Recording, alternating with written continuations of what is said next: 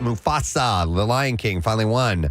And the prequel took in $23.8 million. It grabbed first place. Sonic the Hedgehog 3 slipped in second to take $21.2 million. That brings the entire Sonic franchise past $1 billion at the box office. You know, everyone I know who's a fan of those movies, and I had some nieces and nephews over, and we put on that movie, the first one.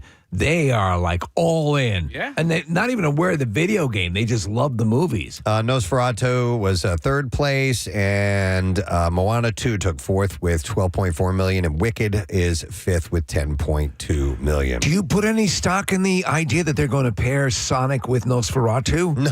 No, I don't actually, but I'm intrigued. Yes, it could be interesting. I have a couple of sad stories to start with. We will get to the Golden Globe Awards, but I want to begin with this. Aubrey Plaza, her husband, director Jeff Baena, passed away. He was 47 years old. The L.A. County Medical Examiner confirmed his death, and that he died by suicide at his home on January 3rd. A director, screenwriter, graduate of New York University's film school. After he graduated, he moved to Los Angeles and started his career as production assistant for Robert Zemeckis before he went on to work as an assistant editor for David O. Russell. And he's best known for co-writing the 2004 movie I Heart Huckabees with Russell, which starred Dustin Hoffman, Mark Wahlberg, Lily Tomlin, and Jude Law. And he also created the 2021 Showtime anthology series Cinema Toast and directed 2020's Horse Girl, which featured Alison Brie. He and Aubrey Plaza were frequent collaborators over the years. He wrote and directed 2014's Life After Beth, 2017's The Little Hours. Both starred Plaza. They collaborated most recently in 22 with Spin Me Round, a rom-com that was written and directed by Ina that featured her. And over the years, they kept their relationship private. After more than a decade together, they got married in 2021. And she recalled that she called him her darling husband in May 2021 in an Instagram post, seemingly confirming their nuptials at the time. This is a horrible story. Well, it's horrible. sad. I was unaware she was married. And then to learn about this way with this story, and then reading Molly Shannon posted something about him. Apparently, he was just the nicest guy, and nobody saw this coming. Yeah. So they got married on a whim. They had been together for 11 years, and they decided to go ahead and get married. So this is a long-running, successful relationship. Very sad. He's survived by Plaza, his parents, and step-parents, as well as his siblings. I don't know if more will come out after this or not, but that was just terrible to see. And then, Steve, you sent this article over this morning. I was really bummed out to see this. A former senior Scientologist who became one of the church's fiercest critics passed away, his family revealed, following a battle with cancer. Mike Rinder, 69 years old, passed a year and a half removed from his advanced esophageal cancer diagnosis, and shortly after sharing a photo with his wife and two kids over Christmas. He had been part of the agency's secretive Sea Org for more than 3 decades. I mean, he was way up in the top. And then he realized he had been brainwashed after seeing and ruminating on an investigative journalist, John Sweeney's film Scientology in Me in 2007. And then he went on to become he and Leah Remini had that show, and my wife and I watched every single episode. And it's wild because he would show old video footage of him being the spokesperson for the religion, and you're saying him say these things, and he's sitting there commenting, going, "Yep, that's me lying. That's me saying what they told me to say." And he's like, "I was flat out lying." He's like, "We did it to protect the brand, to protect the religion, and we justified it by saying that in the long run, this is the right thing to do." And he's just like, "I was just lying through my teeth." He was one of the guys who'd be out there with the camera, extorting, psychologically torturing people who are threatening about leaving or exposing Scientology, completely reversed it, and committed the rest of his life to trying to correct his wrongs. His wife, Christy, posted some of his last words, and he wrote this. If you are reading this, I have shuffled off this mortal coil in accordance with the immutable law that there are only 2 certainties in life, death and taxes. He said, my blog site will remain as an archive for more than 4,000 posts and 300,000 comments. It has been a labor of love and passion, which has allowed me to speak my mind and offer my perspective with no outside filters. There, one will find Rinder's well-known critiques of the religion, which he became wrapped up in as a child because of his parents. So he was born into it. He said, my only regret is not having achieved what I said I wanted to, ending the abuses of Scientology and seeing my son Jack into adulthood. He said, if you are in any way fighting to end those abuses, please keep the flag flying and never give up. Do you notice we have not heard a lot about the hierarchy of Scientology or any of this stuff? I know Leah Remini is not doing the show anymore, but it's not as prominent as it used to be. And I wonder if that is a concerted effort to try to let things quiet down for a bit. I don't know. Maybe as far as the show goes, maybe it just kind of ran its course. It's possible. Yeah. And maybe they are still, pursuing their efforts, but I don't see much about it. But there was still, they never really, Miscavige's his wife was never really no one knows where she is or anything like that. But Rinder spent almost half of his life as Scientology's international spokesperson and the head of its Office of Special Affairs, while also a member of the board of directors of Church of Scientology International. And at 52, he had renounced the religion and went out just wholeheartedly against it. I mean, when we're in Clearwater, you drive right past it. And last year, Steve, I drove back from the ballpark to Clearwater Beach with John Brazier, and we played the game Count the Scientologists because they're out on the street. And, and that whole village is really dedicated to the religion. It's a compound, in essence, in the middle of a city. It's wild to see a building that big with all of the windows blacked out. It's creepy. All right, one more thing, and then we'll get to the Golden Globes. President Joe Biden honored recipients of the Presidential Medal of Freedom, the nation's highest civilian honor this weekend. In a statement, the White House described the recipients as great leaders who have made America a better place through decency and remarkable achievements. He said, the president said, you defend the values of America. Together, you leave an incredible mark on our country with the insight and influence that can be felt around the globe. So some of the celebrities that received the award, Bono got one, which is really cool. Michael J. Fox, how wonderful is that? Jane Goodall, who's been right here in our studio. Magic Johnson, Ralph Lauren, Bill Nye, Denzel Washington, Anna Wintour, and Lionel Messi, amongst others, all received. And Jaleel White. The award. And Jaleel White. No, it'd be great if he did. Urkel, come on, man. All right, so the Golden Globes were yesterday. Before the show even started, the internet was on fire after fans spotted Zendaya on the red carpet, who was rocking a huge ring on her left hand, on the ring finger. The rumor mill went into overdrive as people wondered if she and Tom Holland were officially engaged. On the lighter side of things, the winners of the Timothy Chalamet and Glenn Powell lookalike contest also got to be on the red carpet. All right. I did not see that part, but that's pretty awesome. I saw a still picture. That they brought them in for that. We have a couple of clips to play. Nikki Glazer opened up the show. We have some of the monologue. Yes. I haven't listened to this yet, so let's see what we have here. But I also see some absolute Hollywood legends. I mean, we have got some huge movie stars here tonight. Kate Winslet is here, Kate Blanchett, Colin Farrell, and let's not forget so many huge TV stars as well. Kate Winslet, Kate Blanchett, Colin Farrell. Nice. By the way, she did a terrific job. Joe Coy had an unenviable task last year. He was still in the last second. But she did a great job. Here is her commenting on Zendaya. Zendaya is here. Zendaya, you were incredible in Dune. Oh, my God. I woke up for all of your scenes. You were so good. And then she, speaking of Dune, talks about Timothy Chalamet in this clip. You were so good in A Complete Unknown as Bob Dylan. Wasn't he just incredible? So good, dude. Seriously.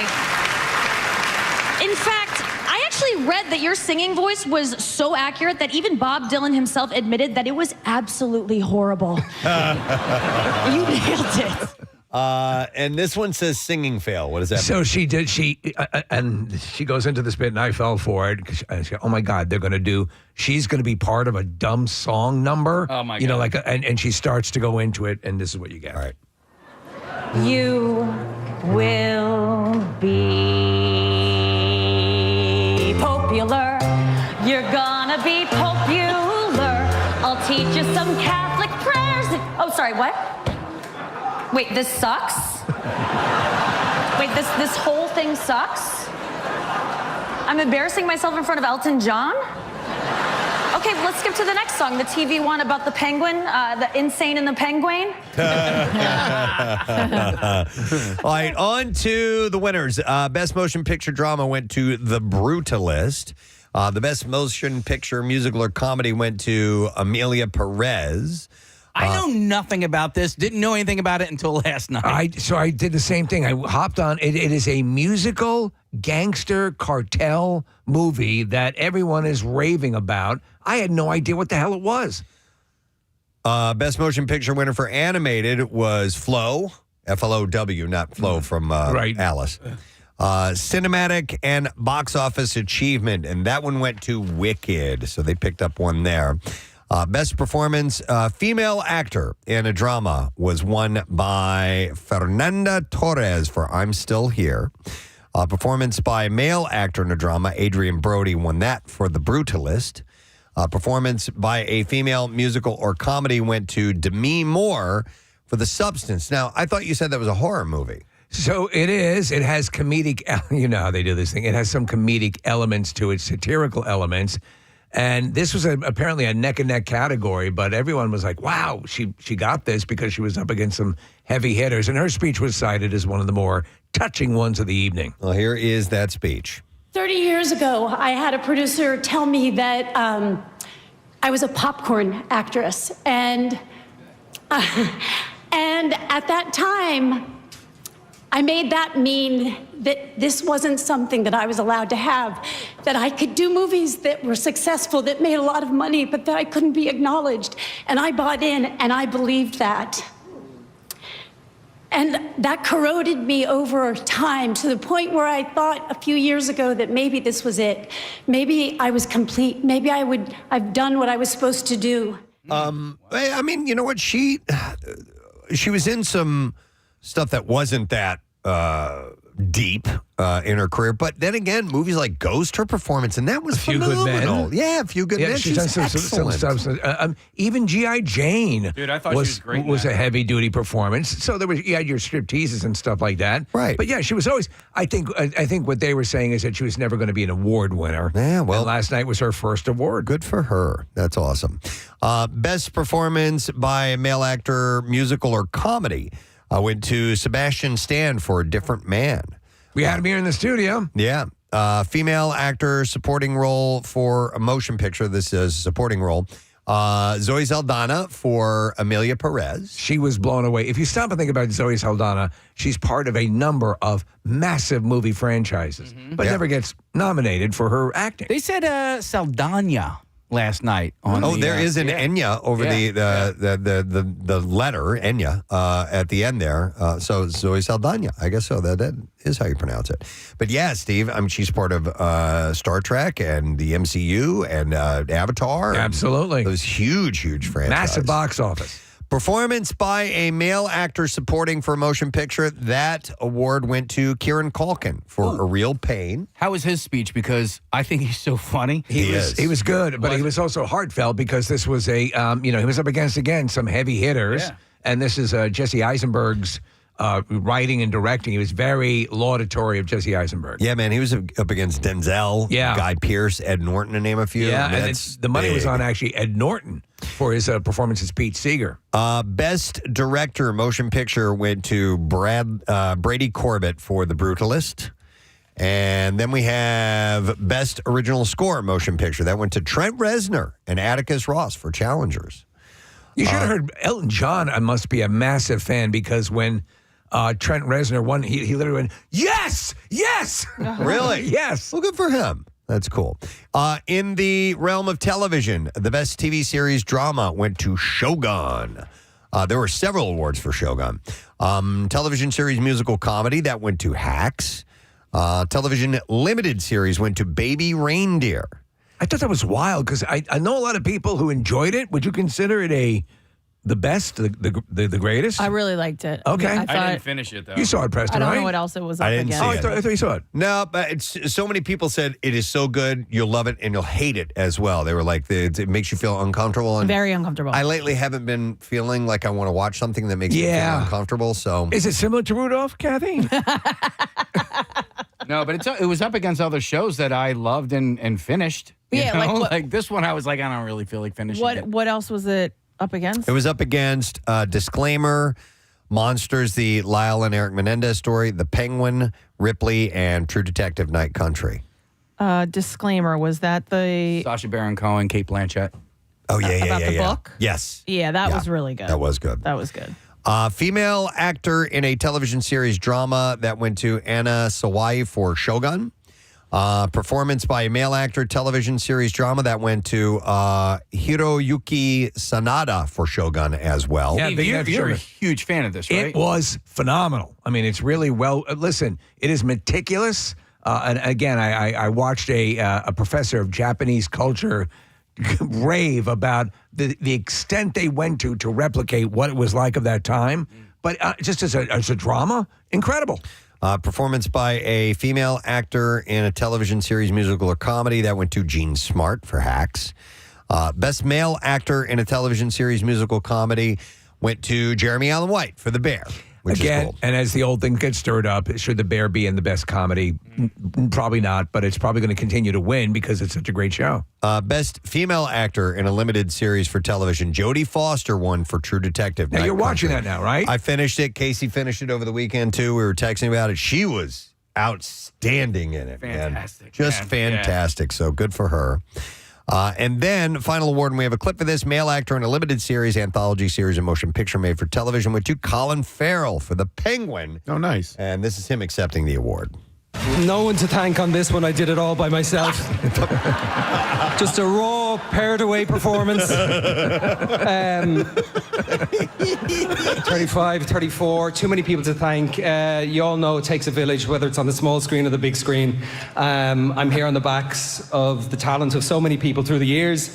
Maybe this one more than others because of Mike Marino, who designed the makeup, his extraordinary makeup team. All it took was 3 hours in the chair in the morning. I drank black coffee, listened to 80s music, and I became a canvas for that team's brilliance. 3 hours every day on that show. Wow. Christian Milioti, the actress who plays Sophia Sophia Falcone in the series, talked about she'd spent 90% of her time with him as Oscob in the makeup. Yeah. And so, like, she had to learn to know the actor an entirely different way. He's so amazing. Steve, you and I talked about this a bunch because I really loved it as well. And when they would do the post-show recaps and you would see Colin Farrell talking about the Penguin, more than once, I was like, why is Colin Farrell talking about the show? What's this guy? He's not in it at all. Why don't you get the guy who played it, for Christ's sake? What's this handsome actor doing talking about the Penguin for? He's amazing, man. He is. He can really change into someone else. He's like that Daniel Day-Lewis. He's that chameleon. Yep. So with the Golden Globes, just a couple of observations. It was a better show last night. They're doing this thing, and I get what they're trying to do. They're trying to make it a more intimate presentation when the actors and actresses come out on stage. So they're not standing up on the stage, it's an expansive stage. They go to different stations in the audience, basically, and talk to the camera. They're up close. But they got to get that teleprompter game down because every one of them had issues with the teleprompter. Right. They didn't know. It seemed alien to them. Yeah, it was very weird. I got what they were trying to do. Right. But that's something they need to correct. And also, Preston, they did this thing because it was in the, I think it was the Beverly Hilton, I think. Anyway, smaller venue. So it took the actors and actresses longer to get up to the stage. So while they were walking up, you'd have the announcer, fun fact, that was not Colin Farrell, and elaborate on these useless facts as they're killing time as they're going up to the stage. It's like, maybe you want to work on the floor plan a little better. Okay. Yeah. All right. Submit your I'm going to submit your request because now. they're going in the right direction. Maybe they'll work on it for you. All right. And then one last thing that has nothing to do with the Golden Globes, but, this was sad to see. Perry, the miniature donkey who served as the model for Donkey in Shrek, died. I freaking love donkeys. I get so many donkey videos in my algorithm now. I have a donkey that lives just across the street from my neighborhood. I never knew it. I never believed it. And then one day, it was earlier in the year. I'm in my front yard, and I just hear in the distance, I was like, oh my God, there is a donkey. donkey that lives there. We named him Draymond. What? I'm sorry? We named him Draymond. We needed an alliterative name, and so my son named him Draymond because he's a big Draymond Green fan. So he plays basketball for the Warriors. Gotcha. Not familiar with the Draymond name. This is it. Okay.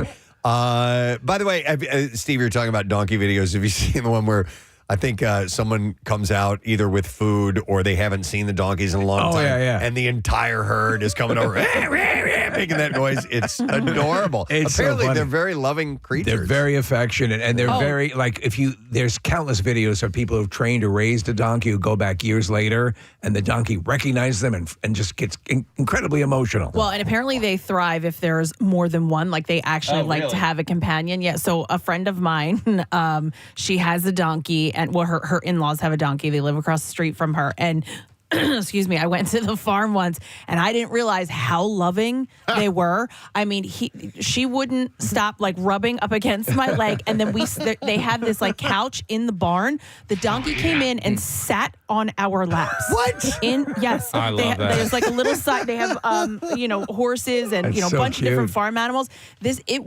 Anywhere we walked, it followed us. If we went outside, it went outside. If we came inside, it came inside. And when we sat need to down, show donkeys. it sat on our lap. You guys saw the video of the donkey getting a new ball? Did you ever see that one? I think so, yes. He's like, yeah! This is the greatest thing ever. That's great. Well, this donkey died. We shot to death. This was the one who was the inspiration for Donkey on Shrek. Perry reportedly passed away after battling lemonitis, which is a hoof disease.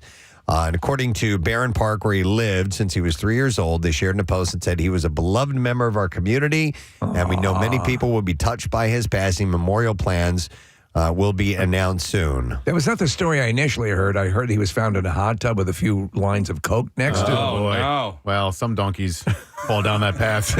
I saw Shrek twice in the theaters because I loved it so much. And in large part, it's really one of Eddie Murphy's best roles ever. Yeah. And it's like, there's something so lovable about his smile. And he's like, I'm making waffles, and that's a nice boulder. It's a great character that's kind of underrated. Yep.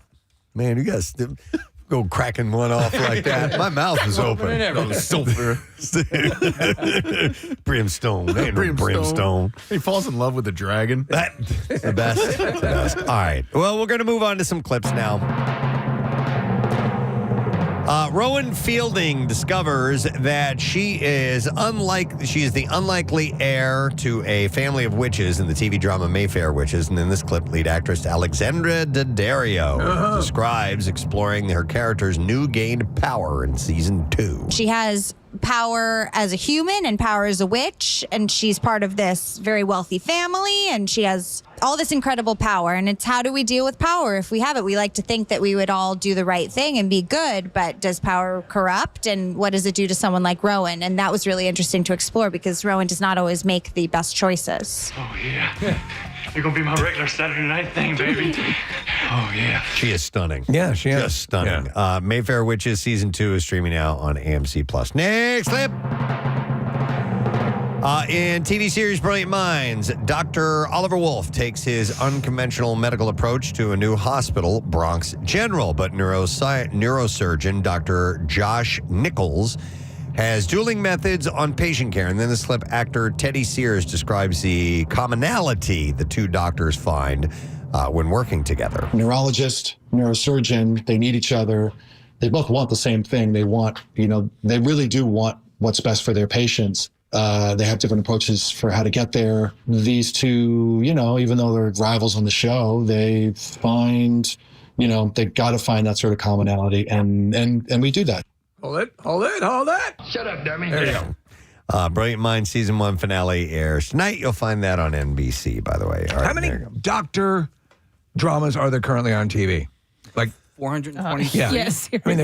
I mean, it is one of the go-to tropes. Yep. Legal dramas, Yep. procedural, and medical dramas. Yeah. Always. So many that's why when we do the Just Saying Institute, that's why I wanted to start doing the contest where I'll play a theme from one of those shows, because they're over the history. There's Countless. What is there? Hundreds, probably shows. It's just and you look at soap operas. How many are based around hospitals? Yep, exactly. All right, and that's our entertainment report for this Monday morning. We are going to take a break. Don't forget this morning, if you were one of our winners with the Bud Light Thursday night kickoff, we are going to be giving away the grand prize playoff tickets. A little bit later on, we'll draw live on the air for that. We're going to take a quick break where we are in Bala Cynwyd. No flurries yet, but they are on the way shortly, should be arriving. Started in some areas south of here as well, so keep an eye on that. We'll be back in just a moment. Stay with us. All right, let's dive into the entertainment news. I'm sure you heard about this, but it's a big announcement. Princess Kate and Prince William are expecting their third child together. It is official. Kensington Palace confirmed on Monday that they are already, of course, they are already the parents to Prince George IV, and who is 4. I'm sorry, not the 4th. Prince George is 4. How did you pull that one off? And Princess Charlotte, who I is ricocheted off the ceiling. Who is 2. The Royal Highness, here's the official announcement from Kensington Palace. It said, Their Royal Highness, says, the Duke and Duchess of Cambridge are very pleased to announce that the Duchess of Cambridge is expecting their third child. Harry IV. The Queen and of member England of and both members of Parliament in conjunction with the Benny Hill estate. They got of both families are delighted with the news. What? Ringo and Betty Hill. Step it up. Fish and chips, fox hunts, Tallywhacker. Tallywhacker. So Kate is again facing an acute form of morning sickness. Sometimes she had grappled with during her first 2 pregnancies. It's completely debilitating. Do they have the name of it there? It's It's called hypermesis gravidarum. Right. So she's her level of nausea and everything is off the charts. Sounds like a Harry Potter spell. Yeah. But she had it with each kid. Yeah, exactly. So she actually canceled an appearance Monday morning due to the illness. And they had said that in a statement as with her previous 2 pregnancies, the Duchess is suffering from hypermesis gravidarum. Her Royal Highness will no longer carry out her planned engagement at the Hornsey Road Children's Centre in London today. The 35-year-old royal is expected less than 3 months, less than 3 months pregnant. And they only went public with the information because of how sick she is. Are you okay in there, sweetheart? Would you like some milk of magnesia?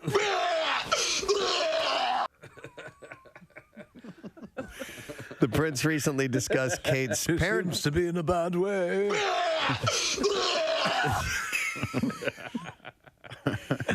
The prince recently discussed Kate's parenting skills in glowing terms and admitted that there are good days and bad days for every parent. He had said, as the other parents in the room will testify, there's wonderful highs and there's wonderful lows. It's been quite a change for me personally. I'm very lucky in the support I have from Catherine. She's an amazing... She's an amazing mother and a fantastic wife. Love between a man and a woman is a beautiful thing. Especially if it's on video. Yeah, that's right. Don't you agree? Yeah. I'd have to agree with you on that. And as wonderful as expressing that love through human touch and getting it on. Right. I'm being nice because Bill's here this morning. I know. All right. This is about sex. Yeah. The withdrawal method. Okay, where you go to the bank and you take everything out in one shot. Yeah, that's it. Okay. No, also known as the pull-out method. Yeah. Is being used by twice as many men as a decade earlier. Is a form of birth control. Yeah, it is the most. It is a risky proposition. Oh yeah, and, absolutely. And that's I don't know if that's not good news. Listen to this. While 10% of unmarried men between the ages of 15 and 44 used this form of birth control in 2002, that number jumped to 19% in 2015, according to the Center for Disease Control. Yeah, but the use of condoms is on the rise, but still only a third of men wear them. In my condom days, my brand, purchasable at the local mobile station, Bareback. Bareback? Yeah. Really? No. Wow. I was a Trojan guy. Trojan guy. I went with the most popular product. Trojan brand. That's right. Do they still have the machines in men's bathrooms? I haven't seen them in a long time. Yeah. Well, the dispensers you're talking about. Yeah. Because I on the weekends I work as a lot lizard. It's good to know that those are there. Yeah. You sure you're a woman? Yeah. I have on rare occasions seen them before, Case. That's where I saw them for the first time as a child. There was a bar across the street from our swim club. Go buy Daddy some condoms. And no, but I didn't know what condoms were. I just knew that they had a machine there. Yep. And so I went over there. I bought some out of there. I bought a French tickler and a regular one. I was going to ask if they had French ticklers or not. Yeah. And then I brought it back to the pool and I inflated them like they were balloons. Of course. And there was like an adult who was like, dude, what are you doing? I'm like, what is that? Give me a little. Want to have a pool party? I've been waiting for you.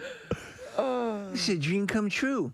According to Planned Parenthood, about 27 of 100 women will get pregnant with her partner when her partner uses the withdrawal as control.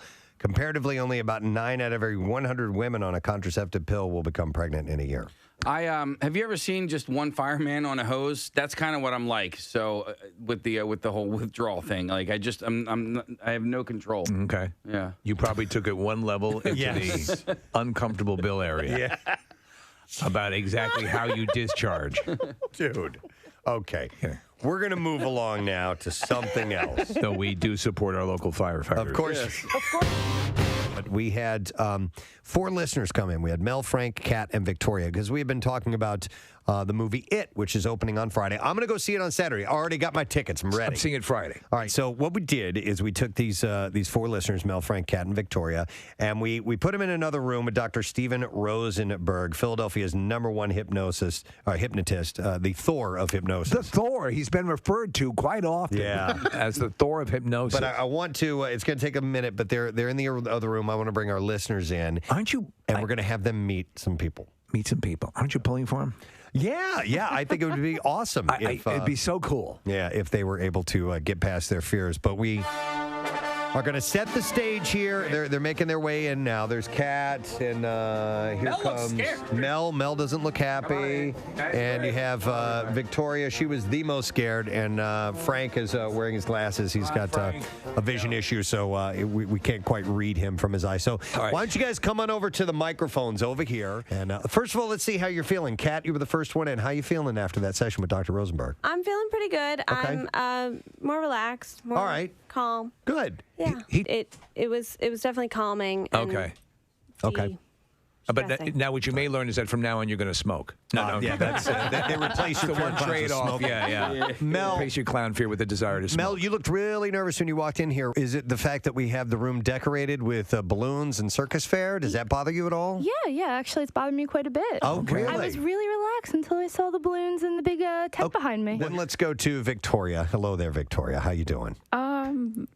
Shaking. Okay. All right, and then last, let's talk to Frank. How do you feel? What did you think of the session? Did it resonate with you at all? Not really. Not really. Okay. Well, what would you just? So you just don't like clowns? Correct. We have some clowns here. Okay, right. And what we're not gonna have people screaming and yelling and running in and going crazy or anything like that. No. We just wanted to get your initial reaction when we bring a clown into the studio. Mel is already. You look like you've gone into. You're staring off into the distance. This should be fun. Mel, Yeah. you okay? Yeah, I'll be good. Mel's crying, guys. Yeah, I don't think Mel. Mel, do you want to take a seat, Mel? Are you good? Okay. All right. All right, so this is a heavy metal version of Send in the Clowns. We're bringing in our first clown. This is Cheeks, by the way. Cheeks is a female clown. Yeah, so Cheeks is coming. Cheeks, just stay over by Nick. Don't get any closer. Mel, how you look? Cheeks is fairly pleasant, right? Yeah, Cheeks is good. Okay. Cheeks is good. Could you normally be this close to a clown? What? Could you normally be this close to a clown? My other past instances have kind of been fight or flight, so I've just run. Okay. All right. Well, So you're this doing is great. This is good. This is Doing good. well. Kat, you're not looking at her. No, she's not looking at all. I don't like the black lipstick. It's The black lipstick. Yeah.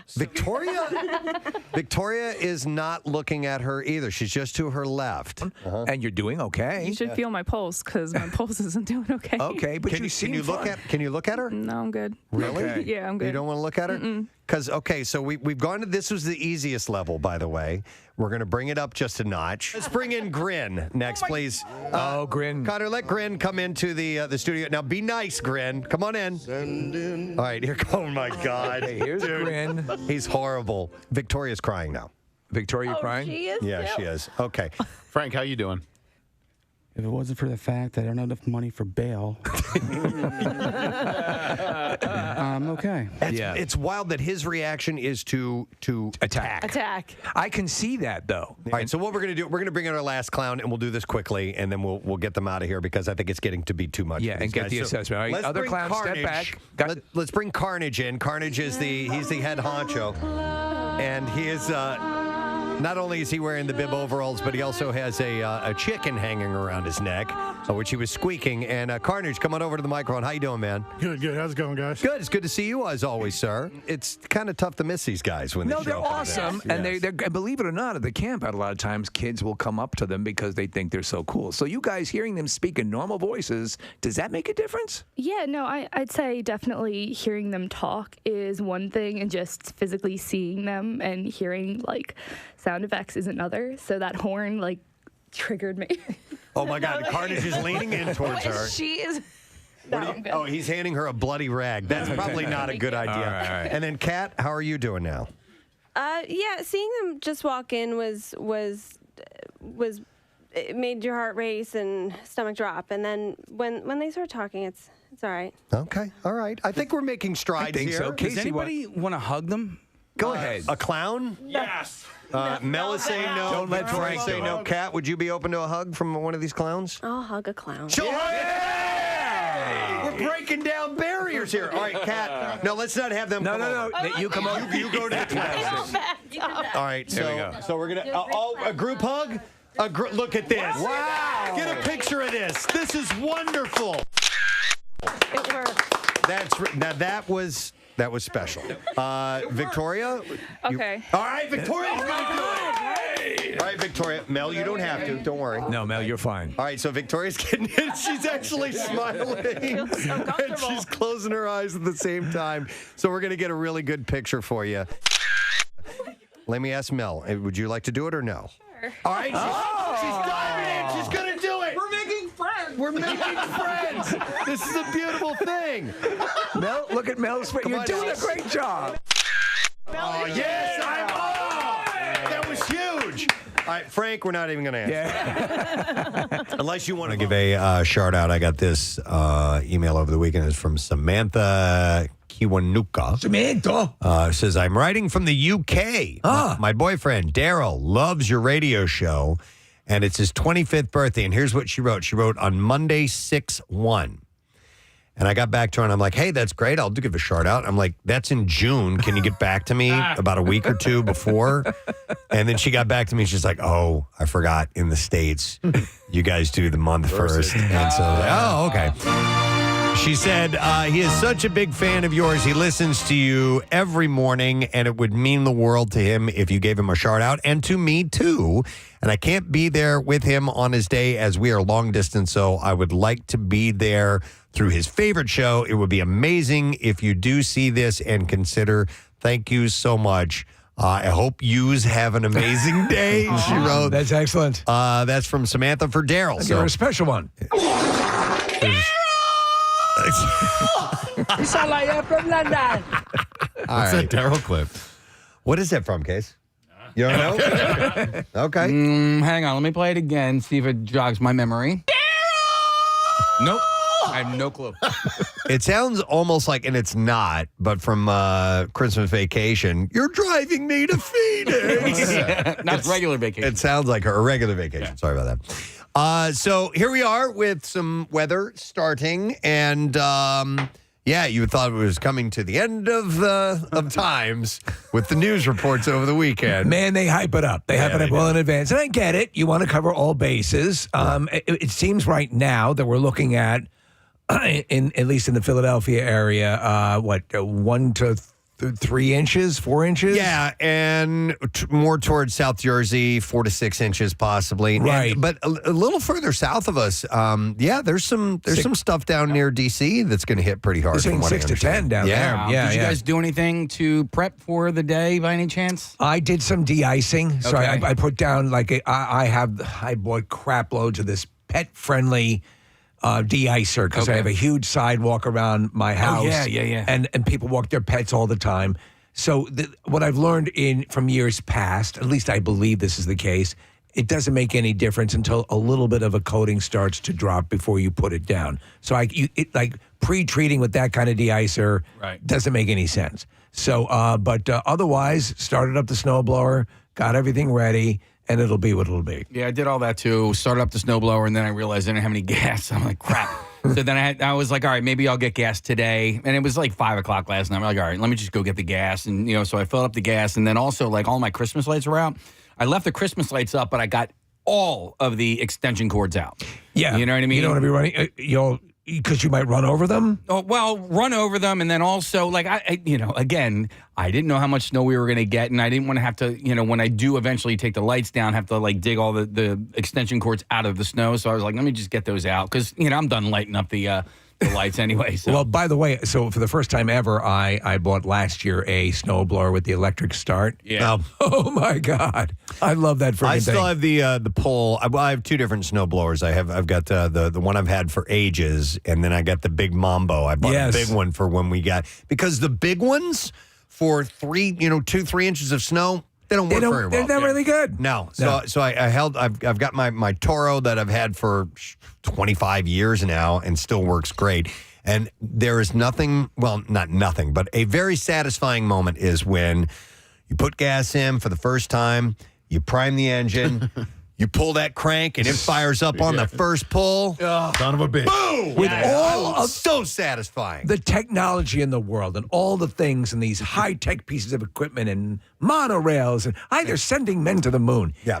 This 2-stroke engine that's involved in these engines is the most reliable. And you don't change the oil. You never change the spark plugs. The gas is 8 years old. You pull on that cord, starts right up. It's a beautiful Do you guys bleed the engine drive gas at the end of the year? I do now because I thought this snowblower that I have, I thought it was dead in the water. And there was a guy that heard me talk about it on the show. He's like, no, I know exactly what the problem is. You left gas in there and it caused part of the...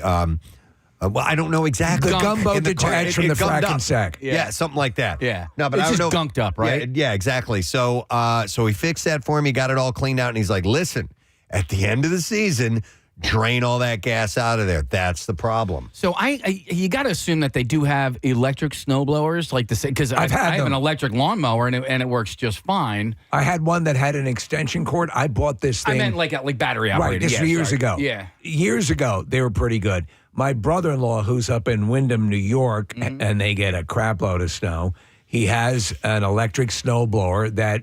Now, you're going to get a little bit more power with the I've seen comparisons, the gas-powered, but he swears by that friggin' thing. But there are sometimes when you do get snow and you're out there for a long time working on it, so you need gas. Do you know what I mean? I think so. And you know what I did?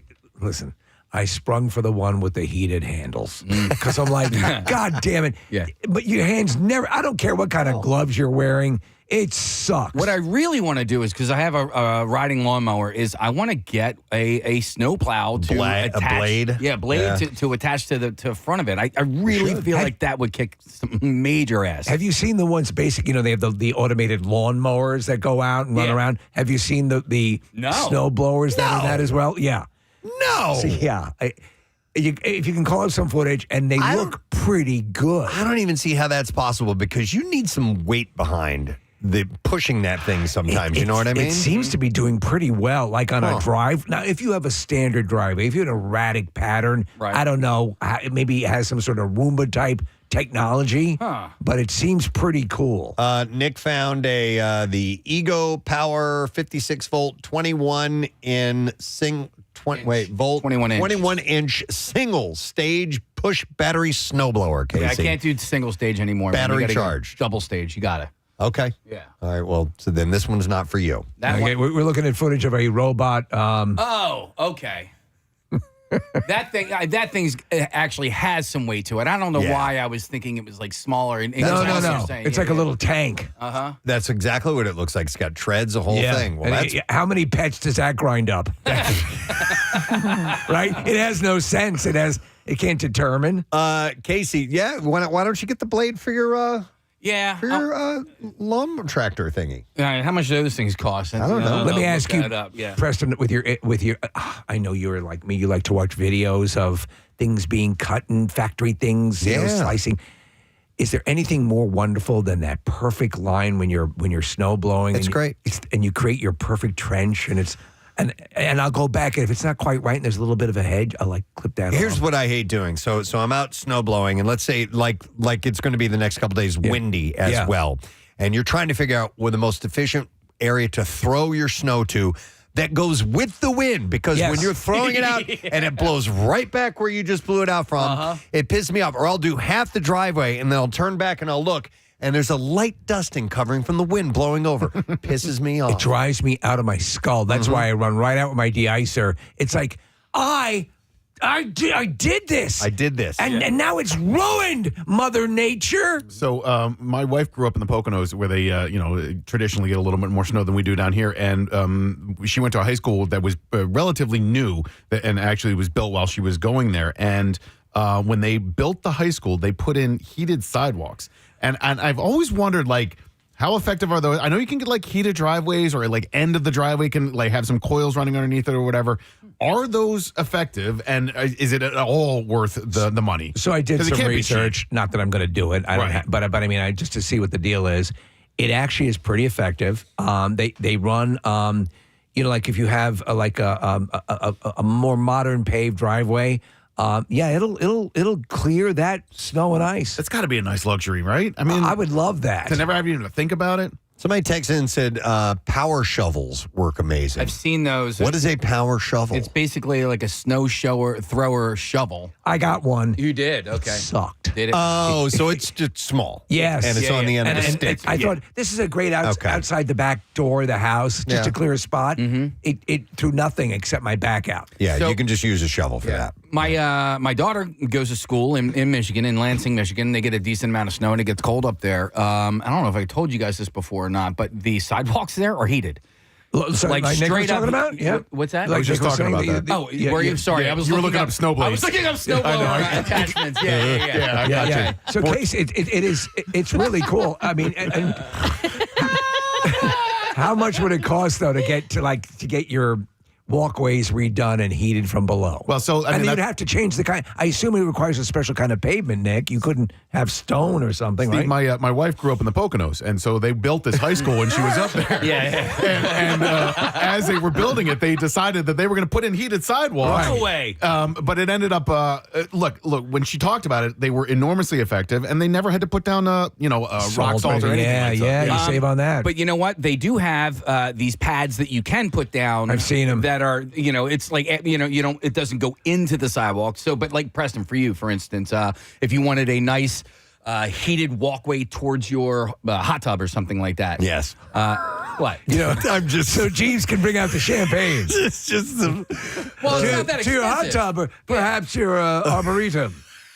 When you're going to check on your show ponies. So we're looking at heated walkway. These are mats that you can put out. Yeah. A couple $100, something like that. I bought one for the porch years ago when I was in Manayunk. It works. Okay. You got to keep them, obviously plugged in. It's a relatively low amount of heat that you need, to keep the area clear. Mm-hmm. So apparently you can when you're going out to your hot tub. You can install after already existing walkways. You can install the heating function to it. Really? They just have to they kind of have to resurface it, so there'll be another pour, another asphalt or concrete pour over it. See, but you couldn't do that over if you have like pressed concrete or you have some sort of design. You'd have to just put asphalt over it. I think that'd be the only way, right? Wow, this person texted in saying that their boss has a heated driveway, and the heating elements alone cost $85,000. Wow. Yeah. But think of all the money you're going to save from, Yes. The time and the headaches of shoveling. Nicole, Andrea, $20 didn't bag Andrea rock go to salt. a high school She with did. In the Poconos, No, yeah. I mean, listen, if their driveway is long enough and then you have to have somebody come and plow that every single time, that gets expensive after a while. I'm not saying doesn't get $85,000. But if you have $85,000 to do that, then I'll plow your driveway. That'll be $85,000. Here's a text. Somebody says, Steve, last year you wanted to drive the Snow-A-Rator, the snow company at One Bala, which is where we are located. Yeah. And he says, I have one you can use, or you can buy one for $15,000. It's the stand-on snowplow. Oh, those are cool. Sidewalk machine. Those are awesome. So, yeah, it's one of those that instead of sitting on and you know, you just stand and you plow everything out of the way. It also looks like the stand-on lawnmowers. Yep. Same sort of design. Those look like a lot of fun. By the way, Casey, the Daryl clip is from Dewey Cox. A bunch of listeners texted in. Yes, thank he's you. his brother. All right, we're going back that far. Killed the wrong son. I had a question pertaining to this, if I may. Please. So I see it. I hear it thrown out this morning with the school closures, and are they all pretty much closing, Kathy? Or Not all of them. No, Yeah. I mean, and there's they're varying between virtual instruction to traditional snow day to late arrival in some other schools that aren't getting as much. Souderton High School, this is where my kids have gone, has today what they call a FID day. Oh, FID? I don't know what FID stands for. Essentially, it's virtual, so they're working from home. that's my question. Yeah. Is the virtual thing even something? It's still, yeah. It is. But I mean, yeah, I was talking to my youngest yesterday who had said, what about a real snow day? Can we have like a real snow day? So I actually found out a little bit more about it. It has to do with, I believe in the state of Pennsylvania, now I'm going to totally probably get this wrong, but in the state of Pennsylvania, we used to have to go to school for 180 days. Now it's 180 days or the amount of hours. And I forget exactly what the hours are, but if they can complete those hours and they're not actually in school for the 180, like it still counts. So I think the virtual day allows them to get those hours in, but it also then has to do with some sort of instruction for the teachers and what the teachers have to do. So it's like on the virtual days as opposed to snow days. So it's kind of like it depends on what the superintendent wants to decide and how they put it out there for all the kids and the teachers. And if a school year has a lot of snow days, they are less inclined to give a snow day later in the year or make it virtual because these kids have already missed so much time. So this year, as far as I know, this is their first snow day of 2024-2025 of the school year, right? So, Steve, we got the phone call last night from Lower Merion School District, and it was the woman leaving the message literally said, "Enjoy the snow day." And it was like there was this. That to me is a day off. It was. To me is a day off. No, it totally is. Yeah. And it was like all offices are closed, all schools are closed, and enjoy this day off. And so there was a nice, cheery part of the message. It was not like stay home and study. So my question pertaining to that is so do you receive a message? Log on to this to participate in class. Do you do assignments that are sent to you?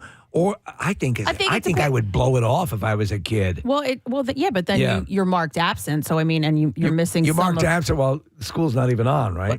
No, but if it's virtual, it is, and so you're marked absent, and you'll miss the work. But some of it, I think, is like what they were calling synchronous and asynchronous, whether the teacher is there or they give you the work and then you work on your own. Okay. By the way, FID stands for Flexible Instructional Day, apparently. But I mean, listen, if I was a student having grown up with snow days, it would suck. I would be like, come on. Yeah. But then again, tacking on extra days at the end of the school year would probably suck even more. True, but as a kid, I'm going to plan for the future. You want that day now. I know. Yeah, absolutely. Yeah. But maybe in a couple of generations, they'll forget that snow days It even ever existed, happened, yeah. and this is just what they know, and they'll be all right with it. But it was always, God, that was so wonderful. And we've talked about it. So wonderful and insanely disappointing when it was not. When you were anticipating it would be a snow day, and it was not.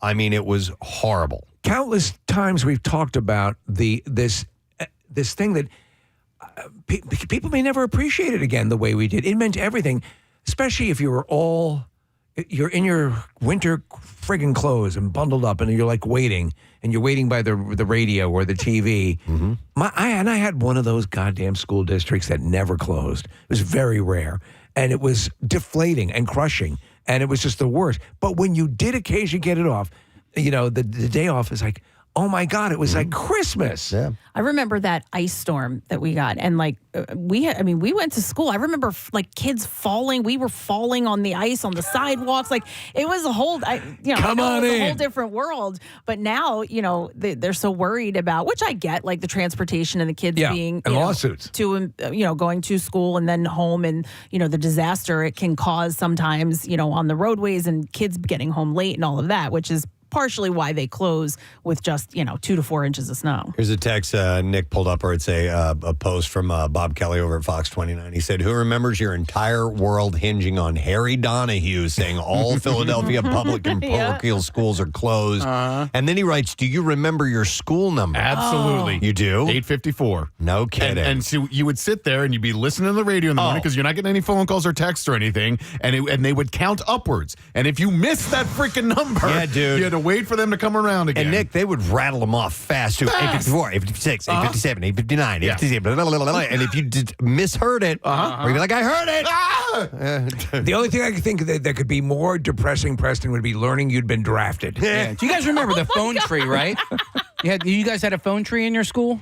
Right, so no, that was like college. That was the sorority in college. Okay, well, we had one in grade school as well. So if you heard the number, then you would call 2 people, and then they would call 2 people, and then they would call 2 people. The mothers would all do it. We would just call Dolly down the street because she knew what schools were closed. Hello, Dolly? Yeah, we would.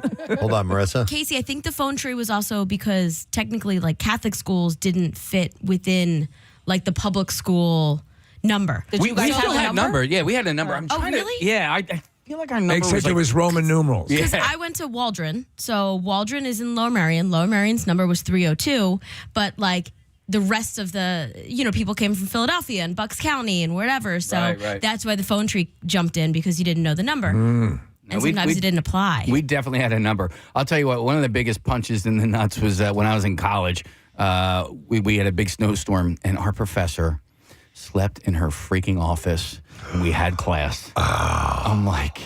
And no one ever cuts class in college. I don't think we ever had snow days in college. I mean, it was unless it was a blizzard or the professor. Yeah, you never missed. And now, fortunately, my approach to college was you don't really have to go to class anyway. But every day's a snow day. Yeah, but man, most of the time, Steve, if there were, it did not matter how bad the snowstorm was. Class was on. Yeah, I had the same experience, and it's and I had a commuter school that was fairly far from where I was. It's like, you rat bastards. Nick, I told this story last night. So my boyfriend in college, we had a snow day, and it was pretty significant, but like you said, they never closed. And he's like, "I'm calling the president of the school." And we were like, of the United States. No, of the school. And we were like, "Yeah, okay, sure." He picks up the phone. He calls. No. She answered. I don't know how he got through. Whatever number he found, and he was like, "Well, this is ridiculous. We think that the school should be closed. You're putting us in danger, having us walk through the streets." And she was like, "Okay, thanks for your concern. We're going to keep the school open. If it gets any worse, we'll let you know. And here's how we'll put the." And he was like, "Okay, thank you." She was like, "Sure, you're welcome." Oh, that's funny. Completely blown off. Of the school. Speaking of the school days, somebody texted in and they wrote, "Oh, no.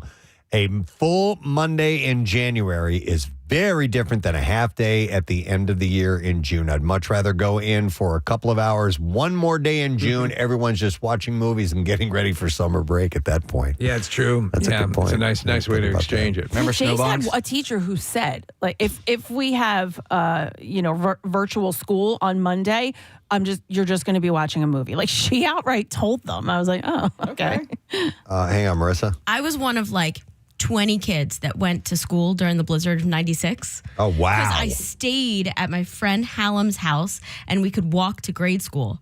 So there was literally us and one teacher, and there's maybe 20 kids. And I think we went for 2 days. And finally, after the second day, they were like, "You guys don't have to come to school." Why? That was a horrible Since it's blizzard. just us, who wants a drink? See, that's where it started. party. Yeah. Oh my God. Wow. I got a little mini bar in my desk here. Well, we're expecting when it's all said and done. And by the way, it's going to wrap up fairly early today. Snow is supposed to be ending midday-ish.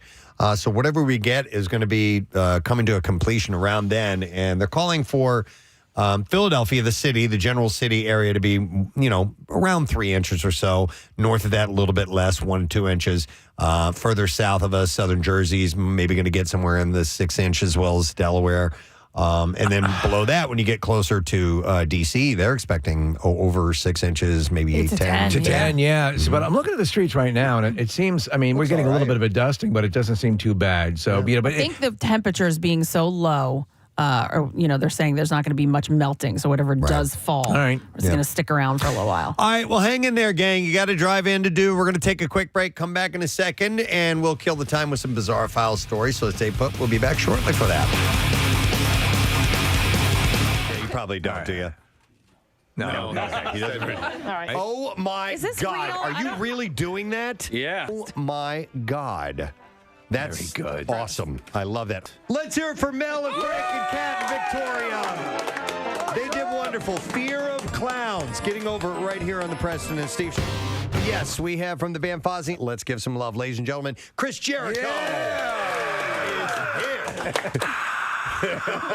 Yeah, I walked in. There's a whole studio audience here, a live studio audience. Yeah. This is great. And a lot of people were excited and came in here very specifically just to say hi and see this interview in person. Well, it's great, and thanks for having me on. You must be like, first I'm on the phone, then I'm here in person. I appreciate all the Jericho love. I'll tell you that right now. Coming over to the house next. Yeah, I got an app next week. There's a hologram. They're going to tour. There's the Jericho hologram and the Dio hologram are going on tour next month. Hey, you got to milk all the milk out of that cow. Every way you can. Squeeze the crap out of every drop. Every teat. Absolutely. Let me Every tell you teat. first how impressed I am with the album. I took it home the other day. I listened to it on the way home.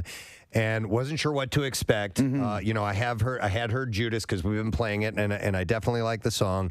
And what did I come back and tell you guys? So solid. This is said, real deal. My word was it's legit. Yeah. Nice. Okay, Yeah. because you have people who have a name from another entertainment industry or sports industry, and then they want to open the door and head down another path and try something out for a little bit, and most of the times that doesn't work.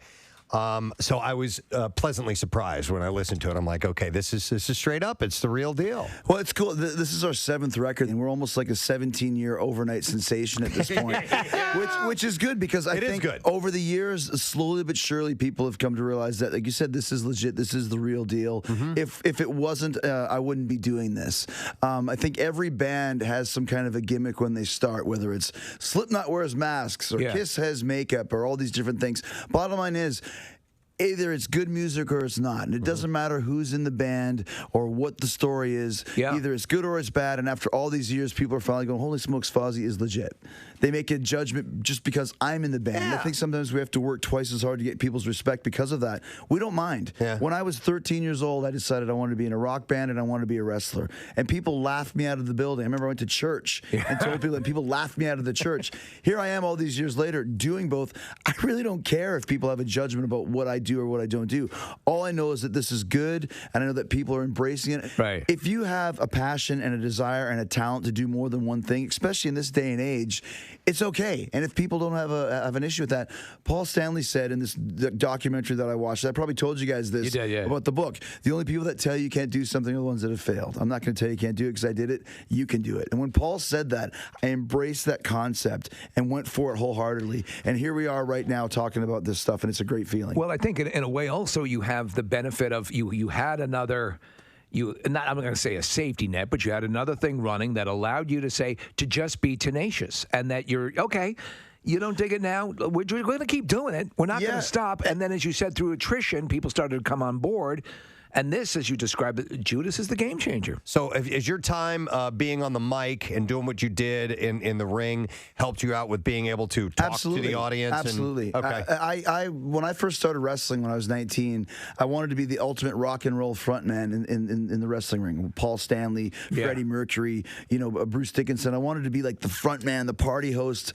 And so I did that when I first started because I wasn't the biggest guy, but I knew I could have the biggest personality and the biggest charisma. So when we started Fozzy, I just took those same qualities that I was using as Y2J that I stole from great frontmen, like I mentioned, and then took it back into Fozzy. So it's very much symbiotic. That's a big word for a Canadian.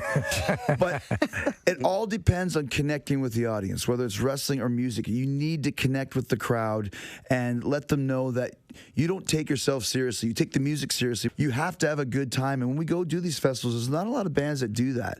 It's very aggro. It's very mosh pitting and stuff. And that's fine. But for us, just drink some beer and chant Fozzy and show your boobs, whether you're a girl or a guy. We don't care. And that's when you get the connection. Yeah. Let's, like, especially in this day and age with all the crap that's going on in the world, come to a Fozzy show, leave the BS at the door, and just have a a good time, man. That's what it's all about. Well, that's it. And we've said this. It's the very nature of our show is that if over the years we've heard other shows where it seems like they're pissed off all the time. Why would I want to listen to a show or go to a show where I think they're not enjoying what they're doing? It's okay to smile and laugh. Yeah. I think sometimes the word fun and rock and roll gets lost in the translation. Those are always my favorite bands where you can go and just have a good time, man. That's what it's all about. And it's kind of a lost art, and it's something that we take great pride in. We have a reputation for being that way. Is if you come to one of our shows, you're just going to leave with a smile on your face, and that's okay. It doesn't always have to be growling and angst and anger. You know, go to a Lamb of God show if you want to do that, and that's fine. But for us, we'd rather have some fun. I know with all that going on, let's not take our eye off the ball here, folks. There's a new Miss America. They had in Atlantic City, obviously, is where the pageant takes place. So they had taken it away for like a couple of years, right? And then they brought it back. I just don't hear about it anymore. Guys, afterwards. We used to watch it. It was a big deal. It was a thing years ago. It was massive. Yeah, and it's just now. I think internet porn took care of that. But we have a couple of clips from it. We have. Well, do you want to hear the winner? Or, let's hear the winner first. All right. Miss North Dakota. Your new Miss America is Miss North Dakota.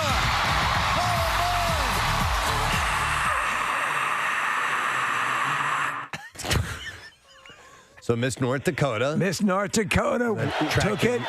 Attractive young lady, as you would imagine. Wants to be the governor. Yes, eventually. That's her aspiration. Yep, that is but correct. The highlight for the evening was the talent portion, especially Miss Louisiana. All right, here we go. Lucky Lucy, are you ready? Yes. Hit it. Heard it. I'm ready to talk to her, and I cannot see her listening. What was that? I said I can't see her listening. Yeah, that's louder. Heard her. Sound good to me. You betcha. It sure does sound good, doesn't it, to be here in front of all these nice people? It's a dream come true. What was that? It's a dream come true. What was that? It's a dream come true. She just gives up. God damn it, I said it's a dream come true. She's getting mad at herself. I suck.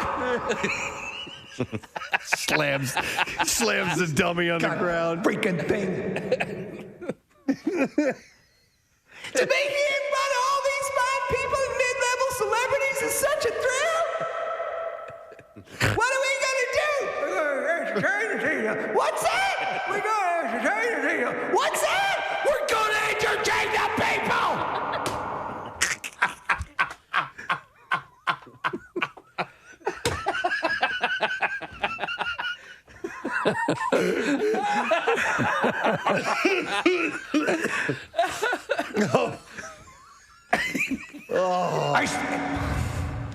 What I said is, if you just listen for a effing second, we're going to entertain the people.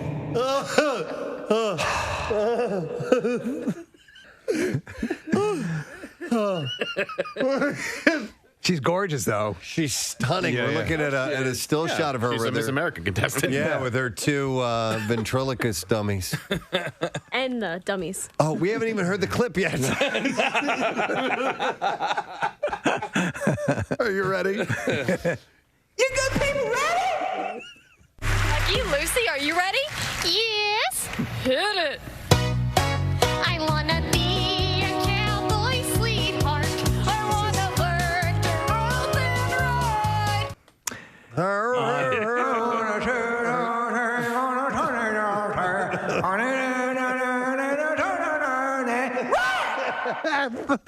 All right, I'll let it play. Hang on a second. I wanna ride on the plains of the desert, out west of the Great Divide. I wanna hear the coyotes sing as the sun sets in the west. I wanna be. Honestly, where is this? Where does this fly? I think if you come in before someone's receiving a lethal injection, it's like. You might have it. Before you get the shot, we have a ventriloquist, actually. And they're going to give me the shot. Give me the shot. All right. We haven't even got to the yodeling part yet. Hang on. Oh, there's yodeling? Yeah, there's yodeling. Apparently there's yodeling. All right. Cowboy, sweetheart, that's the life. I love the best.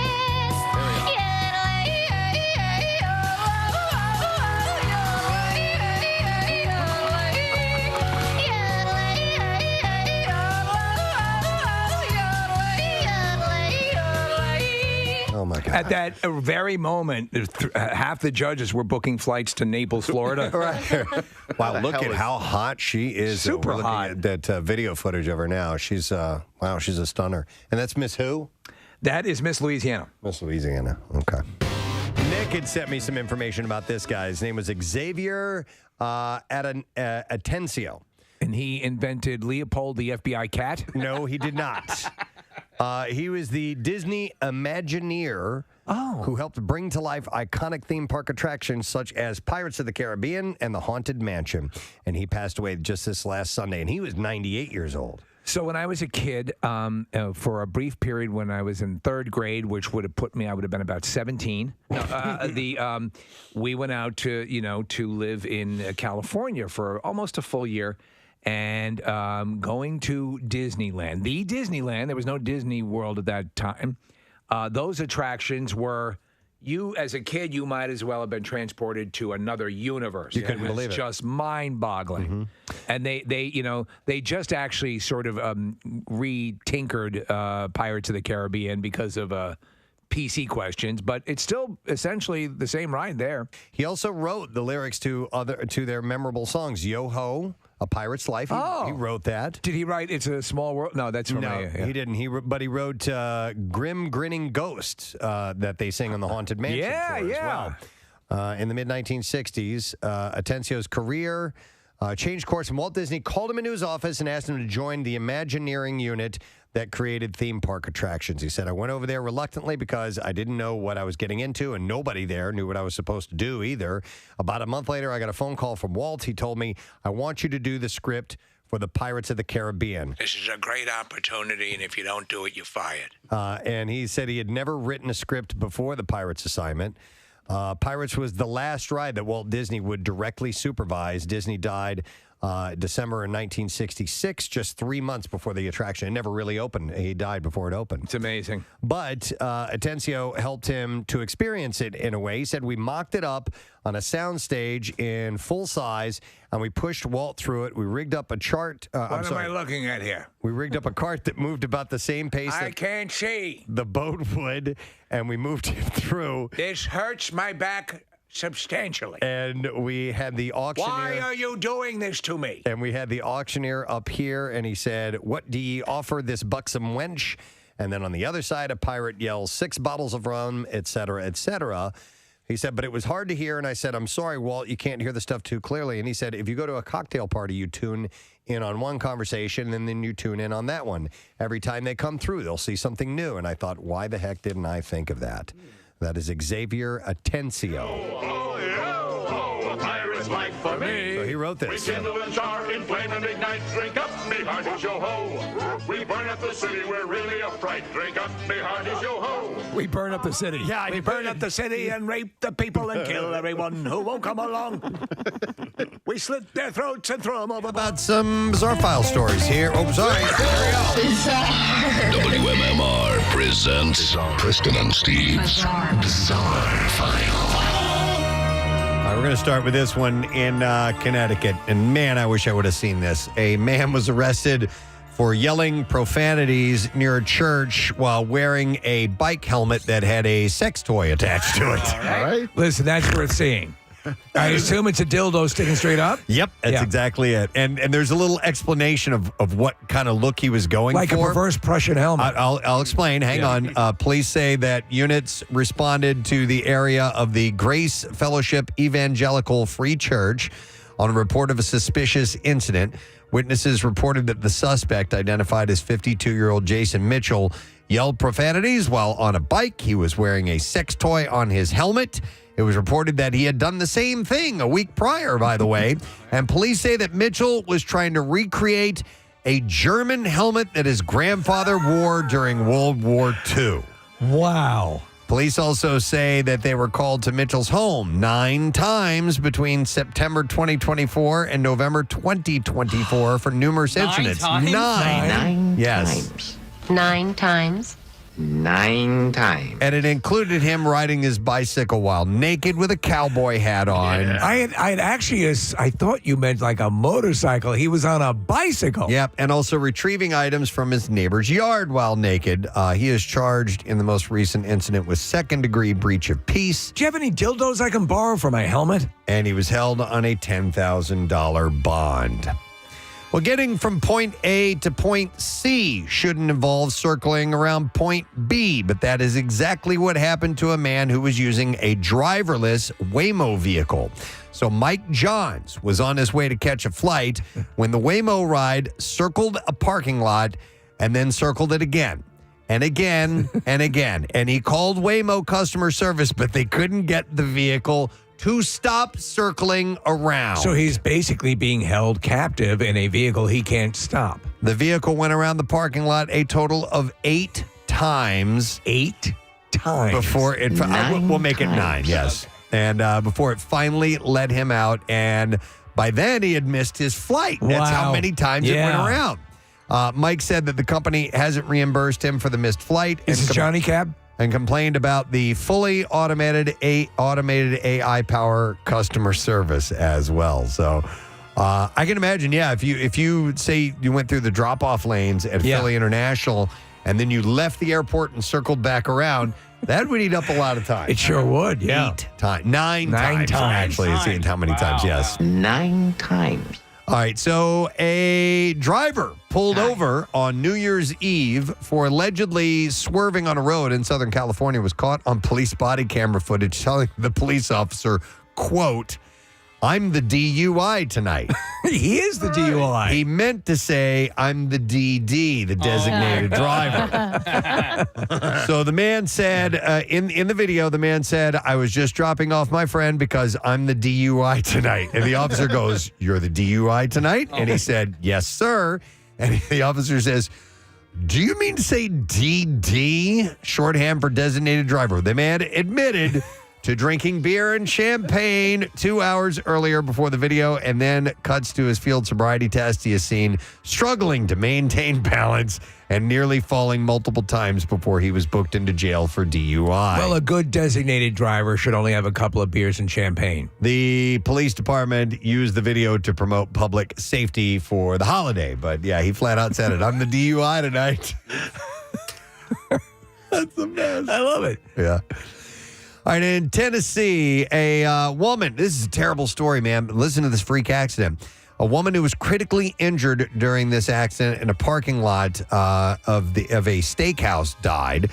Police report that the woman was injured in the parking lot of Longhorn Steakhouse on December 23rd. She later passed away on December 28th. She was identified by police as 61-year-old Kathy Pendergrass.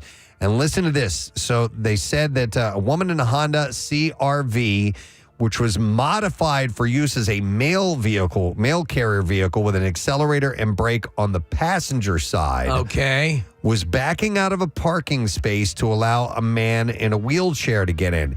He was being helped in by another woman, later identified as Pendergrass, because he recently suffered a stroke and had no feeling on his left side.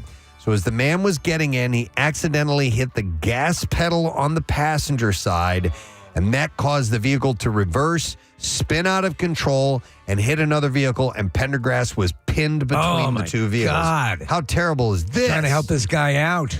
Police said the SUV continued in reverse and crashed into 2 more cars before stopping. The other woman and the man were not hurt in the incident. All right, this one I wasn't sure to put in the bizarre file or not, but I'm going to anyway, because it's normally something that occurs that happens that I talk about in bizarre file, but this is just something that exists and is pretty cool.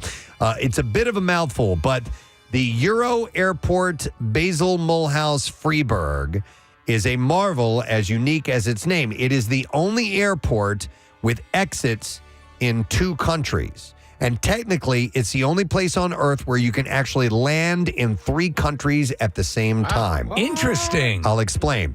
It's located at the meeting point of the borders of France, Switzerland, and Germany. Euro Airport serves 3 cities. Basel, which I think is how you pronounce it. Basel. Basel, Yeah. Switzerland. Mulhouse, France. And Freiburg, Germany, and is considered the gateway to the tri-national region. Although the airport is located entirely on French soil, it is managed by both France and Switzerland, with a governing board that includes members from Germany. So the airport is comprised of 2 sections, Swiss and French, each with its own customs post. There is also border crossings within the terminal, allowing passengers to access the 2 countries. The layout means that passengers can move between both states without necessarily passing French border controls. And passengers will encounter both Swiss and French police at the airport, with each responsible for the respective country's security checks and customs. However, French police officers have the authority to perform random checks in the Swiss section and are responsible for the overall security of the airport. Passengers can easily travel to nearby cities from the airport, with the closest being Basel, Switzerland, 5 miles away. And so while you're there, I think you may be able to get stamped 3 times on one airport. On your passport. That's in pretty one wild. airport. It serves more than 25 airlines, including EasyJet and Wizz Air, and flies to over 100 airports across 30 countries. I'd never heard of it. There's Wizz and Without. Whiz and Without Air. Yes. And that is that's what I pretty have wild. in the bizarre file for you. So there's a listener that I'm friendly with. His name's Michael Scott, which is obviously the name of the guy from The Office. But he's a tenor. He's an opera singer, and he lives in the Netherlands. And recently, I showed Kathy this video. He was working in Switzerland, and he just walks right across this creek from France into Switzerland, and it takes all of like 30 seconds. No passport, no nothing. He just he leaves one country, goes right into the other country, and he's gone from France, and he's right into Switzerland. He was a really nice guy, Michael, and he listens to Preston and Steve show every day in Europe, which I think is pretty cool. Thank you, Mr. Yeah. Scott. We appreciate that. All right, let's take ourselves a break. I want to remind you we have a new big friggin' deal that has popped up, and it is open to close lift ticket to Camelback Mountain for just $40. That's pretty sweet. $40. 12 hours to enjoy 39 trails, fully lit night skiing, high-speed lifts, and largest ski resort in the Poconos. So you can go to WMMR.com/deals and get that while those supplies last, okay? We want to make sure that you don't miss out on that. We are going to take a quick break. When we come back, if you've been involved in the Thursday night kickoff Bud Light sessions that we have had over the past few months, we are going to draw our grand prize winner playoff tickets. So we'll come back with that and get into some other stuff. Stay put. We'll be right back. Them into shark bait. Yeah, exactly. Confiscate the children and make them slaves. At the city we're really a fright. Drink up, me hearties, yo ho.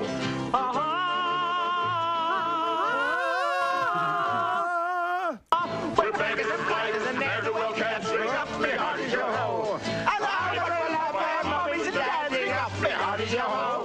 Yo ho, a pirate's life for me. And we're all half crazy because of syphilis. Drink up, me hearties, yo ho. The robot, you know, with the mouth. And we're all half crazy because of syphilis. But you're right. They burned down the town. Burn down the town and kill the animals and sexually abuse the women. And ravage and don't give a hoot. Drink up, me hearties, yo ho. Pirate's life. When you- yeah. I think that's The how the salty old sea. I think that's how the first movie ends, with Johnny Depp saying "Drink up, me hearties, yo ho." Oh, really? I think that's the last line of the movie. hearties, yo. Yeah, he's doing that freaking Jack Sparrow impression. No, he needs to be just Johnny Depp. Yeah. Wouldn't that be? Yeah. We come into town and rock around. Visit the Viper Room. Oh. I noticed that it's very hard to swat a fly. Oh.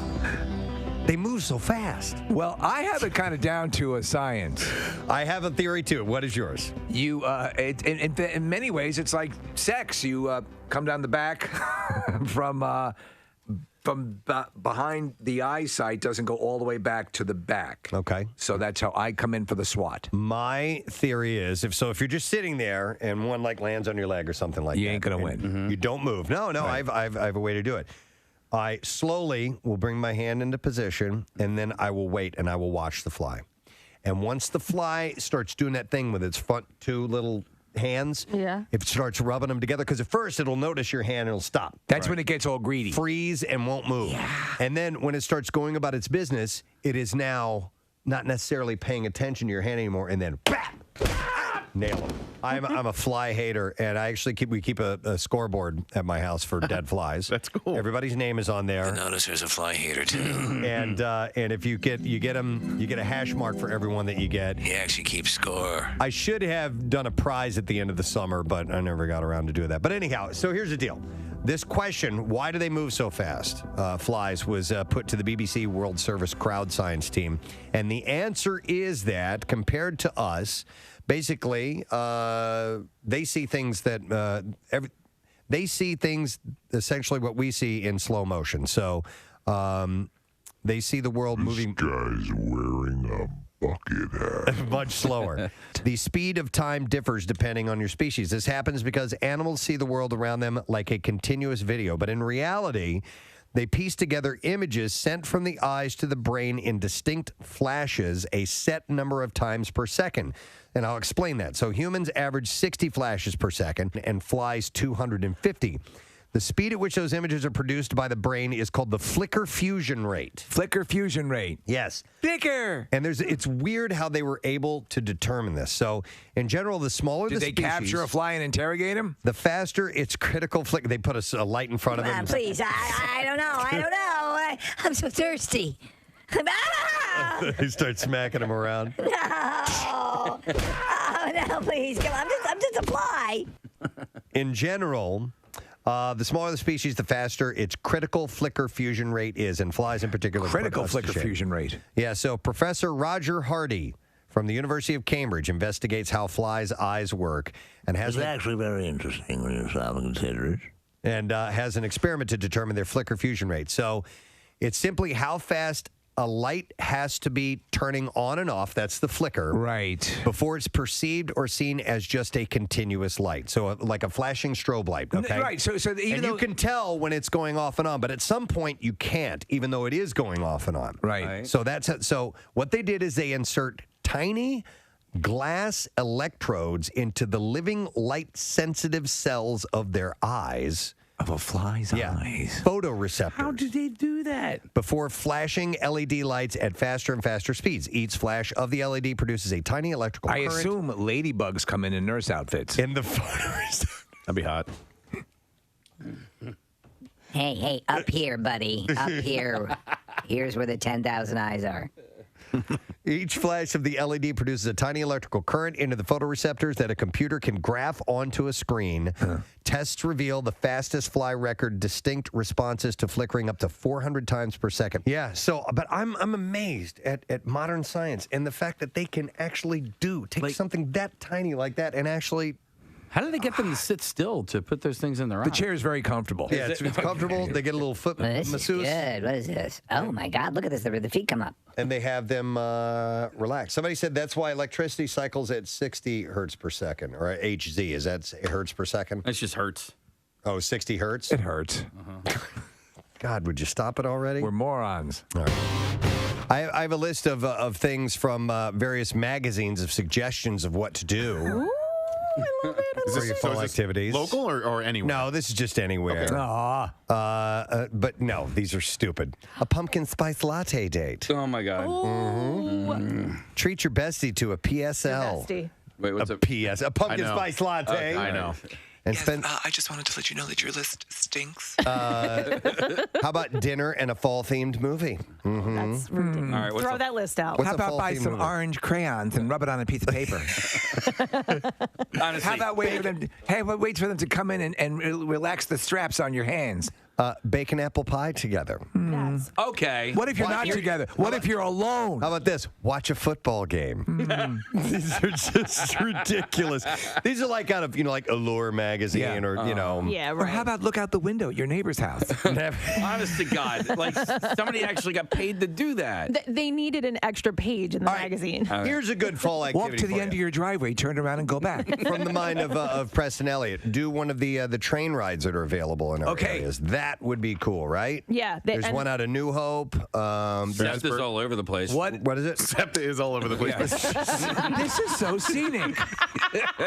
Hey, man, I'm sorry I pissed on you. Yeah, especially the houses that live right next to the train tracks. Those are always lovely. Strasbourg is the one you're thinking of. Strasbourg. All right, is that's the best in the area, right? They have the ghost train. It's like the old style locomotive. That's up by Lancaster. And didn't we have a Not Your Average Listener? Was she from? She was an engineer. Yeah, An engineer, for them. That was cool. And That was really one cool. goes for about 40 minutes. From what I understand. Something like that, yeah. 40, 45 minutes. Most of them are like a half, anywhere from like 40 minutes to an hour. That's still cool. But Case, along the lines of what you were saying, and if you're in Jersey, New Jersey Transit. Yeah. Yes, of course. I'm sorry. Does SEPTA Listen, go over it's there? not exactly the same experience, but the buses are always a blast. This also says have a fall photo shoot. Oh, I'm doing that. What? Who put this together? Sling Blade? We're doing a family photo I got shoot. some great ideas for all of them. No, don't make fun of that one. Go outside looking out there, like raccoons out in the field. So you're doing a fall photo shoot? Yeah, we're Family doing photo shoot? it, Steve, on Forbidden Drive. Yes, it'll be. I'd love to. Forbidden Drive is close to me. Huh? Actually, that's a good idea. Do you want to bring us hot chocolate in the morning? I will absolutely. All right. With spice latte, SP. What is it? SPL. PSL. PSL. Look, I brought some SPLs. SPL. Look, I brought some silent but deadlies. PSL. Yeah. Pumpkin spice latte. I brought some SPLs. What did I say? Silent but deadly. SPDs. DVD. CVDA. I brought some DVDAs, everybody. PSLs is And lube. Just replace DSL is penis. something very different. Yeah. What? All right, hang on. Just say the letters. The letters aren't profane. No, but I'm just saying. You well, won't you know what know. DSL, right? Oh, yeah. But a PSL. D-sucking lips. Yeah. Okay. So now you're pee-sucking. Okay. All right. Thank you. Okay, guys. We used to say It's a DSB, little- deadly sperm buildup. You hadn't gotten laid in a year. Oh. Yeah. I have Here. DSB. Where's that taking My place? pupils are white. We are all. This is. We are. This is. This is it. we're These are off fall the rails. activities. We are off the rails. I just want to know when Yes, you're I'm doing. interested in where the DSL is taking place. I believe I qualify. I definitely qualify. Romano. ROMANO. That was my nickname, by the way. What? Are you kidding? Shut up. DSL? My girlfriends would call me that. Yes. Wow. How ironic. That is. No, I wasn't actually using. I them, know. That's the but definition of irony. It's. Oh my God! It does, yeah. That's talk about Sling Blade. That's like nicknaming him the Brain. Right. Hey, genius. DSL. That's funny. Wow, we still find things out about each other after all these years. So the Warner Brothers movie A Star is Born remake is pushing its release to May 18th, 2018 from September 28th through Why is that? 2018. You know what? They don't really give a reason why, but they're moving it up. This is Bradley Cooper and Lady Gaga. Yeah, exactly. Cooper plays Jackson Maine, who discovers a talented unknown named Allie. That's Lady Gaga. Her eventual fame puts a strain on their romance, and previous versions include the 1937 film starring Frederick Mark and Janet Gaynor. And the one with James Mason, where I played Norman Maine. Yeah, in 1954. Judy Garland's Esther Blodgett. Yes, James Mason and Judy Garland. It was the first time. It was a musical version, and that was the first time. It was a musical? The original was not. Oh, okay. Like they sang. They sang. There were songs sung. But did they sing? Often. Did they sing dialogue to each other, or was it just songs were in it? There were songs performed. Okay. Yes. Thank you, Mr. Mason. And have some Thunderbirds. Yeah, thank you. When Yeah. friends drop by unexpectedly, I break out the Thunderbird and beef jerky. Beef jerky? Absolutely. Okay. And everyone leaves with a small Tupperware container full of taco dip. Oh. That's how we roll at the Mason house.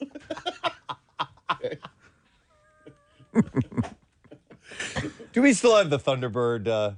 See if you can find that audio. Look up James Mason and Thunderbird, which was basically Thunderbird is like the malt liquor. Right. Are we ready to give this thing away? We're going to draw for this? Yeah. All right, so For the last several months at various locations around the area, our friends at Bud Light have had these little parties. They're called the Thursday Night Kickoff.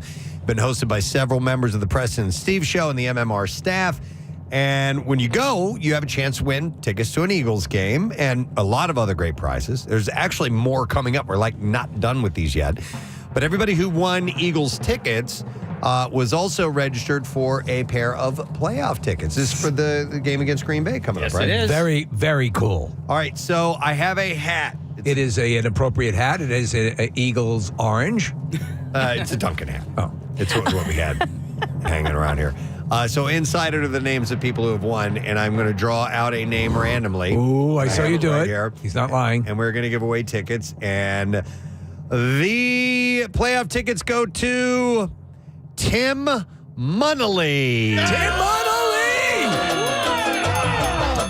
Tim apparently got registered at Fireside Bar and Grill at that particular appearance. Who hosted that one? I do not know me? it. I don't have the whole list. I was hoping maybe you guys might know. Where's Fireside? Oh, yeah, that's the one in Ambler, Nick. Did I do that one? I feel like you did. I can tell you this. All you guys always report that these events are huge. Yes. People love them. Yeah, this was earlier on in the season, and I remember Tim winning because he was a huge fan of the show and of the Eagles. He came out specifically that night because we were giving away Birds tickets. Excellent. This is a great winner. I'm super happy for this guy. So congratulations to you, Tim, and you're going to see the game. And the next one is actually coming up on Thursday night, and Nick is going to be at this one. Mr. Lucky, we call him now. He'll be at Sandy's Beef and Ale in Langhorne. It'll be from 7 to 9 on Thursday night. Yeah, and we're giving away tickets for next year, which is pretty crazy. Yes. But regular season tickets, it's not playoff tickets, but it's regular season tickets for 2025. And pints of Bud Light are going for $3.50 that particular night. And there's going to be more of the WMMR and Bud Light Kelly Green t-shirts and koozies. So make sure that you do stop by. Before we move on to anything else, Nick, you wanted to give a little thank you. Oh, yeah, I did. Thanks, right? Preston. Yeah, I went and saw a complete unknown on Saturday, and I went and saw it at the Colonial Theater in Phoenixville, which is where we had our Christmas Miracle broadcast, and I went and saw it in one of the downstairs theaters, which I'd never been in before. I knew that they existed. There were actually, I had no idea, there were actually full theaters downstairs. So when we did the broadcast for Christmas Miracle, we're in the main room, and Right. that's usually where they have like big concerts and stuff, but there's some screening rooms for movies downstairs, and we went and saw a complete unknown down there. And so I want to thank Megan from the Phoenixville Borough. She helps out a lot with Christmas Miracle broadcast, and Mayor Pete sent me a really nice note as well. Mayor Pete's such a nice guy. But the reason I wanted to bring it up is that my dad's been in a wheelchair for the better part of the last month. He broke his neck, unfortunately, right at the beginning of Camp Out for Hunger. And then my mom subsequently broke her ankle. So they've both just been all banged up. And fortunately, I think hopefully they're on the mend. They look like they're trending in the right direction. But Megan made it possible that I could wheel my dad in. He'd have to take the elevator down and take him into the theater. And man, was it a great movie. I had so much fun. I went in with zero expectations. Timothy Chalamet is incredible as Dylan, and Ed Norton as Pete Seeger is absolutely amazing. And then Monica Barbaro, she plays Joan Baez. And her singing is just next level. I was so impressed by all of it, but it was I was made that much better by being there with my mom and dad. And my dad was singing along to the Dylan tunes, and when the credits were rolling, like he was singing like Rolling Stone at the top of his lungs. It was awesome. It was a really cool, wonderful experience. The Colonial Theater is great. Phoenixville is great. And so thanks to those guys and thanks to Megan. I really do appreciate it. Nick, you said when we were on the call and you had mentioned last night that you guys were crying by the end of the movie? Yeah, it was just like both of my parents said, and listen, part of it is because they've had such a rough 5 or 6 weeks, but they felt like they were taken back in time. Well, I thought, is the movie sad at some point? There are parts that are sad, okay, but it was emotional. It was happy. Okay. There was just it's really well done, and it takes place from like 1960 or 61 until about 65. So it's a pretty succinct part of Dylan's life, and they deal with the Newport Film Festival or Newport Music Festival, Folk Festival. But they bring in like these historical context things, but those don't dominate the movie. I saw an interview with Ed Norton on Colbert a few weeks ago, and Ed Norton's advice is advice that I would pass along as well. Don't watch clips of it. just go see it and experience it. Even if you're not a big Dylan fan or even if you're not a big folk music fan, I loved it. I loved every second of it. I found myself literally gasping and saying, wow, and holy crap, is this cool? So it was a really wonderful, positive experience. Cool. And I felt a lot of gratitude afterwards. I want to go back to what you said. You had mentioned Mayor Pete of Phoenixville a moment ago. One of the tchotchkes that we got as a little bag of Oh gifts. my God, yeah. From Phoenixville First Crew. And this is wonderful. It is, you've seen these saint candles. Yeah. And they have not just saints, but there's some, Jesus and Mary and all that. And they're Votive indicating candles. And a votive candle, in a very angelic type of pose.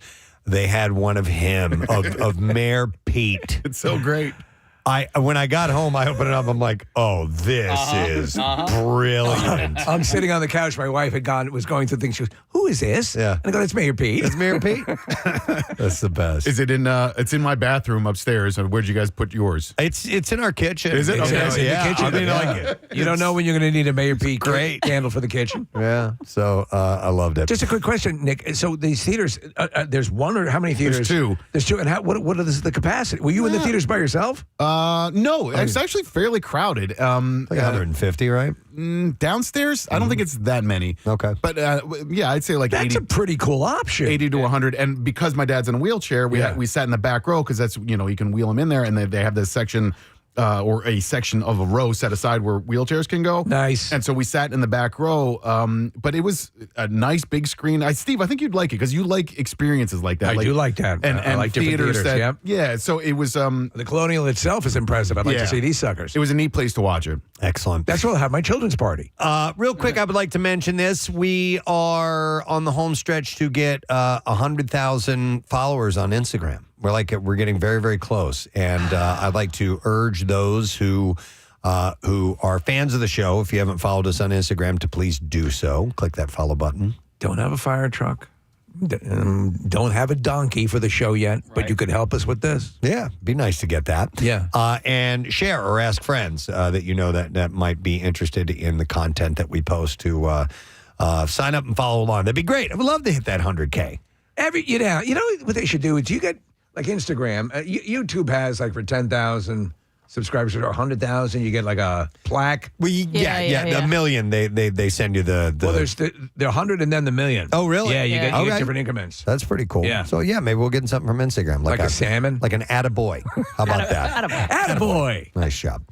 All right. I know you guys. I didn't tell you ahead of No, time. you did not tell us anything. The listeners, but I think you expect this now. It's Preston's 2025 fashion forecast. Want my shirt? It's time to rock the runway with Preston Elliott, our fashion guru. No, actually, I saw this. From Milan to Paris, no one knows more about fashion than Preston Elliott.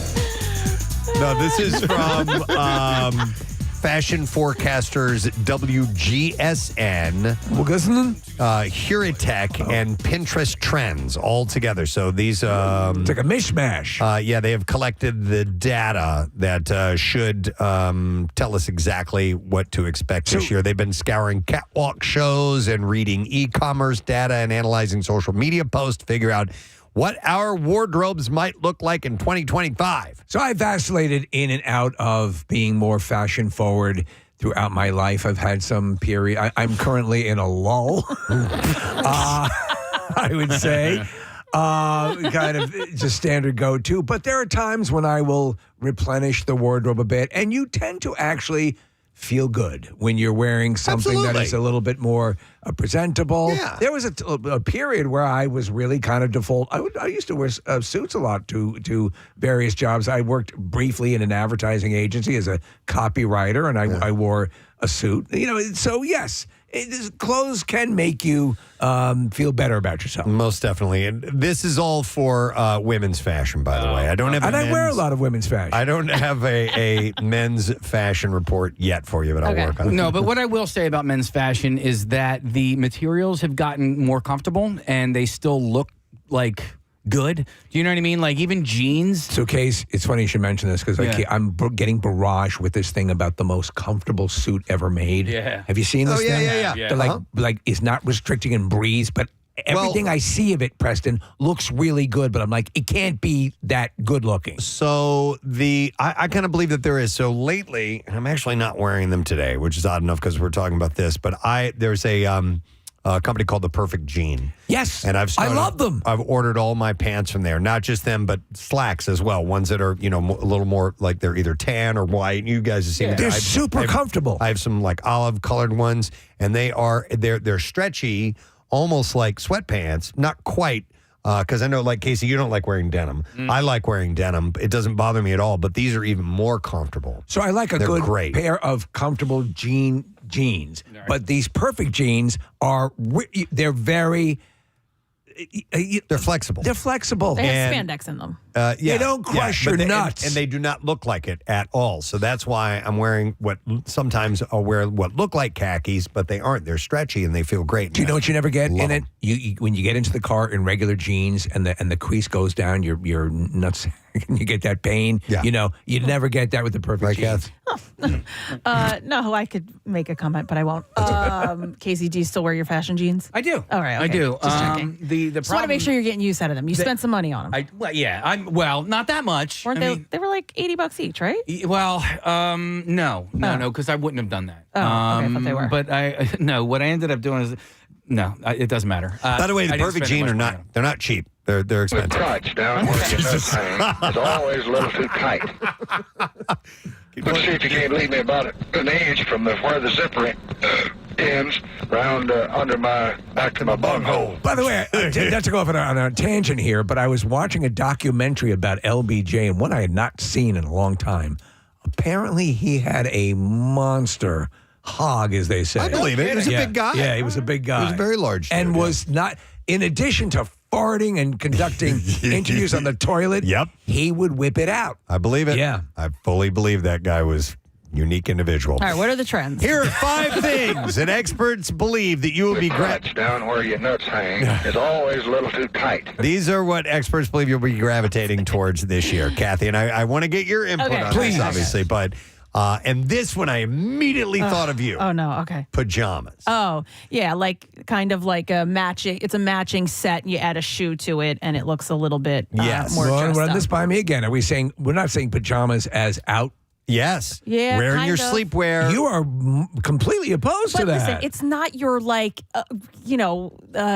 okay now, Scooby-Doo Steve. printed fleece pants. What are we talking? Kind of like, I mean, if it's for 2025, they're probably talking about spring now at this point. So it's probably a lighter, thinner material. I would think like something like a pinstripe with a thick hem at the bottom. So you look like a 20s gangster? And like you kind of wear the top open and you put another, you put a t-shirt Let or your something cans out. under it, and then you throw some sort of heel on. Oh, this is entirely different than to what I was thinking. Listen, and all of it, when they do these trends, they don't mean go out in your pajamas. That's not what it means. Sure it does. Come No, on. it doesn't. By the way, if you're listening and you think you don't need this information about women's fashion for 2025, if you have a lady in your life, you do, because this will give you some ideas on maybe what to purchase as gifts. I got you this. All right. I love the matching sets. This is like I like this. I like doing this. What? What? What's wrong with that? So, What? Kathy, Just so if you look at- anti-pajamas in public. No, I know, If you look up here, we have a picture in the studio here, okay, up on the screen. Next to it says number 9, loungewear fashion. Yeah, So yes. is that what we're talking about? Yes, that's what I'm saying. You're not Okay, so going out in your pajamas, but it's It's kind lounge. of looks, I would call that more loungewear than pajamas. but it slightly looks like a robe, which Okay. is why it's part of the trend. So they expect to see the elegant matching pajamas as traveling outfits, beach cover-ups, and more. It's e-commerce data. This is WGSN. Shows that PJs were one of the strongest performing categories of vacation shopping. Head of women's wear, Sarah Maggioni, said sleepwear items are now seen as hyper-useful, multifunctional items for vacationers. It's this versatility that makes them a winning item in the world where luggage fees are becoming more and more expensive.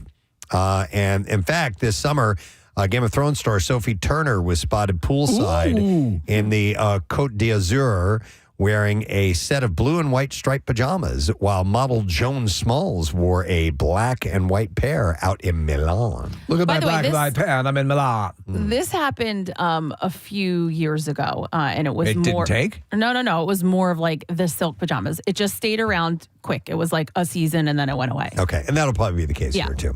All right, also, Kathy, this year they're expecting big charms to take off. According to Like Flava Flav? No. Okay. Well, not that big. Okay. Not as big as the clock. Are But you're talking about like necklaces, like accessories? like like a pin? like hanging on your purse and stuff like that. Oh, yes, I have seen this. Yes. Yeah, so according to Jane Collins, head of footwear and accessories for WGSN, the rise of the bag charm speaks directly to our current interest in personal expression and exclusivity. She said the power of this small but mighty item is its personalization and gifting potential. Okay. And its ability to cut across so many interest groups. My wife makes them. My wife is an artist, and so Kathy, she sold them at the Wayne Art Center this year. They have a craft show every year.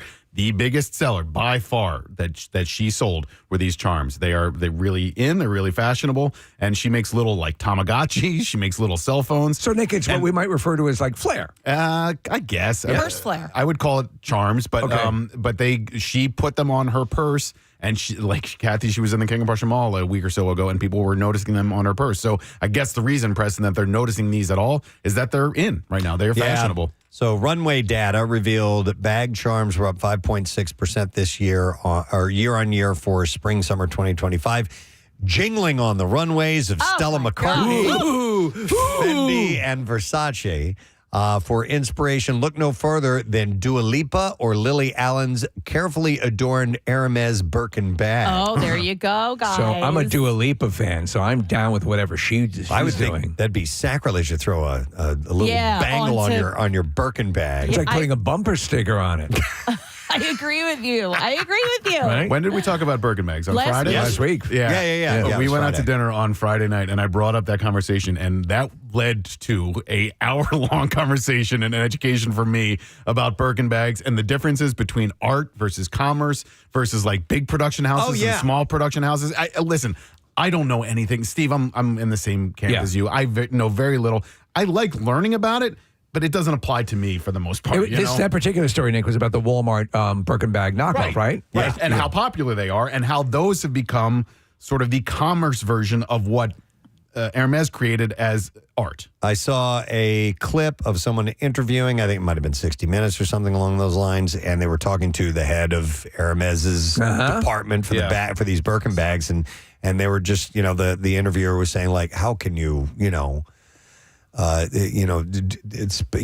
justify this amount of money? He's like, these are essentially works of art. They're handmade. They're not machine made. These people work really, really hard. And he wasn't like, you got to listen. This is why we do it. Yeah.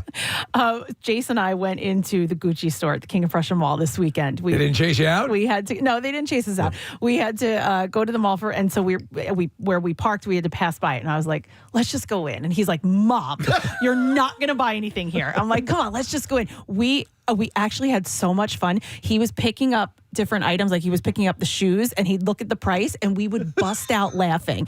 He's like, Mom, these are $1,200. When you're in there, and you present yourselves nicely, and as does he, I'm sure your son is making sure that he's presentable out in public. I found that a lot of times when I've gone into stores, that somebody immediately kind of just comes into your proximity totally. Yes. and is watching you. Oh, well, they have security guards and all that. Yeah, they're definitely watching you. But I ended up speaking to a woman, and I was like, do you have any belt bags in here? Or whatever. And so belt bags. So then she starts pulling them all out. And I was like, I just wanted to just peruse, just look at them myself. Now she's pulling them out come up here. There's a woman asking for belt bags. She's pulling them out of locked drawers, like the whole thing. And Jason's like, Mom, you're wasting her time. Even he knows. I'm like, I know. So I go, okay, thank you so much. Can I get your information? I'm gonna have somebody, come in and get it as a gift. And he walks out. He's like, no one's buying that for you. I was like, I know. It was just our way out. This is how you do it, honey. This is how you do it. That's how you Watch save Mommy. face, yeah. All right, so I'm having a stroke. So bag charms are going to be big this year. Wait, so I said accessories. I don't know if you have any accessories on there, any necklaces or anything, but like these big statement necklaces are coming back that I wore probably early 2000s, and they're all coming back. So Any of those available in the Kathy Romano collection? I mean, of course, there's always a statement piece available there, Steve. I better get a percentage of all these. All right, they're also saying that suede is going to be big this year. I just bought a suede jacket not that long ago. Maybe I'll wear it after the snow melts. Can you go outside if it's snowing and or raining with a suede jacket? Kathy, I wouldn't. I mean, no, but you can treat it. Yeah, Okay. I mean, if it's a pouring rain, no, I would not wear your suede jacket outside. But Can you wear your pajamas out in the rain? You can. I remember I had a suede dress. I don't know if this applies to to guys. I mean, it might, but I have one. But an item that you had. I mean, I remember it. And I had to get rid of it, but Did a guy happen to spill wine on it at a party, and Was that a then movie? you had Can't buy me love. Can't buy me love. Yeah. No, it was so pretty, and I remember being so hungover when I wore it. Is suede expensive to clean? It's hard to. Yeah. I don't know. You know what? I had a bag once. Yes, I had to take it to get it cleaned. It had a stain on it, and they were able to get it out. I forget what I paid for it, but yeah. So here at Tech, which uses machine learning to analyze more than 1 million social media posts every day to see what consumers are wearing and sharing, has named suede as its top fabric to watch for 2025. Top fabric, wow. At the end of last year, suede had a total growth of 128% on Instagram. It's been a great year for suede. An analyst said it's a sign that it will maintain its influence into 2025, particularly into spring, when we will see an increase in the boho chic trend. I totally predict a boho suede-alicious year. Which is all about romance and femininity. I'm lost. Alongside the soft, tactile leather, experts expect the pillars of boho chic to return. All right. Boho. Can someone describe boho chic for me, please? What is boho chic? It's kind of like the hippie-ish, flowy materials. Bohemian? Yeah, sort of bohemian, but a little more refined, a little more chic. Okay, all right. So it said, your roach clip is from Hermes. Expect the pillars of boho chic to return, lashings of lace, chiffon, and slouchy silhouettes a la the Olsen twins in the early aughts. I'd like to look like the Olsen twins. Steve, I have a photo over here on this computer screen that boho? of a boho Oh, I chic. get it. Yeah, and then I think it's a pretty good representation. Oh, okay. Yeah, that looks nice. It is upper scale hippie. Yeah, Yeah, that's a good way to put it. That is a Upscale good way to hippie. put it. And I think that It's demure. I think that reference you made to the Olsen twins is more like remember how all their clothes always hung off of them because they were so small? It's like that. Well, they each weigh 12 pounds. Yeah. All right. Also, this year, they're expecting, according to these fashion forecasts, the return of skinny jeans. No. That's one look No. I always thought looked horrible. I hated it. I got rid of every pair of skinny jeans in my closet, and they will never return. You had a pair, didn't I you, will Preston? stay with other jeans. Those will not return to my closet. I You don't would care never if wear they're in skinny style. jeans, yeah? No, thank you. Yeah, I still have a pair that fit. My problem with skinny jeans is that it takes the lines of your body and I think screws it up because it brings everything down to a point and everything above it can't help but look oversized. Seriously, Yeah. listen. Those things were not made for everyone, and Yeah. I was one of them. You'd literally have to be quite skinny. Susie Drefan, who is WGSN's senior denim strategist. You need to talk to our senior denim strategist. Yes, senior denim strategist. SDS. I'm sorry, I'm calling down to our suede division. Oh, wait, you know what? Since we're talking about fashion, I have to tell you. So my best friend, Elisa Frederico, who is the style director at Dressing Jane, she was quoted in the Daily Mail. Yeah, it was a pretty big deal for her. Okay. Just this past She's weekend. very Yeah. good, and she has a great way of like she's worked with we've done a couple things with her. Yeah. Where she can, and she does Fox 29. But I think she has a good ability to kind of make it approachable for the masses. Yeah, well, so she is not haute couture she makes it accessible. So I will say herself, she has a lot of haute couture. Yes. But yes, that's what dressing Jane is the normal everyday person and how they can dress and look like they're, wearing $1 million, but really they bought it at. By the way, Preston, Devil Wears Prada was on again over the weekend. That's great. It's God, I love that movie. God, I love it. Susan Draffin, again, the senior denim strategist, says we expect to see a very slow burn return in 2025. Slow burn return. For the skinny jean. Yeah. This season, skinny jeans increased on the spring-summer 2025 catwalks for the first time in years. You know what I don't like about the skinny jeans as well, Kathy? The transition between the bottom of the jean to the shoe and or whatever sock is Talking being about worn. the gap at the cuff? It doesn't look good. I don't like it. Oh, you don't like it? Oh, that's the look, though. I don't like Which it. is good because right now mine are too short. we used to call those high waters. Yes. Yeah, when I was a now you're kid. in style. Yeah, exactly. Where's the flood?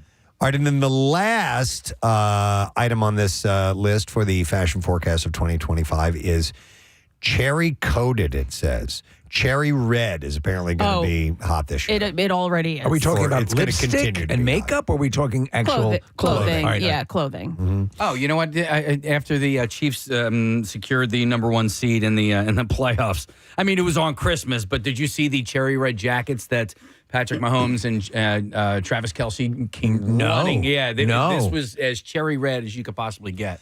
So, by the way, and somebody explained to me what this means. Cherry red is already taking over the mood boards of Zoomer Sand millennials. Wait, what? Start all over again? I understand what a mood board is. Not mood. Yeah. Mood boards Yeah. of Zoomer Sand millennials. What the hell is a Zoomer Sand? I don't know. It's like an ampersand. You can look it up. ZOOMERSAND. Zoomer Sand. I guess maybe like a Zoomer is a version of a boomer, like the And Generation sand Z boomer. is what I eat for breakfast. Sand is, you eat sand? Wait a minute. Nick's going to look this up. Oh, boy. You eat What is it? sand? Zoomer Sand. I don't know. I am not familiar. Oh, hang on. Hang on. I see it. What is it? There was supposed to be a space. It's Zoomers and Zoomers and millennials. I like Zoomer Sand. That's not your fault. You read it right. Zoomer sand. This is not Silversia. But that shows you how trite the vernacular is and how quickly these words and phrases get wheeled out and then dismissed. I bought into Zoomer sand 100%. Absolutely. It reminds me of when I thought the Church of England was cough-e. That was so bad. or New Trees was nut rise. So cherry coated there, Kathy. The picture we have, Sam is calling up, or Mercedes, pictures of all the different selections that are cherry. The cherry coated, is that the closest to this cherry color that's popular now? See it right there? I think that's what they're referring to. Okay. Yeah, cherry red. So the search term cherry vibe was up 325% this year, while the phrase dark cherry red shot up 235%. DCR. And while on the press tour for Emily in Paris this September, Lily Collins was papped sporting a mock croc cherry red Nina Ricci skirt suit. Is that a mock croc cherry red Nina Ricci Mock croc swimsuit? cherry red Nina Ricci skirt suit. Yeah. Do it one more time. Mock what? Mock croc cherry red. I want to hear it. It's a mock croc cherry red Nina Ricci skirt suit. What's a mock croc? I don't know. That's a good Is question. that one that needs a space? Croc or crop? Croc, C-R-O-C. Oh, like crocodile. It's a crocodile print. Oh, all right. Oh, she was dressed as a crocodile. Mock croc. It's faux leather that's supposed to look like crocodile skin. Got it. And a month later, Tom Holland and Zendaya were seen coordinating the shade while out of New York. Apparently, they were wearing. They were wearing together. mock croc? No, they were just wearing cherry red. Or skirt suits. Mock rhino. Yeah, something like that. Kath, is there anything you want to add to this that you have No, I observed wish that you think will be hot for 2025? I wish there was more. I love it. No, just that statement necklace. That's my wheelhouse. When You talk to your friend, your fashion. Yeah. Do you actually consult her at the beginning of a particular season or whatever? All the time. All Like the I'll time? call her. I'm like, what shoes are we wearing this season? So I know. Like when I'm out, I don't want to waste. I don't want to waste my money buying things that are going out of style. And so she'll give me a rundown, jackets, whatever the style is. I bought Rochelle a kind of statement necklace for Christmas. It's a big chunky thing. Which would be pretty Do you know cool. what? Just get one that says statement. Yeah, what is that? It's my statement necklace. I was thinking about you over the weekend, Kathy. I know. Just it happens from time to time. No, I was. I'm doing some. You gonna be my No.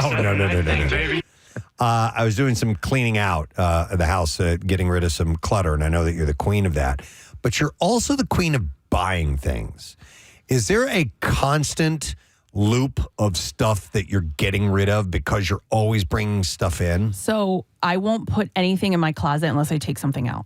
Okay. So if I buy a new sweater, because I found myself, there was a point where my closet got so cluttered and I had no more hangers. And I was like, I'm not buying more hangers. I don't need all of this. So I'll get rid of. I also and this is just to defend myself, I take very good care of everything I have. Clothes, shoes, accessories, everything. They will last me. When I get rid of them, I have a hard time getting rid of them because they still are just fine. Right. You don't mistreat your possessions. No, I really. People you do. So like, especially shoes, I have a hard time, Steve, I have a hard time getting rid of shoes because they always look so great. What do you do with them? I mean, they're still in great shape? I'll donate You'll them. donate them. Okay. Yeah. All right. Yeah, I will ask you. I'm like, oh my God, did you just get a new pair of sneakers? And you're like, no. You're still like 7 years old. Yeah.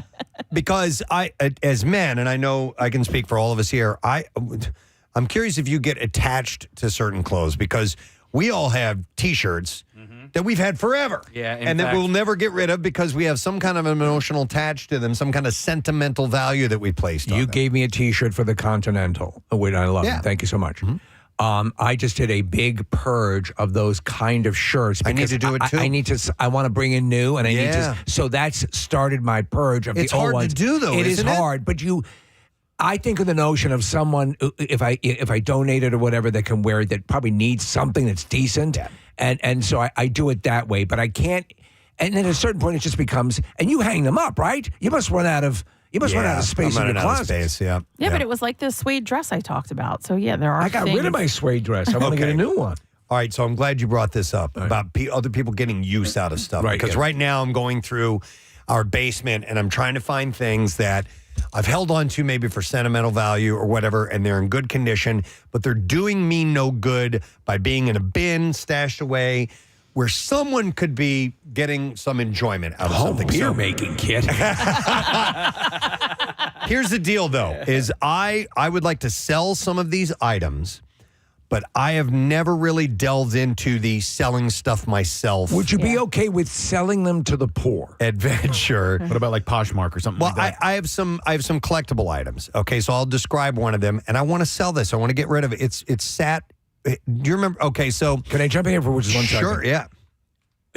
I'm vibing with you, bro, because you want it to go to someone who will appreciate it for what it is. Yeah. And yes, I hear you. I don't dabble in eBay. Right. I've never.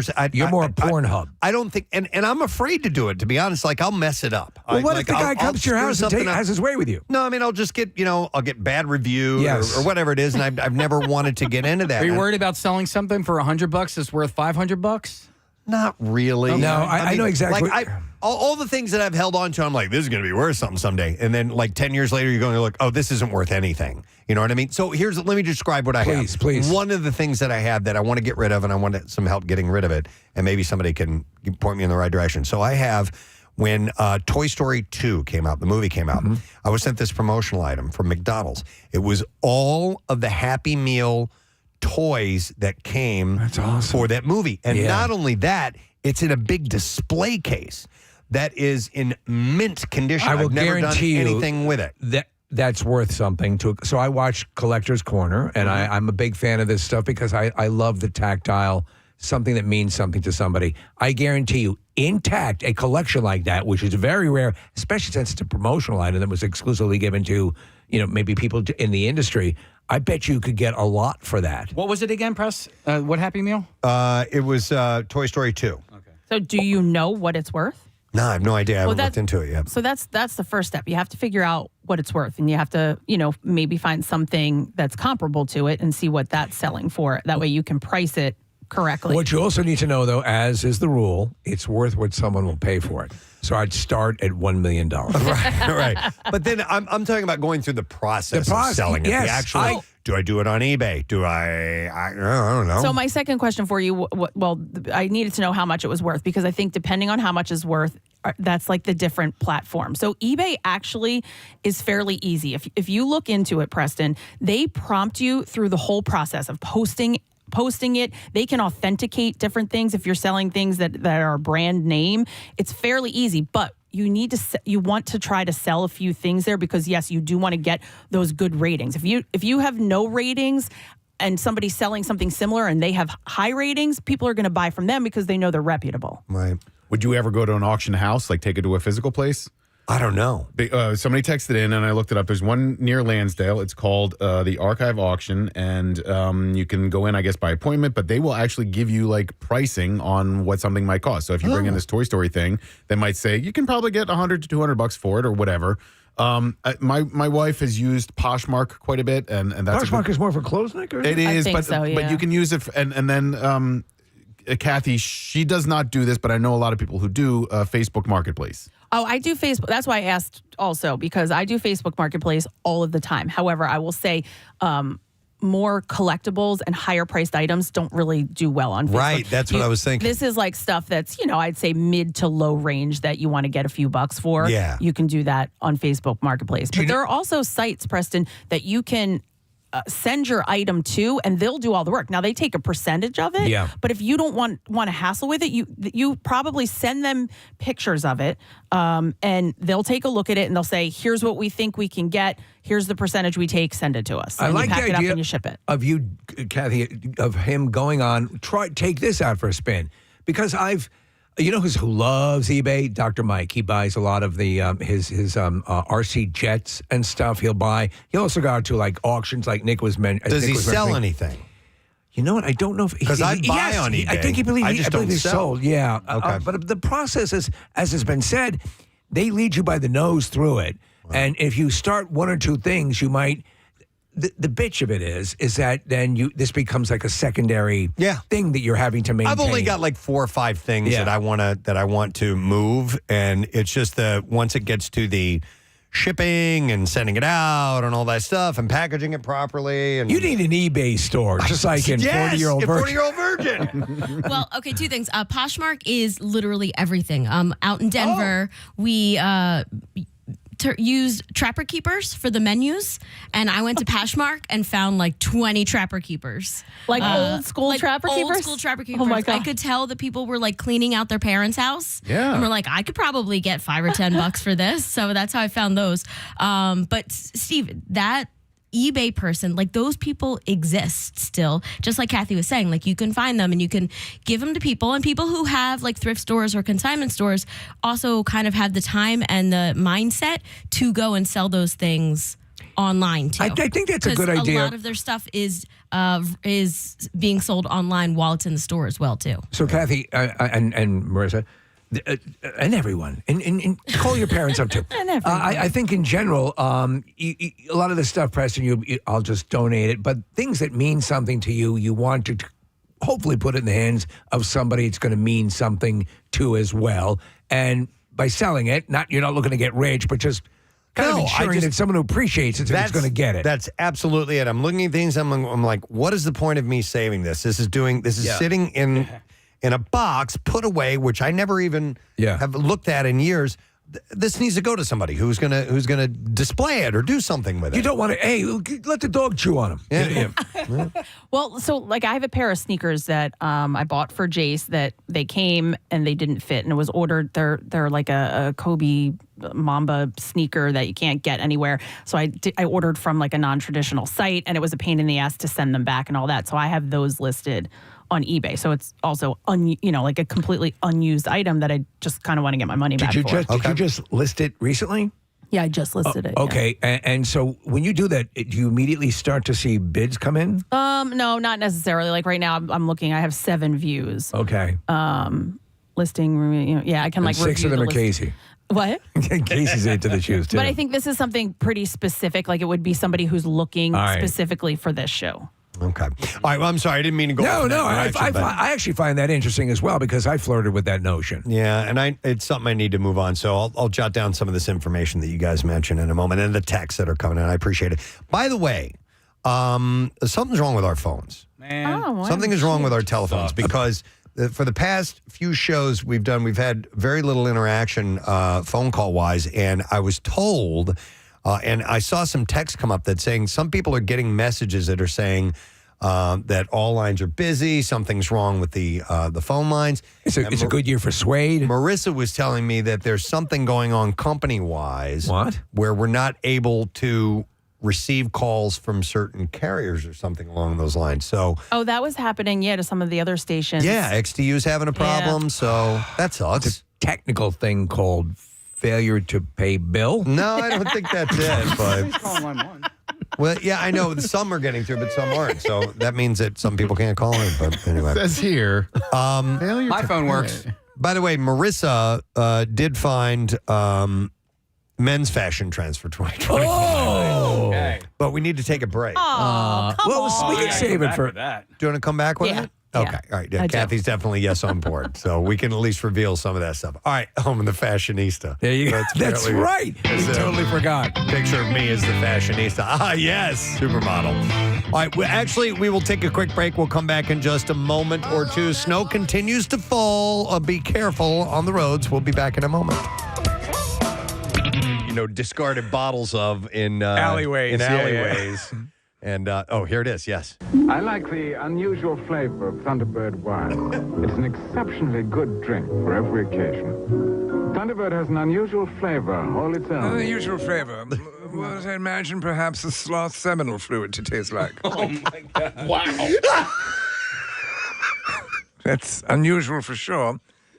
As I'm only guessing, having not ever gone down on a sloth. Unusual for sure. Nobody's ever said that. Oh my God, I'm wheezing like crazy. Oh. Not quite like anything I've ever tasted. Actually, physically sticks in my teeth, which you don't find in most liquids. I suggest that you try Thunderbird. It's really delightful. Best way to get rid of unwanted friends. This is I know. peak lazy. Walmart has revealed it is testing a service in Silicon Valley that delivers groceries straight into customers' refrigerators. They'll pack your fridge for you? Yep. They'll pack your ass, Preston.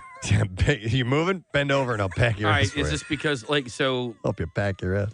Amazon, you have Amazon is like pantry or whatever, and then Amazon Fresh, where they deliver it to your How about doorstep. Amazon Rectum, where they actually feed you the food and then push it through your... Oh, dear God. Yeah. So the problem we have with the Amazon Fresh isn't really anything except for the fact that when they pack the frozen food and the perishable foods, they have ice packs to keep it like fresh. Now we have like 70. You don't have to we keep have them. 70 ice packs. You don't have to keep them. Right? You Do can you know what? actually throw some of them out If if you you can, want. drop them off at retirement homes. They love to play with them. Wait a minute. So you feel obligated to keep them all? Well, all right. So they did come in handy for the shore this past summer. 'Cause I keep a couple of them. Yeah, we kept a whole bunch in the freezer. So when we would take a cooler down to the beach or whatever. But Can't you return them? I guess you No, could. it's just plastic with hang on. water in it. Oh, all right. It's Wait, not. by the way, what is it just plastic with No, water in it? Because it's- those things stay frozen for days. No, yeah. Poke one open, drain it out. Drink it. Drink it. Drink it. No thanks. and then no, I'm saying if you want to get rid of them, and then throw it in the recycling. Isn't my it point is I don't airline think- employee semen? Isn't that what it is? I don't think it's just water. I will bet you. Oh, What? that would be a great idea. wait a I second. Okay. will bet you Oh. a shopping spree Oh. that it is more than just water. What do you mean no? Make it more interesting than that. Well, Shopping what spree. does I want your ripped shirt. Yeah, Oh, complete the You rip have to on wear your it. shirt. Back. Rip With it the all the underpants way Let down. me rip right the now. rest of your shirt. Yeah, and you got a back. We now rip it below knocker level. you have to puncture them first, right? You can't No. just throw them away full. Yeah. Yeah. Is that too much effort? you say yo? Or did you say no? I said yeah. Yeah. Yo. Okay. I said yeah. Yo, buddy. Yo. Anyway, yes, we started hanging on to a few of those as well, and then what am I doing? And I just started throwing them away. So. I'm done with the code I wanted to make out of these. Mm-hmm. All right, hold on. What? We may breaking news? No, it's not. No, it's not breaking news. Don't do it. Too late. Breaking news. Breaking news. A lot of texts are coming in. Breaking news. Do. Saying that they've opened those things up and there's all kinds of blue stuff and sticky and Oh my gosh. things inside of it. Kathy, where's he going to take you? Where are we going? Sex, Preston, right after the show. Sex right after the show. Wow. Sex after the show with Kathy. Here's another one. So it says the packs say on it that you can cut them and empty them down the drain. Oh. Well, I don't read things. Here's somebody says, I'm the owner of Amazon. The fluid is from aborted babies. Oh, good God. Another level. Okay, I don't know. That's not funny. But what see? Now you may be taking about your service. Is yours from Amazon? No, mine's HelloFresh. Oh, okay. Yeah, I do. Hello, Fresh. Blue Apron. I want to go to this call on the line real quick, and then we're going to take a break in just a moment. So I'm going to go to Harry. Hey, Harry, how you doing? Good. Hey, guys. How you doing? Good. What's up, bud? Hey, most townships have a thing like once a year or so. They call it, one of the names they use is called Clean Sweep. Yeah. And if you have like paint cans or drain cleaner or something like that you don't want any kind of chemical like that. Household hazardous waste, yeah. Yeah. You could take it there, and most of them don't charge you anything for it because they just want you to get rid of it safely. I got to look for that because I have a whole bunch of paint cans I'm looking to get rid of. I have all the stuff from my meth lab I'm looking to get rid of. Yeah. No, I have a ton of stuff that I need to throw And you never out. know, and you don't want to like battery acid or you know what else? I have a lot of those old kerosene, not kerosene, those old the fuel for the little Oh, yeah. barbecues. You know what I'm talking about? Yeah, the, little containers, propane tanks, right? the mini propane tanks. Go to your trash provider or trash, whatever you want to call it. Trash provider. Not your trash Continuing provider. my trash delivery this week. I'm sitting here without any garbage. Everyone looks like they're far more. Your disposal provider. Where is my trash delivery? I put the cans out at the curbside. I'm waiting. Everyone else has their trash. Do you want me to look like an idiot? Sorry, sir. What am I paying for? Do you want general trash, or do you want like hobo trash? Do you want the classic fish bones and flies, or do you want? We go with like large, boxes, styrofoam, stuff like that would be fine. Yeah. Shredded paper, documents that make me look important. All right, sir. Sorry for the confusion. We are the nation's number one trash provider. Anyhow, if you call it your trash service, or go on their website, it will tell you how you can go about disposing of household hazardous waste. I always forget to do that, so you end up with 45 cans of old paint in your house. Yeah, that's true. If you're just tuning in, it's Michael Cutlitz who is here with us. The earlier roles, you have 90210. You're also in Dragging the Bruce Lee Story, right? Hey, Chinaman. Yeah. Teach us those moves. Wait a minute. You were in that scene? Yeah, he's one of the. I am that scene. Wait, where I'm Bruce Lee. No. Dude, you were phenomenal. I'm amazing. You looked Asian. You looked Asian. Wait, when he was in the going to college and he's training in the. I represent the man. Okay, I have to go back and I've seen that movie a bunch of times. But you were very forgettable in it. I'm sorry. Thank you. What's the show again? What do you guys do? When does this air? Is this on? This will be on TV later, right? Yeah. Oh, but listen, radio. They still do that. We're huge in Lakewood. I know nobody's there, so I couldn't tell you. I'll go back and see what's going on. Listen, I got on board with The Walking Dead very, very late. I didn't start until the 6th season. Then I watched every day, and in fact, it helped me out. It actually helped me lose some weight because I made a decision that I got it on Netflix. And I'm going to watch. The only time I'm going to watch it is when I'm exercising. So it became my appointment to exercise. I could only exercise when I was watching Walking Dead. I could only watch Walking Dead when I was exercising. It was actually a really cool thing to do. So I became a huge fan of this. I've gotten all the way up to the end of season 6. And then it stopped on Netflix. It ends. Oh, my God. And then I had to wait because I couldn't go watch the current. I had to wait until it came back around. So that just recently, And we kept you protected. We kept you in the nobody dark. told me anything. And Casey says, "Listen, before Michael comes in, watch the first episode of season 7." He's a giver. He is. I didn't watch it, but I read on my little prep sheet a little spoiler alert. So I found out today, man. I'm sorry. All right, it's okay. I may or may not come back by the end of the season. There's always flashbacks, man. And no, maybe- last year. She's over here going, no, end of season 7. I mean, even now, there's still some people who are not quite sure what happens to your character. I know. Well, yes, Yeah. and that's the thing where where does that line drawn? Where you can't talk about that. Yeah. Like, bro, it's like come on, dude. 10 a year. Yeah.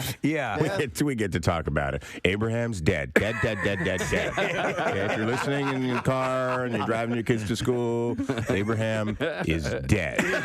Not only Abraham is dead, then they kill Glenn. Yeah. Oh, and that was You're pretty right. brutal There needs to be an expiration date. Like a But come you know to what? Jesus moment. Yeah. There should be, like in the Hunger Games, an announcement across on some universal PA system. Yeah. Okay, now we can talk about it. For some reason, the final scene in the end of season 6 stuck with me for a long. I thought about it every single day, just because it was gripping, and obviously it was you don't know who's on the receiving end of the bat, and I just. I don't know why, but every single day, at least once a day, I would just think Negan, bat, head, and that's Who is it? Who is it? And it wasn't. And we all thought it was gonna be Maggie. Let's beat up the sick pregnant lady. Yeah. Right, network television. To me, it Oh, didn't look matter at who him. it was. I just knew that somebody that I had cared about for a few years was going to be gone, and I had preferred it to be Eugene, but it was. Yeah, me too. I was hoping for that. That annoying bastard. The reaction. I'm a fan of the show too, so I was kind of like a little part of me was pissed off that they did us both at the same time. But it's kind of brilliant too because it's so brutal, and it is that reminder that Kirkman always says he wants to constantly remind the audience that it's a dangerous world that we're living in. It's not Star Trek, where Captain Kirk, he's in danger, but that's okay because he'll be on next week. Exactly. It's like, no, exactly. he may actually blow Captain Kirk's head off this week. Yeah, and that changes the whole viewing experience. It does. And I would argue that these 2 deaths were not actually any more violent than anything we've seen on the show, but you don't care about any of those other characters. That's a good point. About these characters, because other characters have been ripped apart. Oh, Noah got it nailed in the revolving door up against the glass, getting ripped apart. We've had people literally holding their guts, going, "What? I don't." Jeez. I mean, there's been some really nasty, awesome visual stuff. I think for me, I got to the game a season late. It might have been 2 seasons late, and for me, it was because I didn't want to watch a zombie show, and then I realized that this is not. It's not a horror show, and I didn't realize it until I was probably about halfway through the first episode, maybe the second episode, because I kind of watch horror movies with my hands over my eyes, and I realized that I didn't have to do that, and then I realized that the zombies are a background almost like the trees are. You know what I mean? And it was really all about the relationships between these people and what that type of situation will do to a person. Yeah, turn into when there's a overwhelming crisis. Well, it's like if you had a chance to rebuild society, what would you do? Yeah. If A you feudal society, you had or- and how would it fail? What are the same mistakes you would make? Even though you think, this time we'll do it different. And you see through the show, that absolute power does corrupt, absolutely. And you see people change, and you see people make mistakes. The show's very human. I want to ask you, how much does the Talking Dead series add to the fandom of this show? Because the show's a very emotional show. You get very connected to the characters, and horrible things happen to them, and then you're left home alone with that. And this is a way to, I think, share what you're feeling, to sort of know you're not alone. And Chris has described it as the warm hug after the show, and we laugh at that, but I think it is. You know, you get to process the show. You get to hear what other people thought about it. If you were, maybe you think, well, I think he or she is feeling this, or they're going through that, and then you hear people talk about it, and you get to sort of bounce your ideas off their ideas. Kathy, let's see what I want to mention. We have our big friggin' deal. It starts off this week, Camelback Mountain. We have a open to close lift ticket to Camelback Mountain for just $40. I was seeing that footage you talked about, Case, of the tubing lanes. At night, yes. At night, all neon lit up and crazy lights. It looks awesome. Does. So get those tickets now while they last. WMMR.com/deals. All right, so we just did women's fashion trends of 2025. You know, on snow days, it's fashion. It's fashion. It's always about fashion. You want to talk about men's fashion? All right. My shirt. All right, let's see what we have. It's a good thing we don't have phones. I have not looked at these at all, so I don't. And in fact, I only had 5 ladies. It's a surprise to you. Trends. There's 15. No. men's. Okay, we Just won't do 5. We won't do all of them. Well, I don't know which ones are more important. To pick the, I don't know, randomly pick the first 5. All right, here it says pants with a literal twist. Ooh. What's that? Move on from that one. Well, oh, really? Why? That was. It's literally like pants where it says. I can't hear you. It's like pants where it says the seam like goes down your leg. It twists. So it twists. It doesn't go straight down. It probably twists through the. With twisted seams. Yeah. That seems I don't very even know stupid. what that means. That's for morons. Okay.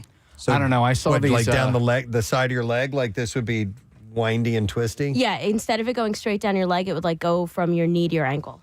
It's a gimmick. Where is this from? It's from GQ. GQ. Okay. Okay. Gentleman's Quarterly. All right. So Marissa has checked these ones for me. Cowichan knits. Cowichan knits. What the hell are we saying here? Cowichan knits. Cowichan knits. Every little boy love a Cowichan knits. I don't know. COWICHAN. Like a sweater. It's a sweater. Looks like a Native American print. Kind of. I love that's those. like- It's just Yeah. comfortable for the cow. I love those. They're big back in now. I keep Are they? I keep seeing a lot of men wearing them. Do you know what hasn't? Speaking of Native American, the Native American look, which remember in Preston in the '60s, that was fairly very common. much Early so. '70s, that has not come back. And do you think it doesn't come back because of the perception of cultural appropriation, or because I kind of like the look? That's a good question. Not really sure, but right now, Steve, Cowichan knits. Brawny shawl-collared cardigans built to battle the British Columbian chill. Are they made of paper towel? No. The Cowichan tribes are from British Columbia. There you go. And brawny does not mean paper towels. Are we talking like lumberjack look, like the? No. More like what Steve said. So these patterns on there have a Native American design, tribal type patterns and things. I do like that design. I do.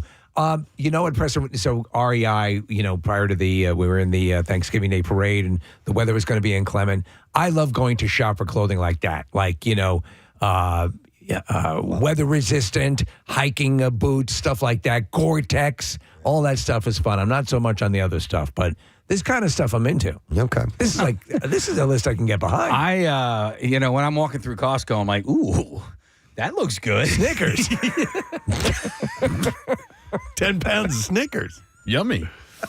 You're talking about the clothing at Costco? Yeah. No, I'm really you mad can at find some cool, inexpensive stuff there. There are 2 different things that I wanted to get at Costco that I'm mad that I didn't. One was the Steve, because I know you're a big proponent for this. The heated vest. Oh yeah. And so they had a really nice heated vest for like $99, and then they had these bog boots. Kathy, you know bog boots, right? She's always in the bog. She's always in the bog. But and then. I was like, okay, next payday, I'm going to come back and I'm going to get those. And then I came back and they were gone. Do you know what I'll tell you this, though? And I have a lot of, so years ago, before the notion of heated clothing and the, the lithium batteries and so on and so forth was prevalent, I remember reading articles about people with motorcycles and specifically BMWs.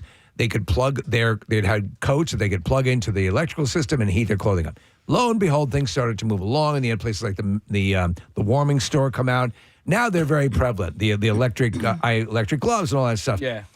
I will say this: if you get a really good warm down coat or whatever, and you layer, you're going to be just as good. I mean, really, the electric stuff comes in handy when you're not sure what the weather's really going to be like. Okay. I would say that, and I'm talking out my ass. Next up on men's biggest fashion trends for 2025 from GQ, bulky boat shoes. Bulky boat shoes. Yep. So boat shoes roared back, but within the category, the bulkier, more sturdy, more structural ones are infinitely more interesting. It's like a bigger sole. Okay. It's got a lot more soul. A little more heart to it. I would, for these things, I've had them. And what I don't like is the low cut around the ankle.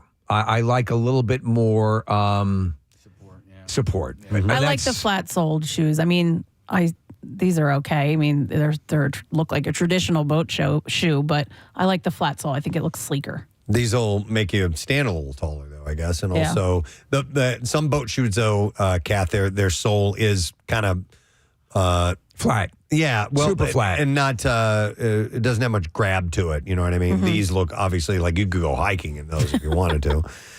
So it says here they're more interesting and more utilitarian. Your boat shoes are very interesting than the classic 2i flat-soled iterations. 2i, what the hell does that mean? That's your Indian name. The classic 2i flat-soled iterations. Whatever, man. Here's another one. It says retro. What? I looked up 2i flat sole, and there's a fish that has two eyes on one side of it, like a flounder. Yeah. I don't think that's what you're talking about. here. But I want that. Well, yeah. Nick, it's called a sole. That's the name of the fish. Two-eyed flat sole. I'm wondering if it's just two on either side of the tongue of the shoe. Do you know what I mean? The tongue of the or shoe. one on either side of the tongue of the shoe. People of my tribe. I don't think it'd be know. classic The tongue of the docksiders. soul. Also in this year will be retro pennies. And not Like penny. what we wore in gym class? Not pennies, but pennies. Pinnies. Retro pennies. Yeah, I guess so. Not I don't know. familiar. What is a penny? We would. I don't know these words. I'm trying to answer. I'm sorry. Words on it. I'm just getting frustrated. Please let him have his meltdown. Yeah. Do you want to know what the two? We would wear them in gym class too, Kathy. Yeah. Thing sucks. There it is. Well, then describe it. It's like a really light T-shirt that's something where you don't really keep it around for that long, and you can sweat in it and not worry about it being something where you're getting it dirty or hot or sweaty. That's where a paper towel shirt would come in handy. It says practice jerseys. That's what they're called. And pennies. I'm not really good at jerseys. I have to practice first. Preferably those modeled after the ones worn in the 70s, 80s, and 90s. They're airy.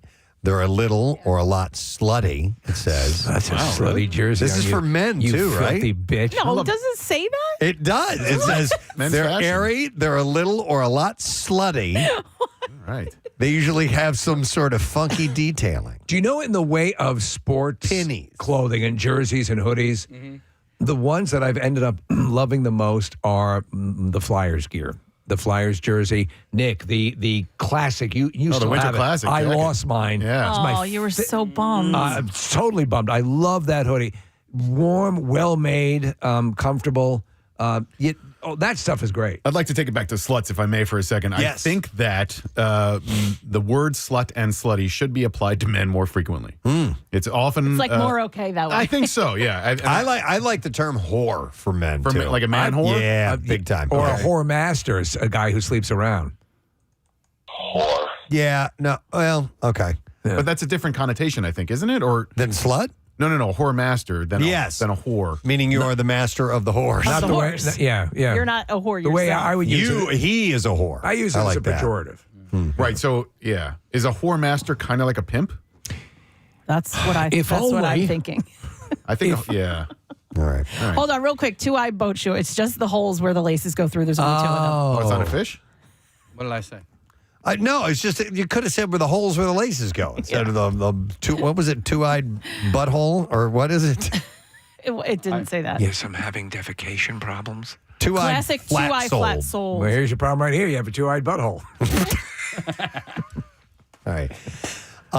Kathy's friend Alyssa is on the line. Elisa. She's on our. Yeah, Elisa, she I'm should have sorry. called in for the Well, she got some followers. She texted me. She goes, "Are you talking about me? I just got some followers Oh, on Instagram." I said okay. yes, so that's why she's calling. So she's on the Xfinity mobile guest line. You want to hit some music, Case? Oh, yes. Something like that? Yeah, okay. There we go. My shirt. Hi, and she's from Dressing Jane, of course. Elisa, are you there? Good morning. I'm here. Hey, how you doing?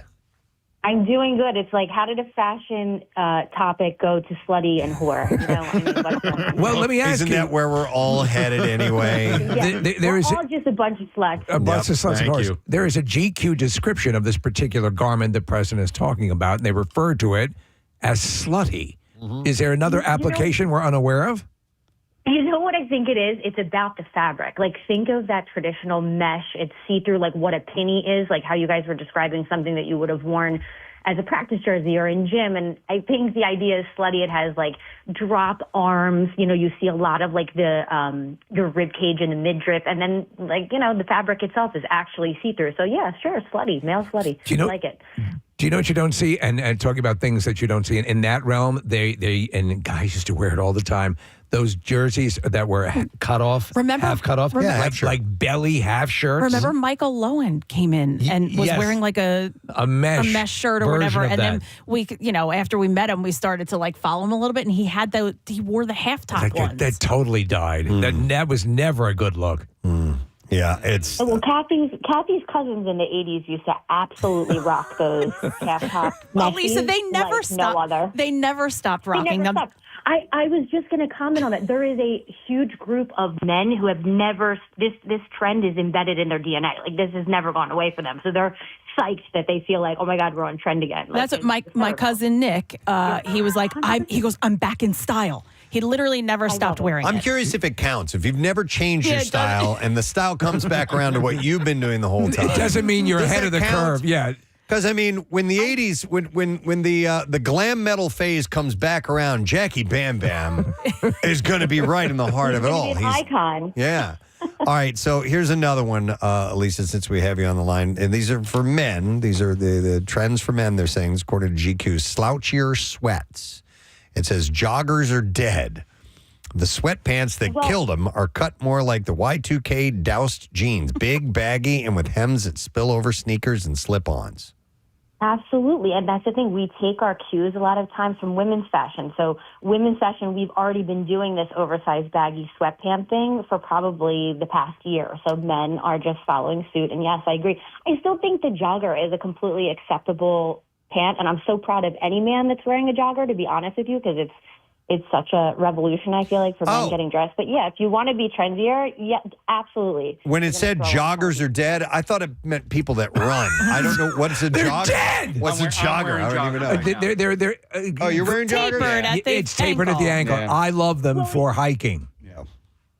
Yeah, generally a jogger is like a more fitted bottom that has an elasticized piece by the ankle, creating that kind of Elasticized more piece. sweatpants. Like we She said, knows it's her tapered stuff. at the bottom. Wait, Elisa, I have to break. Tapered, that's not it. All right. Wait, but I have to ask you. We talked about the women's fashion before this, and they said that skinny jeans are coming back in. You know how I feel about skinny jeans. I hate them. But are you on this skinny jean trend again? I want to tell you that it is back. And I originally, 4 years ago, when we did our Good Day segment on denim trend, as we were kind of evolving out of skinnies, I said they are not going to be dead. They're just on hiatus for a little while. Do not throw all your skinnies away. Keep them, in the corner, because they will be back. And yes, they are going. I think it's a terrible. I mean, for the most part, you've got to be of a certain physical type to make them work. Otherwise, there's so many people that I think inappropriately wear skinny jeans. Yeah, well, I think that some people mistake them because they think they're comfy, because generally skinny jeans have so much spandex in them. So people are swapping them out like jeggings kind of. Right. But the way you're really going to see it come back right now is kind of tucked into boots, like how they originally surfaced 15, 20 years ago. I wonder if the resurgence is hand in hand with the popularity of Ozempic. Probably. Right, maybe. Hey, that's not a bad call out. All right, here's another one they're saying in GQ that's going to be big for guys this year. Crew neck cardies. Crew neck the rise cardies. of crew neck cardigans is here. I mean, listen, you're going to see 10% of the population getting in line with this, or even following along. But if I could invite you down to the Naval Yard in Philadelphia and show you all the guys that work at Urban, they're going to be onto these trends. They're already wearing them. But I don't think generally, yes, it's going to be a thing and you're going to see a lot of it, but I don't think the masses are hey, we got to go get our crew neck cardies. You know what I mean? I think this is the look you want if you want to look like every dickhead in a John Cusack 80s movie. I've never liked cardigans. Anybody here? No, I don't like them. No. Oh, I do. I'll wear a Because you're a pullover girl. sweater, but I've never had the button-up Not a sweater. Has fan. never been. Yeah, a but thing even for on me. a man, Elisa, I'm okay with that. It's got to be a certain thing, yeah. But it's like you look like ultra preppy, like in a cardi. You know what I mean? I think men prefer like a zip up or something else over like a cardigan. Well, another one It's on very this. specific. Another one on this list is zippy sweaters. Zippy sweaters. There you go. Zip cardigans are popping up in the wild in place of the button kind, track jackets, quarter zips, and the like with increasing frequency. I can be down with the zippy sweater. I think the issue I have is when they're too blousy. I don't like that. You know, like a blousy sweater? I don't like a blousy sweater. I like a nice piece of fruit. Listen, that's a real finance bro look. Like that is also has never been dead for certain men, but I think a zip sweater is easier for a guy to understand than like a buttoned cardigan. I don't know. How do you work buttons? I don't get it. Hey, Elisa, you mentioned in kindergarten. Yeah, you mentioned button into the hole. you mentioned finance bros. For you, from a fashion maven, what right now for men is the douchiest look?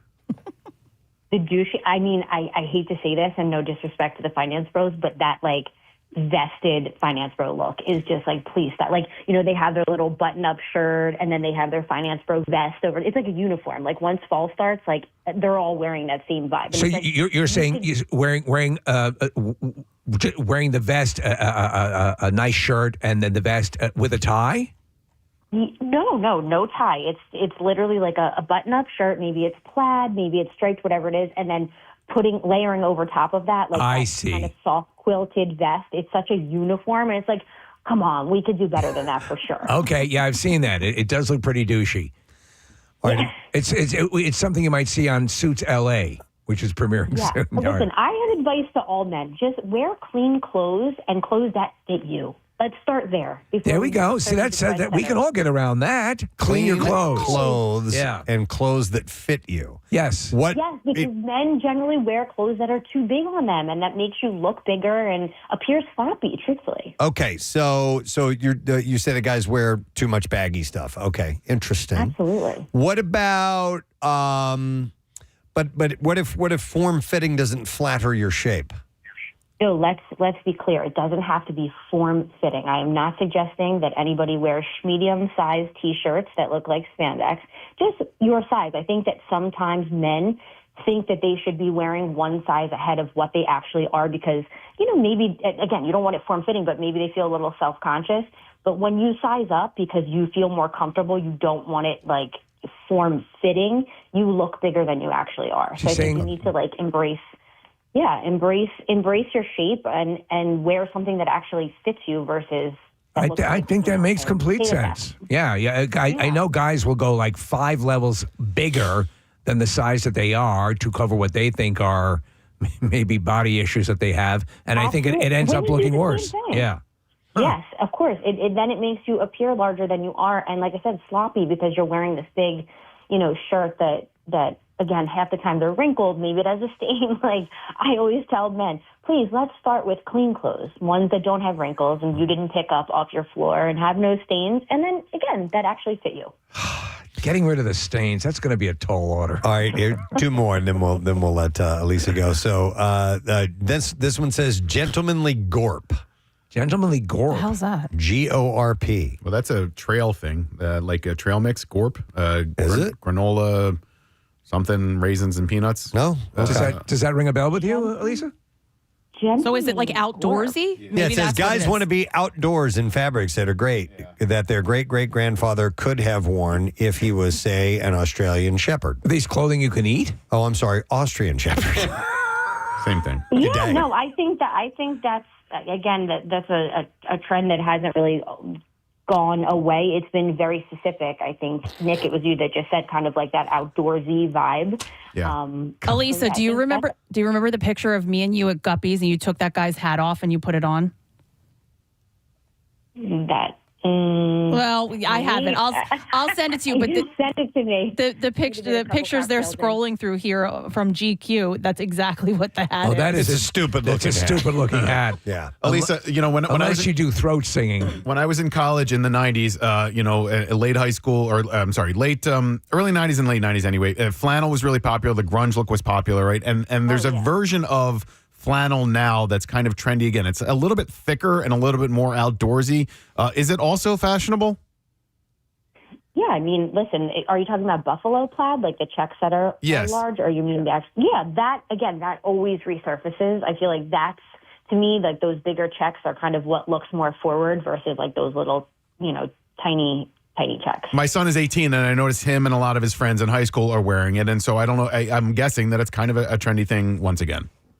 Well, it is, and that's the thing. We see this whole Y2K thing. Like, my daughter is in 9th grade, and she's literally wearing things that I wore in high school. There you go. It's hysterical. I just posted last night about brown lip liner. Does anybody remember in the late 90s, all the girls, we were all lining our lips in dark brown lip liner? This is now coming. I can't even believe it, but this is coming back again. What is? I'll ask you one quick question. What is the one thing? Because we talked earlier about in the latter part of the '60s and part of the hippie movement, early '70s, there was this a Native American clothing, and teenagers were wearing it, and that's one thing I've never seen come back. Does anything come to mind like that, where a fashion trend died and is not returned, outside of course, like spats or something? No, spats. Oh my God. No, I think that you see iterations of all the trends kind of resurface. Like, I feel like somebody in a high designer level is like, you know what? Let's take one of the ugliest things that people were wearing and just confuse people, and let's just throw it back in there and make like one little change. But no, I don't think there's anything that hasn't really emerged in some way. Like the sweaters that you're talking about in the late 90s, when we were wearing them, we used to call them hippie sweaters. Right. Like it's so random. But yes, I feel like everything, a little hit of everything always ends up coming back around. All right. One last thing it says on here in GQ is that small watches will be getting bigger in 2025. Not getting bigger in size. They'll be more popular. That watch is huge. More popular. Small, yes, I tiny think we're watches. taking that cue from women's fashion. We have seen, I would say, over the past 3 years, we used to be wearing our husbands, boyfriends, those big oversized watches. And then it's really gone down to teeny tiny 26 millimeter like watches. So yes, I think you're going to see the same for men. And again, it's only going to be 20% of the population. Like, I don't think like a big manly man is like, you know what? It's trendy to wear a tiny watch. I'm going to do that. Right. So those fashion guys, yes, maybe they will, just to be in line with what the trend says. But yes, I think check out my dainty watch. You don't think Steve? Look at my little watch. Check out my dainty watch. All right. Yeah, I don't think most men are going to follow suit, but I will. From a fashion perspective, yes, absolutely. I think you will. Kathy wears a honking big. You like the big the Apple Watch? The Apple Watch. I love it. Yeah. Shut up. Shut your mouth. Shut your mouth. Wearing a computer on your arm, that makes sense. Yep. Her and I do argue about some things, and we'll the watch is one, nails are another. What's anything else we argue about? I mean, a lot, but all right, I hate you. Positive. All right. I hate you. Elisa, Bye, guys. thank you for your input. Dressing Jane. You can Queen see Bee, Elisa. She's on Fox 29 all the time. She does very good. different fashion trends, and she's also on QVC. She sells pajamas on QVC, so you can PJ Salvage pajamas. You can catch her there too. Nice. Checking in on our Xfinity mobile guest line. So there you go. Okay, are we all good for the year? We all good for the year? I think of I'm fashion? set. I'm going to wear suede, and I'm going to wear that stupid hat you took off the guy at Guppy. Yeah, and I'm going to wait for you guys to get your tiny watches. Yes. Yeah, exactly. I will have to, and our two butthole eyes boat shoes, whatever those are. My name is Two Butthole Eyes. Fire and Sky. God, I'm so mad about the skinny jeans. You have no idea. So angry. I'm sorry to hear that. I'm not doing it. I did. You know what I did? I bought just for fun. I bought like a. Well, I don't know what you would call. I guess I'll call it a statement jacket. Yeah. Because it's loud and noisy. And we were at like Men's Warehouse and we were buying some clothes, and this was on like the. Is this the one we see? This is like the $10 rack or whatever, and it's no, you haven't seen it yet. It's like all paisley and it just pops. Is it velour? It would. It might be. Okay. but it's I'll have to wear it in sometime because it's just for fun. It's just for the right occasion. You know what I mean? Yeah. Where you want to be ridiculous. Okay, I'm down with that. I'll have to do that sometime. All right, outside of all things leaving the world of fashion. I did see this article that I thought was kind of interesting, and this is from Zillow. I love Zillow. Me too.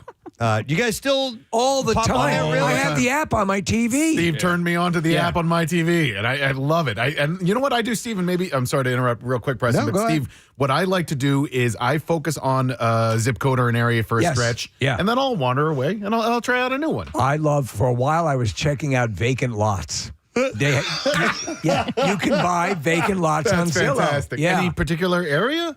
They're in the city. Okay. They're where you're like and you go, that's not far from a really good neighborhood. Right. This empty lot. Well, and some of them are like really decently priced, and you're like, well, what's why? the catch? What is it? Why has nobody else purchased this? Why and has built no a one house built on on this? I'm ready to pull the trigger on your lot, but something's wrong.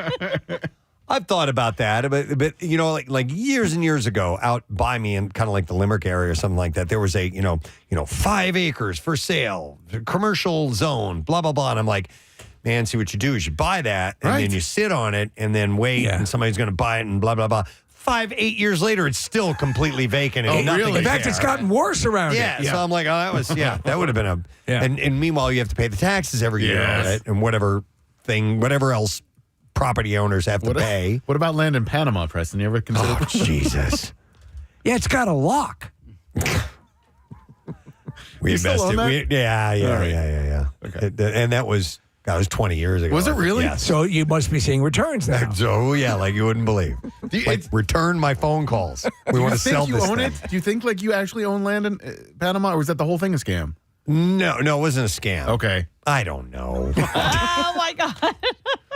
Rochelle knows, I guess. Really? Oh, that would piss me off so much. But to be honest, when we invested in it, we went in with some friends on this, and we agreed. We all agreed that this is money we will probably never see again. Right? That's the way to do it. Yeah, and it was disposable. I mean, it was it was enough to where we felt comfortable doing it in case it didn't go anywhere. But if it did, yeah, Yeah, I had a friend who we used to joke because she owned a field for like years and years and years and years, and they were supposed to be able to develop on it, but it was like marshy area that was, I don't know, supposedly drying up or something like that. It never happened. So we're like, how's your field?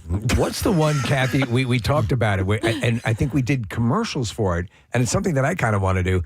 You can get some sort of Celtic or oh yeah. And they literally will say you like you are a the square foot lord. The of lord, this, yeah, yes. you become the lord. Yes, they will, and you get the deed. Yeah, we got it there. for my cousin. I mean, it literally, it's like it's size. You could put like maybe a flagpole in there, and that's it.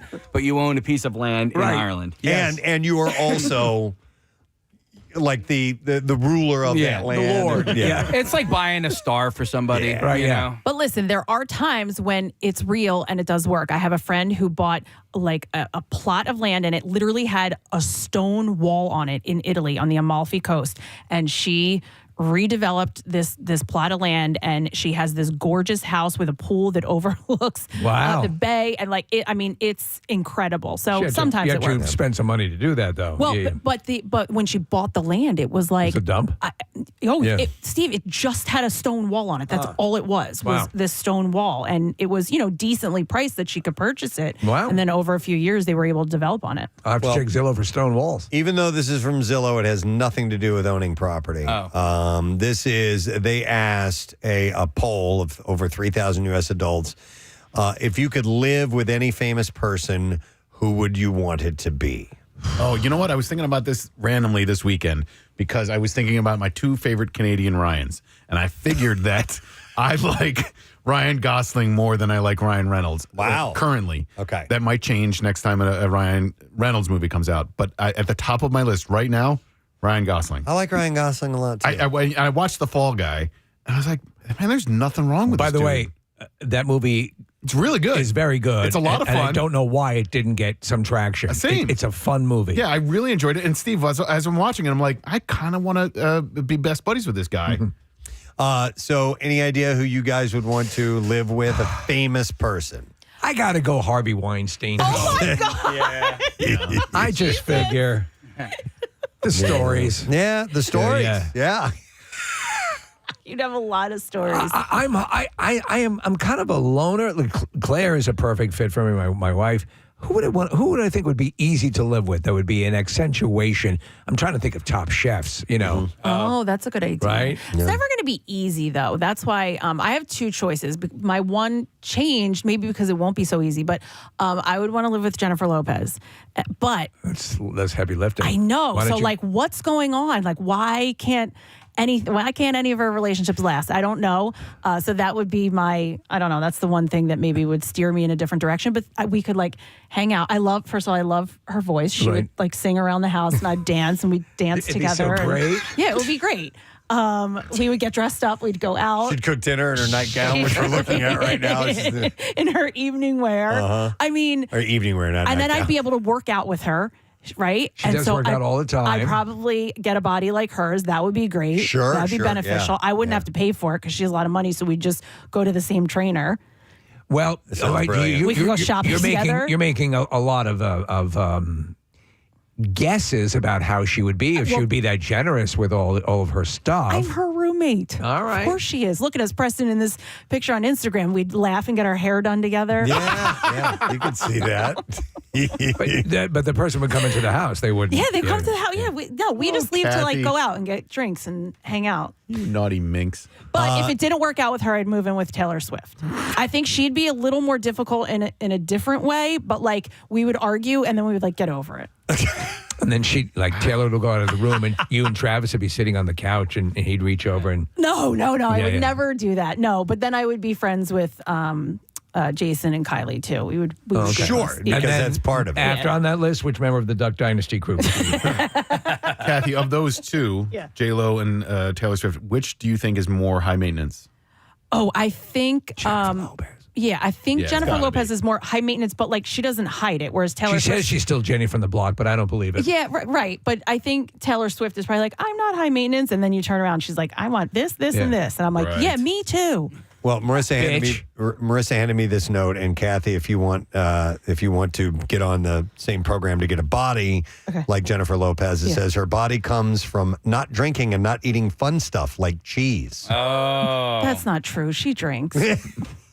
And she eats lots of cheese. Who would you, Preston? The question to you. Who Very would you good live- question. I hadn't thought about Ryan Gosling, but that's a really good one, Nick. He's a very likable guy and seems like he might be an easy person to hang out with. You know who also would probably be pretty cool is Channing Tatum. I think Channing Tatum would be, it seems like a regular good guy. Yes. A worldly known good guy. Yeah. I think once those guys get away from the spotlight too, like they are interested in being away from the spotlight, whereas some people crave it all the time, right? And I don't know these people at all and never will. But Yeah, change my answer. Bill Cosby. I figure Ryan Gosling's low maintenance. I think he's an easy hang and he's going to make you laugh. Yep. And probably do sit-ups with you. Yep. And you watch him do sit-ups. Right, yeah.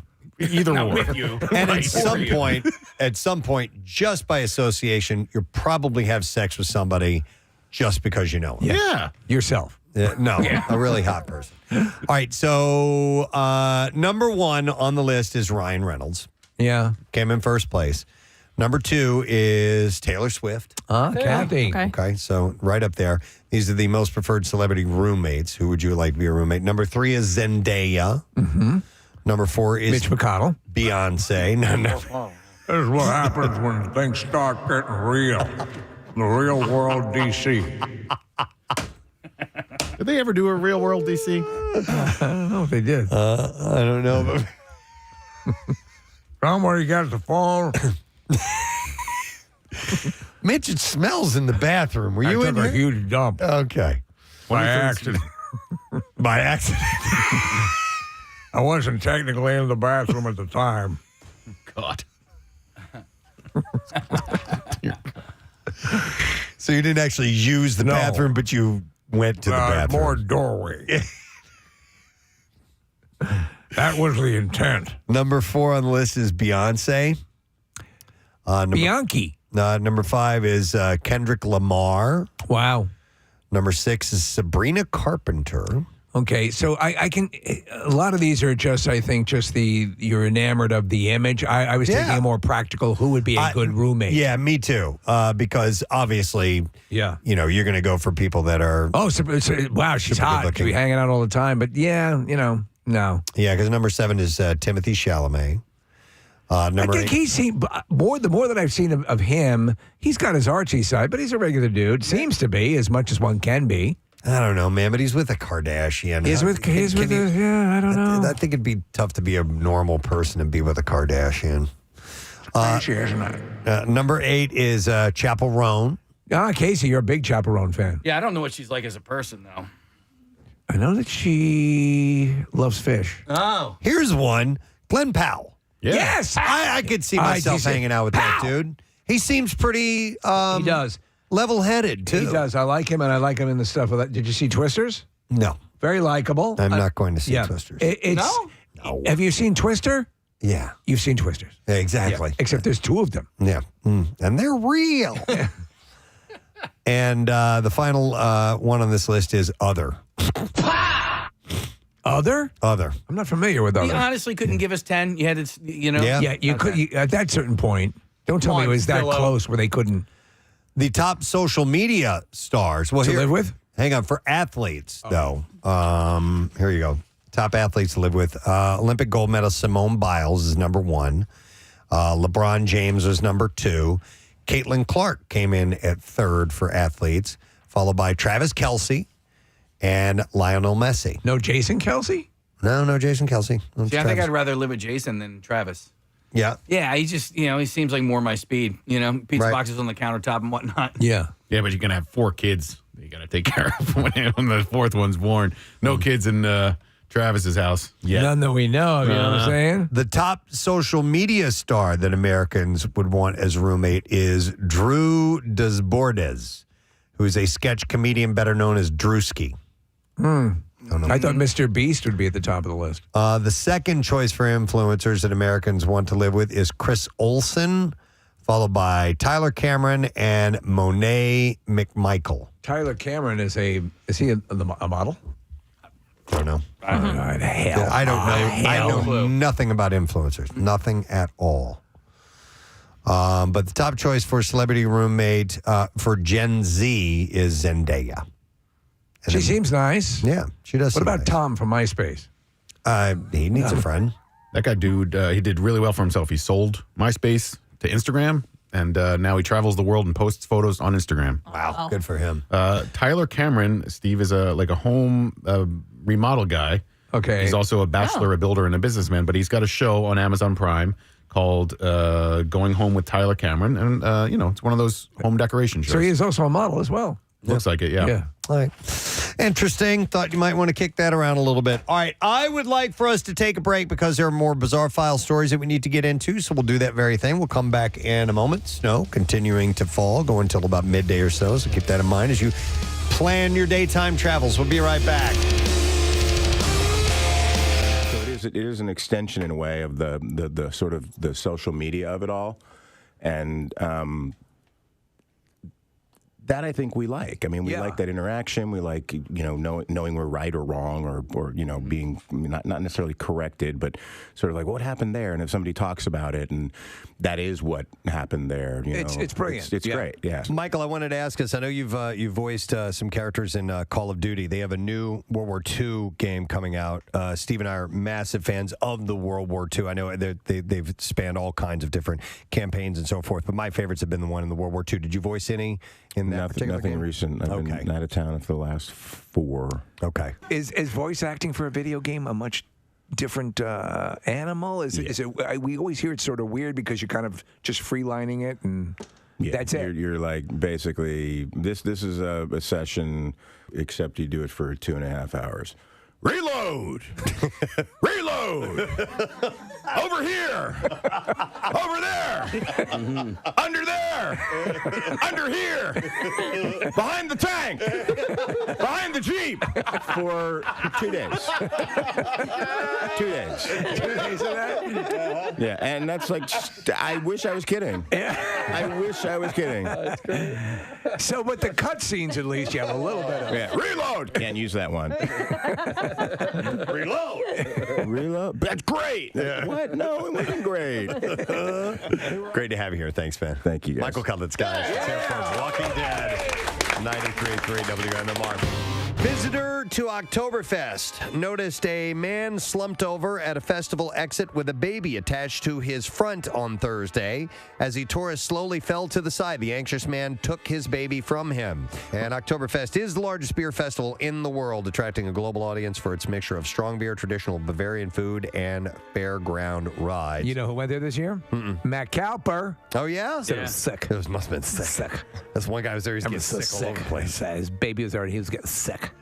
It took a lot of people got sick because they drank too much and they got sick. Organizers expect visitors numbers to hit 6 million again this year. That's crazy. Cowper said that there are, what it basically is gigantic tents, benches, and that's it. Yeah. Drinking.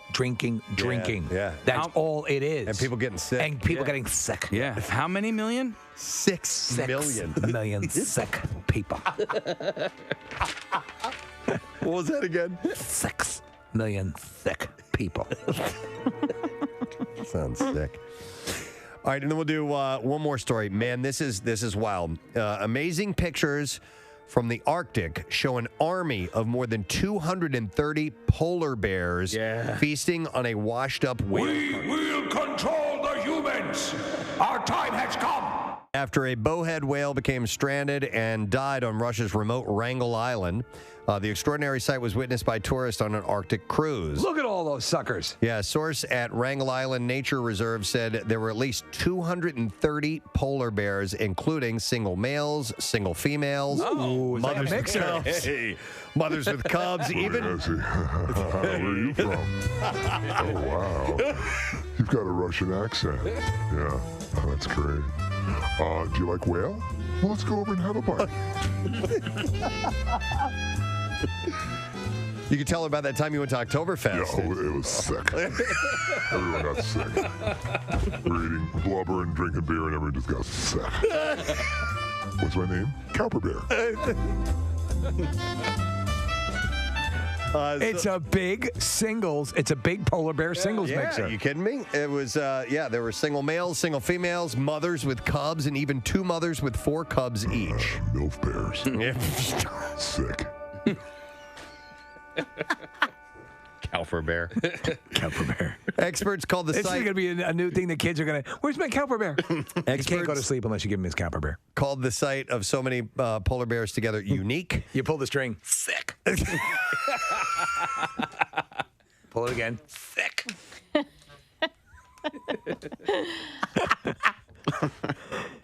Everyone loves Cowper bear. Oh, sick.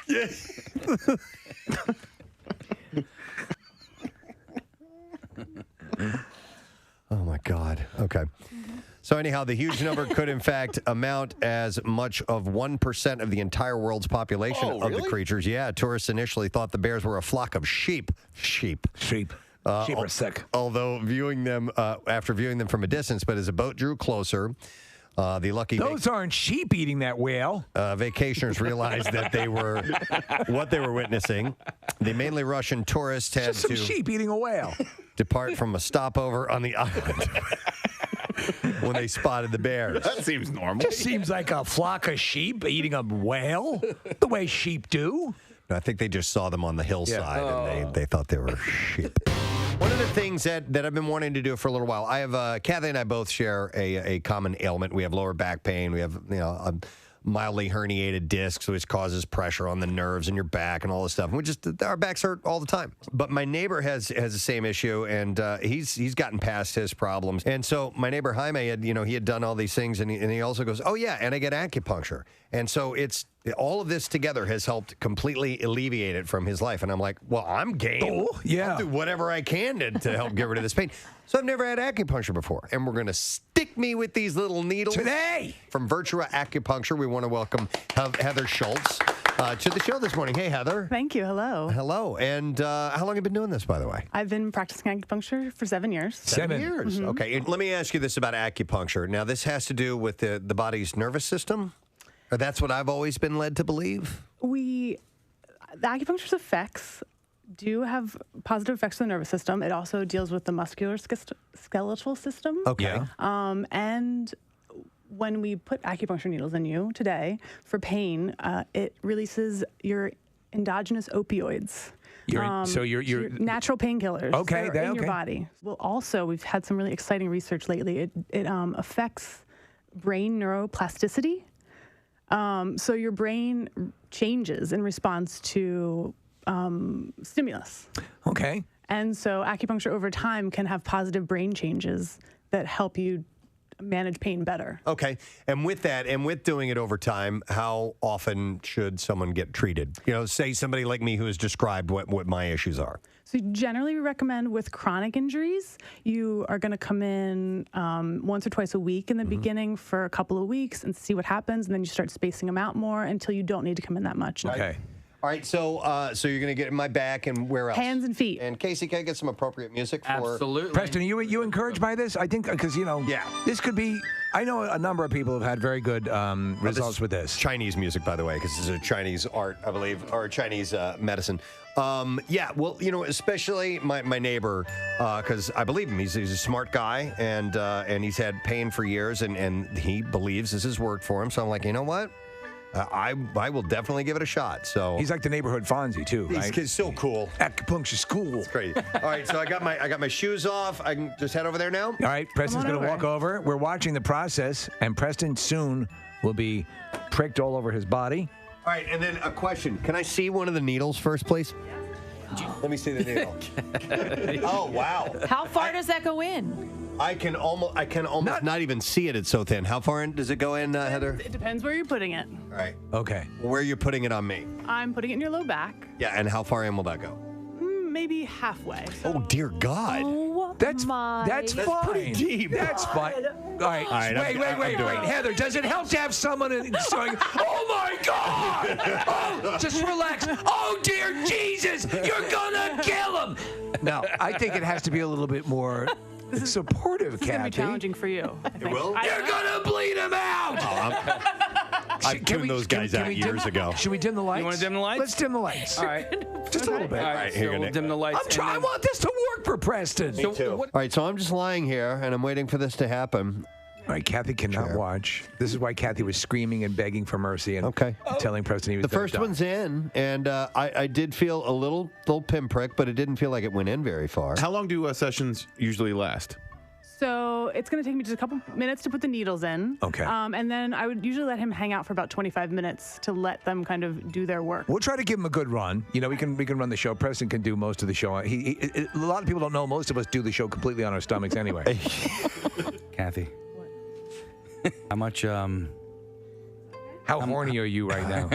How much would it take for me to pay you to get one needle? Well, listen, if she put it in my back and I couldn't see it, it's having to look at it. You offer $500? Yeah. 500. Yeah. So Preston, you have a few in your lower back right now. I didn't even notice. See, and Heather, this is as it's done. I've seen people do it. There's a little bit of twisting back and forth to move them in slowly, or how's it? How do you manage to do that without him feeling it at all? The needles are so tiny. So tiny. Okay. You can fit 20 to 30 of these needles in the head of a injection needle like you had earlier Oh, today. okay. All right. So, Heather, should I just relax and try to center? Or Preston, I would what? think of things that you enjoy. Think of your family. Think of, I don't know. Bukkake videos? Your favorite bong. Bukkake videos. Favorite bong. I would think of. Sorry. I snorted. I would think of MILFs. Oh. Kay Parker, Preston. That's old school. Yeah. I would think of a cup and 2 girls. Oh, dude. All right, so how many needles are in now? 9 needles. 9 total so far, yeah. Are you done putting needles in them? I was going to put one on the top of his head. Please but do his, it. Do it. He cut his hair extra short. Yep. Oh, there we go. Now, this is the one, Heather, you said has to be driven in with a hammer, correct? Wow, on the top of my head. Yeah. You feel that one, Preston? No. Okay. Is it already in? Yeah. No, I didn't feel that at all. I'll say this. Do you seem at peace, Preston? I know you usually come in here screaming and throwing things around, and here you're at peace. I'm on your enjoying take. this. Do you feel anything? No, I'm just trying to relax, not move, and accidentally roll over and jam these needles all the way into my skin. Well, as Heather said, this isn't the optimum condition, but if you were to follow up and stay at it, do you have every confidence he would start? WMMR presents Preston and Steve's Bizarre File. Brought to you this morning by Pro Team Collision. If you find yourself in an accident, trust the pros at Pro Team Collision, your trusted auto body repair shop located in King of Prussia. You can go to ProTeamCollision.com. A story out of Ohio. Report said a woman who was stripping Wednesday and dancing on tables at a bar spit blood in the face of 3 police officers. That's hot. Jaleesa Williams is charged with felonious assault. It's the blood spitter on center stage. She was taken to St. Elizabeth Health Center to be examined after she was arrested. Reports say 2 officers responded to a 911 call by Did she have a rage virus? By a bar employee saying that a woman later identified as Williams was dancing on tables, taking off her clothes and refusing to leave. When officers arrived, they found Williams, who appeared to be very drunk, and told her she could leave on her own, or they would watch the bar's surveillance videos of her conduct so they would know what to charge her with. She told police to watch the videos. And then when an officer went to an office to watch the videos, Williams chased after him. When the other officer tried to stop her, she punched him in the face. Oh, Jesus. Both officers then took her to the ground to try to control her. The 2 officers tried to take her to a cruiser, but she pushed away from them and then spit blood and saliva in their faces. A 3rd officer arrived along with an ambulance, and the plan was to put a spit mask on her so that she could be transported. I didn't know they had spit masks. Yep. The first 2 officers distracted her while the 3rd officer tried to put the mask on her from behind. She turned around and she spit in that officer's face. Police were able to get the spit shield on, and Williams was taken to the hospital and she was booked, and officers were also treated and decontaminated after that lovely incident. Don't know about you, Lou, but that's the worst strip club I've ever been to. A Zambian police officer has been arrested after allegedly becoming intoxicated and then freeing more than a dozen prisoners so they could celebrate New Year's Eve. Aw, he's good-natured. The 13 suspects had been in detention. Be honest, have you killed anybody? They were facing charges including assault. None of the suspects returned. Detective Inspector Titus Fury, a team leader at a police post, has been arrested. In a statement, the police service and Inspector Fury said Inspector Fury was, quote, in a state of intoxication on December 31st when he took the cell keys from a colleague and released 13 prisoners. In his defense, did anyone ever spell out the fact that you weren't allowed to let the prisoners out now and then? So Fury unlocked both the male and female cells and instructed the suspects to leave, stating that they were free to cross over into the new year. And they have now issued a manhunt. You all come back now, you hear? All 13 of those people that he decided just go out and have a good time. In Texas, Irving to be more specific, homeowners are facing an unwelcome guest, and that is feral hogs. These invasive animals have been wreaking havoc in yards, tearing up landscapes, and leaving a trail of destruction near Barbara Bush Middle School. The city of Irving is aware of the issue and has hired a wildlife contractor to handle the problem, but neighbors are growing restless after repairing dug-up yards only to have them rifled through again by the snouts of wild pigs. Eric Mendez, a homeowner, said he had been waking up to torn-up sod, a problem that he initially couldn't explain. He said, a couple weeks back, I started seeing some diggings on the ground. A pig sob. He was hoping to get answers. Mendez said, set up a camera on a tree facing his house. He said, to my surprise, a pig was on camera, but it wasn't just one pig. It was roughly 10 feral hogs, and some were pretty big. How you doing? He's not the only one dealing with the issue. His neighbor faces significant landscaping costs down the street. They can cause tons of damage. And the invasive swine have scattered garbage across other properties. Even Barbara Bush Middle School has been spared. Barbara Come on. Bush Middle School. Similar damage on campus there. Feral hogs, experts explain, engage in a behavior called rooting. While they primarily dig for food, insects, vegetation, and plant matter, they are also known to do it out of sheer enjoyment and communication with other wild pigs. And this destructive habit causes significant problems, particularly in Texas. While they might seem harmless or even cute from a distance, feral hogs are far from benign. They are known to attack pets and even humans if they feel threatened.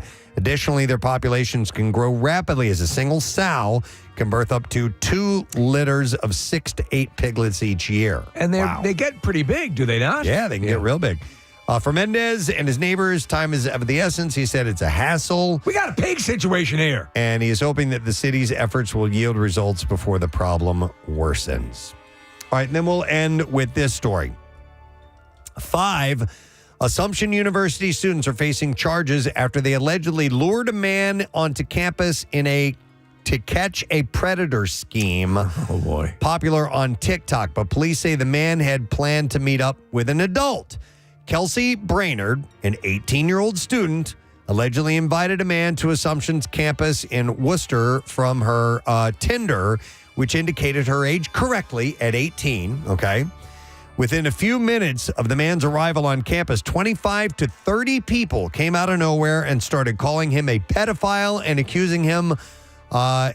accusing that he liked having sex with 17-year-old girls. So have you seen this trend on social media? I was wondering where this was coming from. No, so this is that. There's lots of videos like this. So Joaquin Smith, Kevin Carroll, Easton Randall, and Isabella Trudeau are all charged as the core group of students who allegedly orchestrated the deliberately staged event, police said. A juvenile is also identified by police as a conspirator. This guy wanted to have a little illegal, sorry. So each student was charged with kidnapping and conspiracy. I mean, like, these are heavy charges. Yes! The man whose age was not provided by police said that he was surrounded by the crowd, was unable to leave. He was grabbed and held. He said that he was chased to his car and punched in the back of the head before students allegedly slammed the car door on him and kicked the vehicle. He later admitted to Carroll later admitted to slamming the man's head in the car door. Surveillance footage shows Brainerd letting the victim into the school hall before footage shows him running out a few minutes later, chased by the students with their phones out to record. The goal of the Tinder invite was to simulate the TikTok fad, luring a sexual predator to a location, subsequently physically assaulting him or calling the police. And the police said when interviewed, one of the students referenced the show To Catch a Predator. I mean, sexual predator or not, you can't be a vigilante. No. Randall allegedly told police the group of students agreed to lure the man to campus and sent a text about catching a predator that included the word underage. So they sent this out to other people to come out and be there. Yet this girl had posted she was 18. Yeah. The students are due in court on January 16th, by the way, and they're facing kidnapping charges, man. Wow.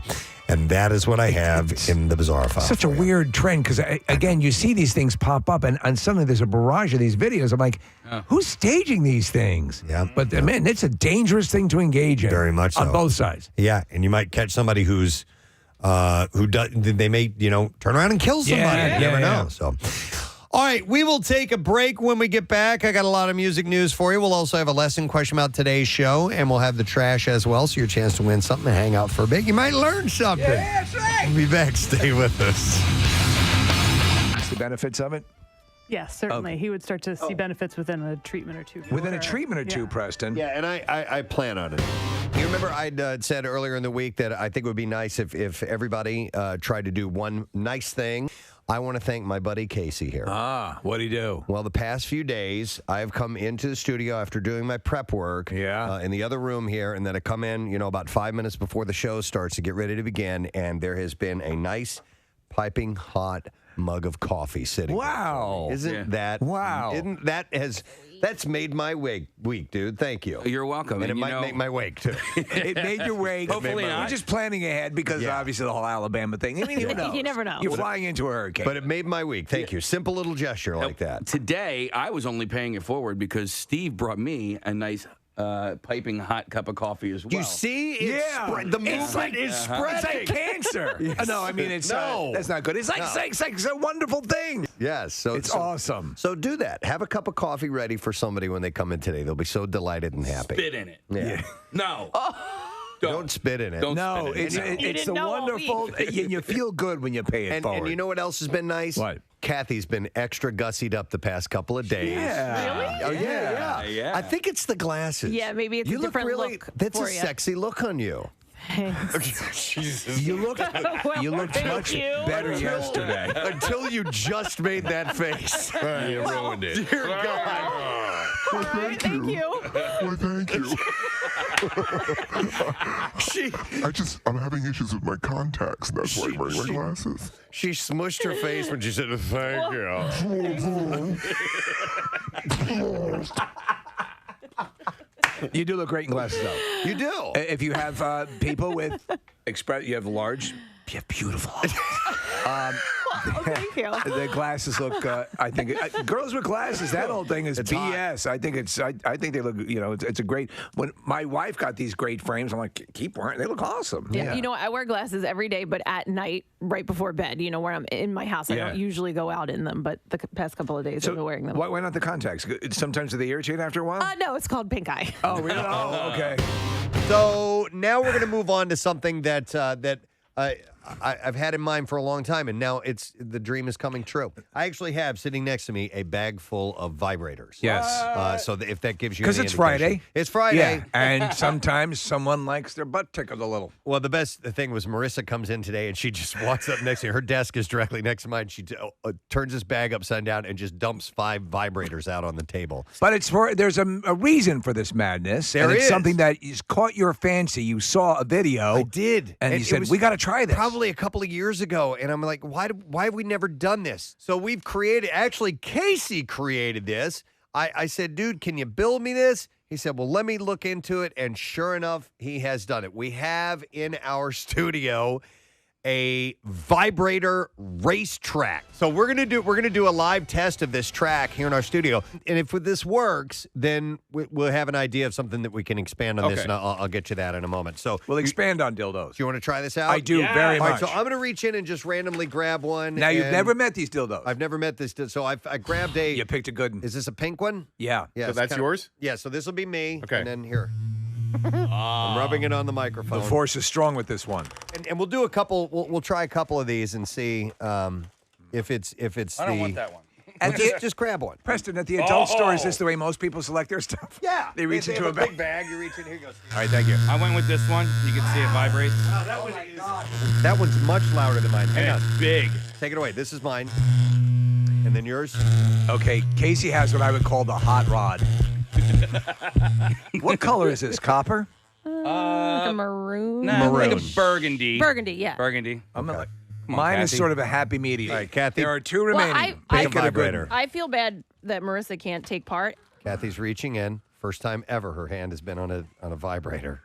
Oh, she got one that's kind of contoured and has a little curl at the end. Now, this is a European model, Preston. Turn that on, Kathy. Let's hear it. Ooh, that sounds almost nautical. The two of you just Yeah. got like turned Well, on, maybe. No. It sounds like it's singing. It's like my voice. Hang on, let me harmonize. Hold on. No.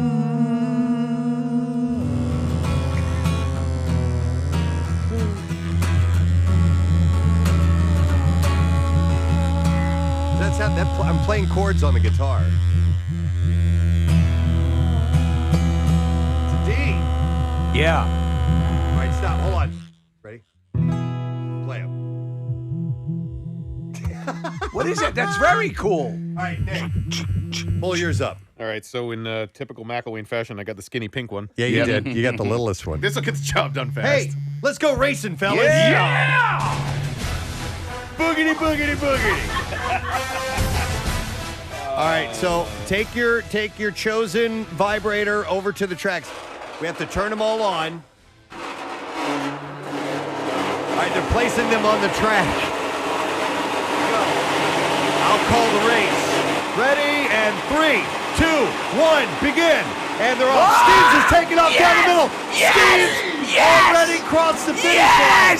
In second place is, who was that? The blue one. Casey! Casey came in second, followed by Nick McElwain, third. Look at me.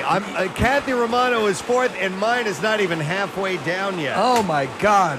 That a is despicable display. It's still just taking its time. Where's Kathy? Kathy's finished. Wow.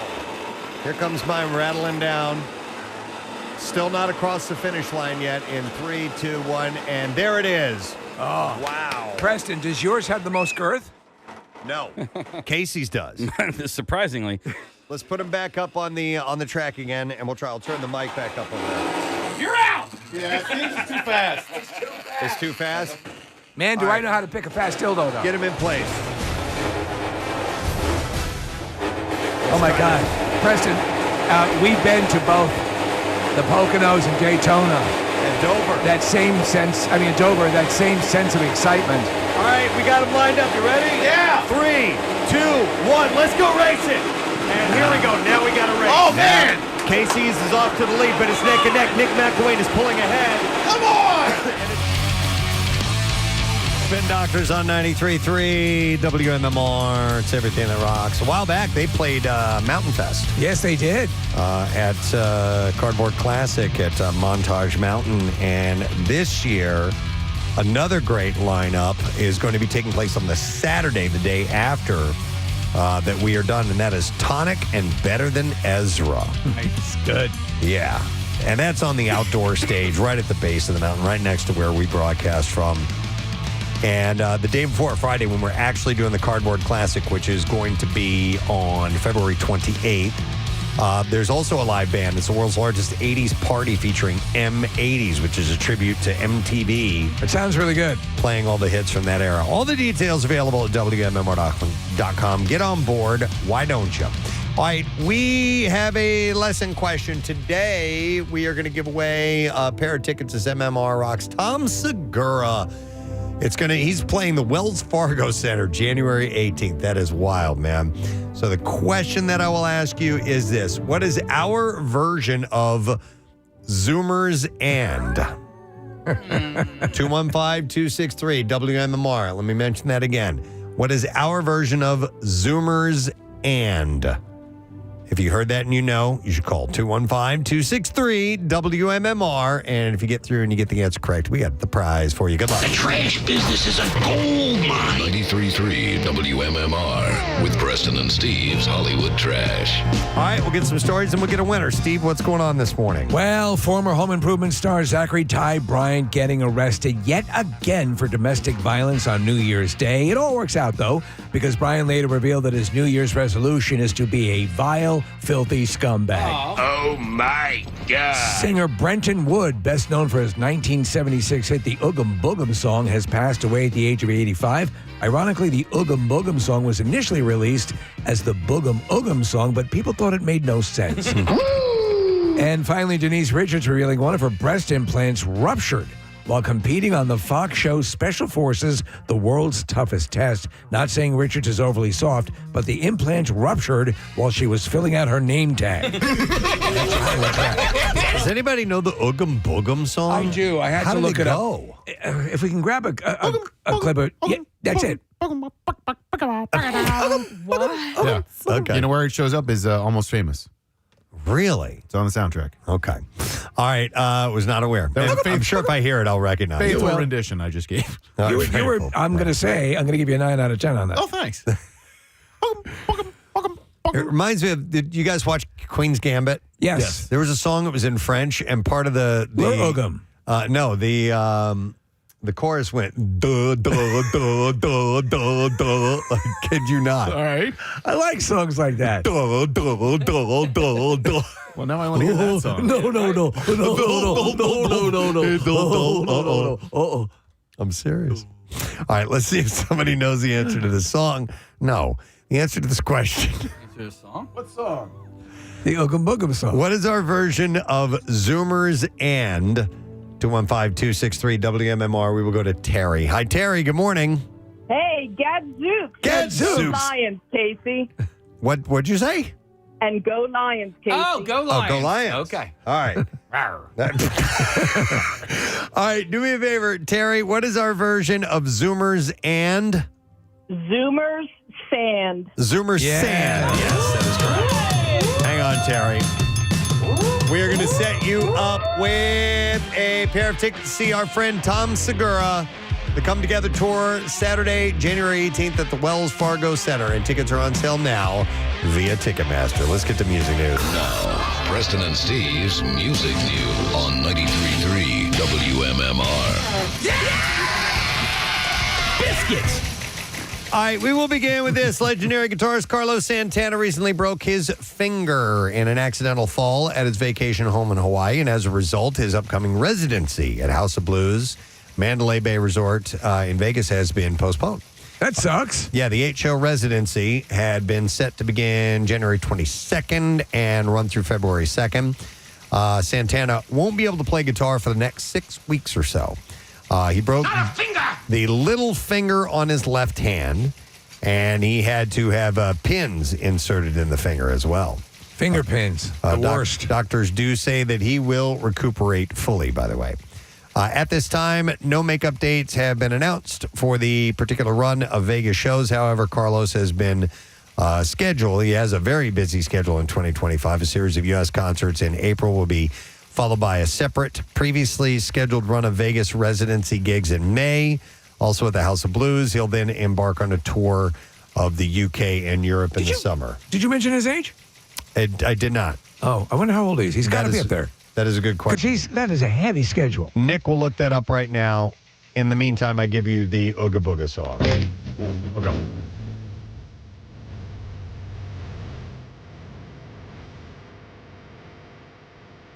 You know it, right? Yeah, there's a commercial that's using it now, isn't there?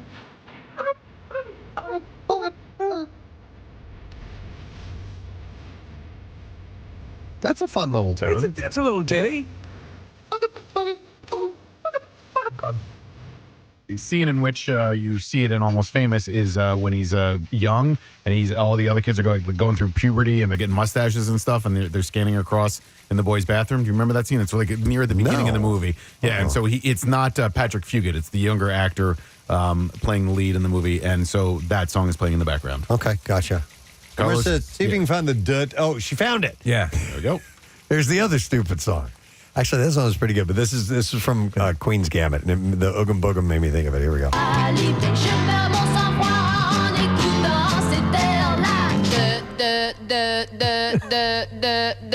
Told you. That's great. It's actually really catchy. Is it? Yeah, that's why I couldn't get it out of my head. I assume it's kind of like a little novelty tune or something like that, but I don't. It's called. It's Tut. the French version of the Oogum Boogum song. It's called Tut Tut Tut. Hang on.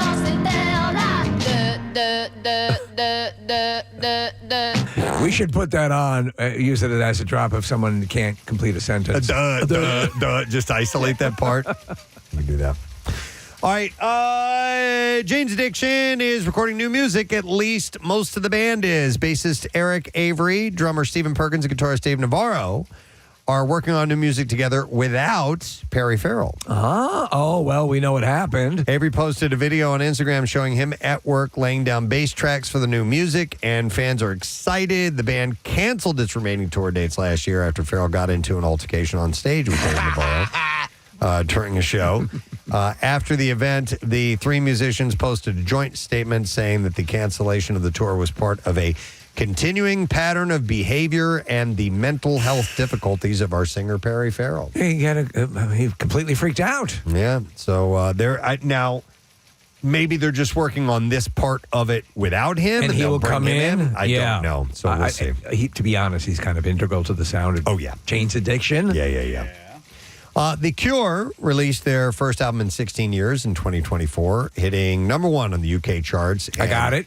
number 4 on the U.S. Billboard 200 chart, and that may have motivated them to do more. Do you like it? It's really good. Okay. I think it's one of their best.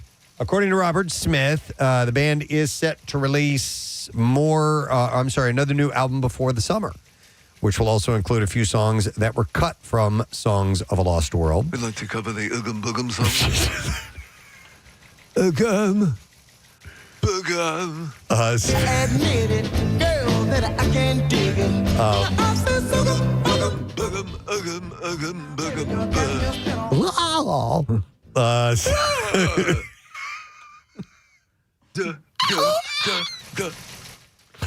Remember when Robert Smith ended up on South Park? Yes. It was like first couple seasons.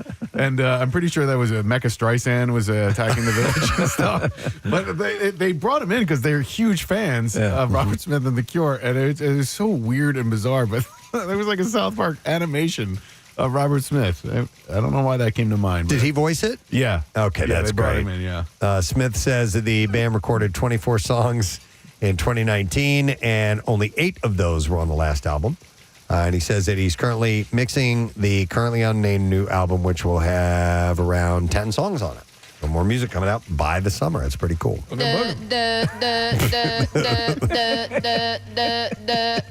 we haven't looped now. So I thought this is pretty cool.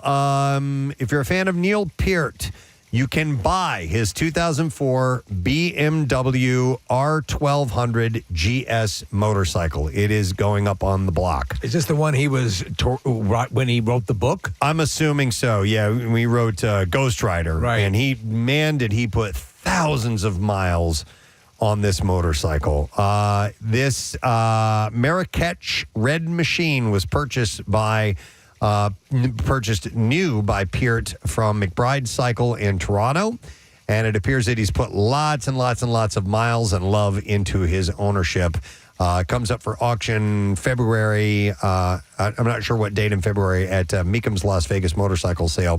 Meekham doesn't list an odometer reading for the bike, but it's well used. It's scratched up. There's a big patch of peeled clear coat on the tank.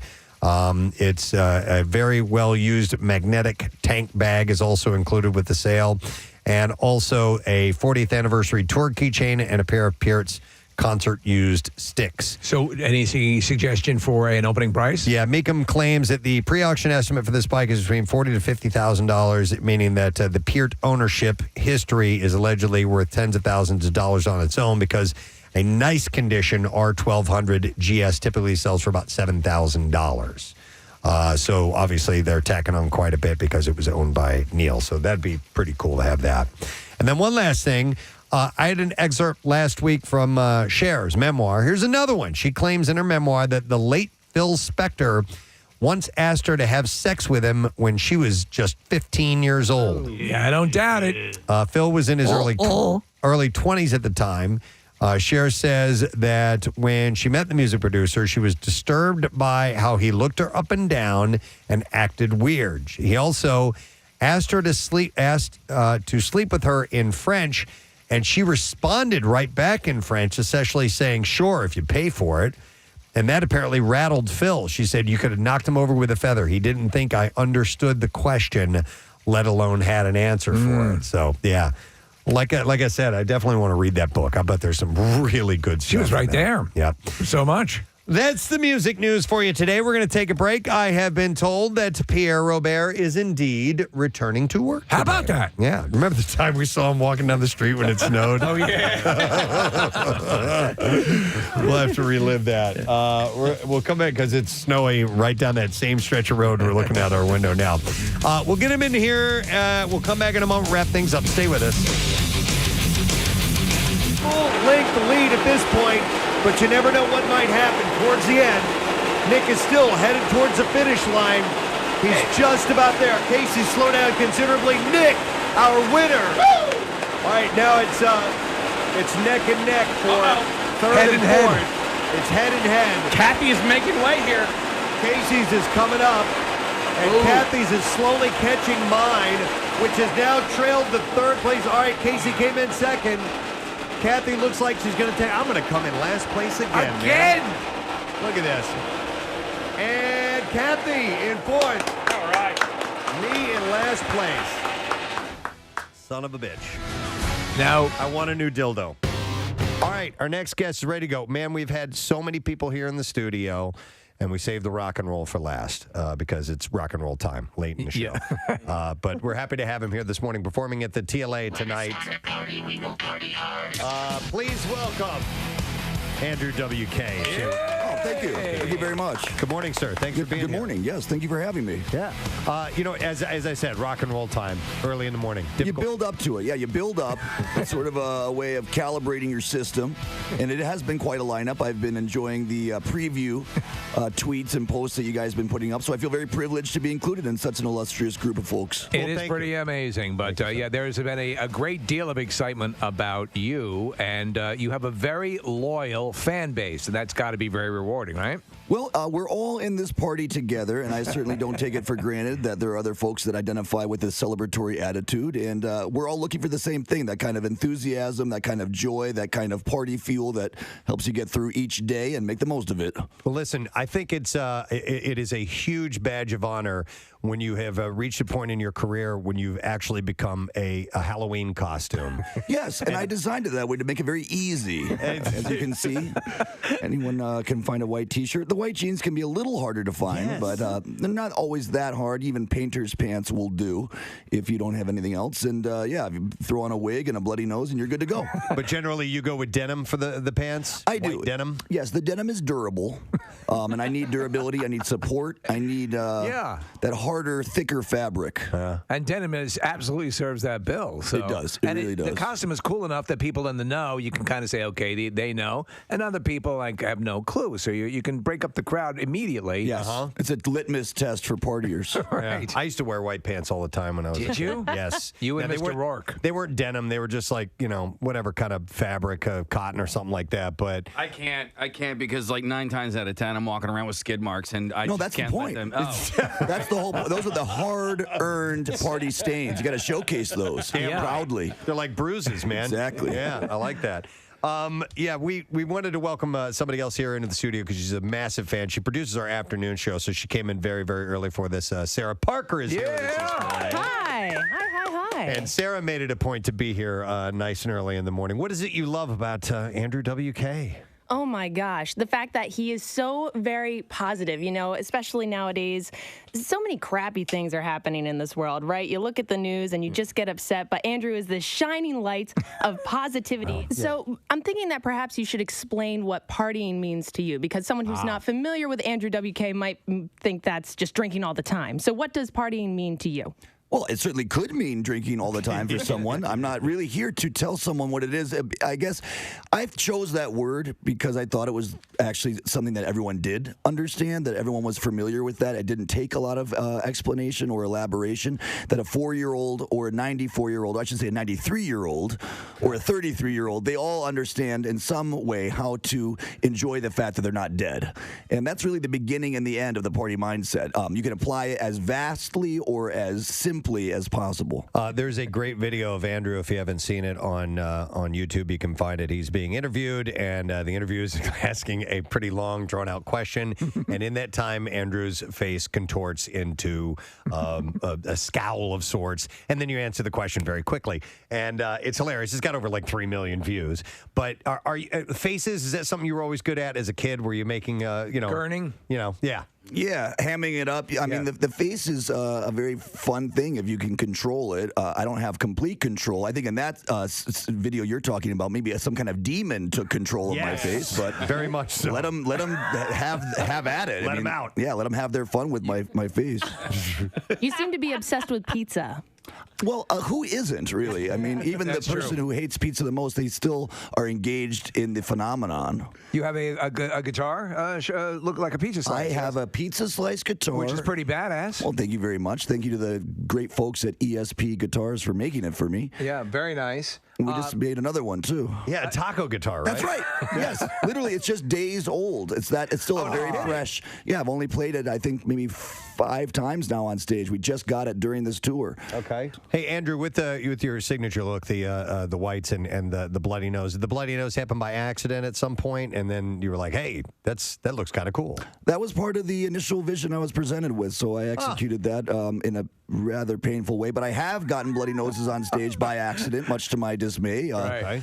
Most of them were accidentally self-inflicted, meaning I kicked myself in my own face. When I was trying to do a very impressive high kick in New Orleans, for example, I saw a friend in the crowd I hadn't seen in years. I said, I'm going to really blow his mind. I'm going to do the highest kick of all.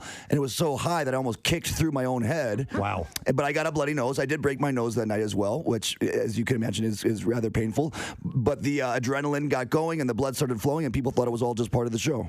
Hey, listen, man, thanks for getting up early and stopping by. We appreciate it. Thank you. Thank you for the opportunity to talk about partying. Of course. Have a great time in Philadelphia. Andrew WK, friend. We love this guy who's in our studio. He's a great guest. He's a great star, and he's got a film that he is promoting. It's coming up on Netflix, and it is called Wheelman. Let's welcome him back to our studio, Frank Grillo. Awesome. How you doing, man? I'm doing great. It's good to see you again. Yeah, I miss you guys. We miss you as well, bud. You came in and you blew us away the first time we had you in the studio. Great stories and full of energy. And we obviously you were attached to something. We were just, it was the Purge and obviously the Marvel universe as well. Got to tell you, man, the Wheelman is a solid movie. Yeah, you saw it? I did see it on we got the advance. It's going to be on Netflix, which is turning out to be Valhalla for these kind of films. It's amazing. I mean, this film, cost $5 million. My buddy Joe Carnahan and I. Joe Carnahan is the Gray. Yeah, the Gray and Smoking Aces and Narc and love his stuff. Yeah, he's great. So we're partners with this company War Party, and we made this movie for like $5.5 million. Which is insane because but that's the deal. You're producing this movie. Yeah, is your first and really we boots on the ground, like we produced the movie. Yeah, so you did it in Boston. In Boston, okay, at night. So that's a point I want to make about this movie, which makes it so unique. You have the first time director Jeremy Rush, who wrote the screenplay. By the way, the guy was a PA for 13 years. Right. Never directed anything. This idea that he has, which is very cool. That so you're in this car and you're a wheelman. You're a driver for hire for criminals. Right. You're going to go on this, you take these guys out, they're going to rob a bank, but you get this call. The guys, when they get back in the car, are going to kill you.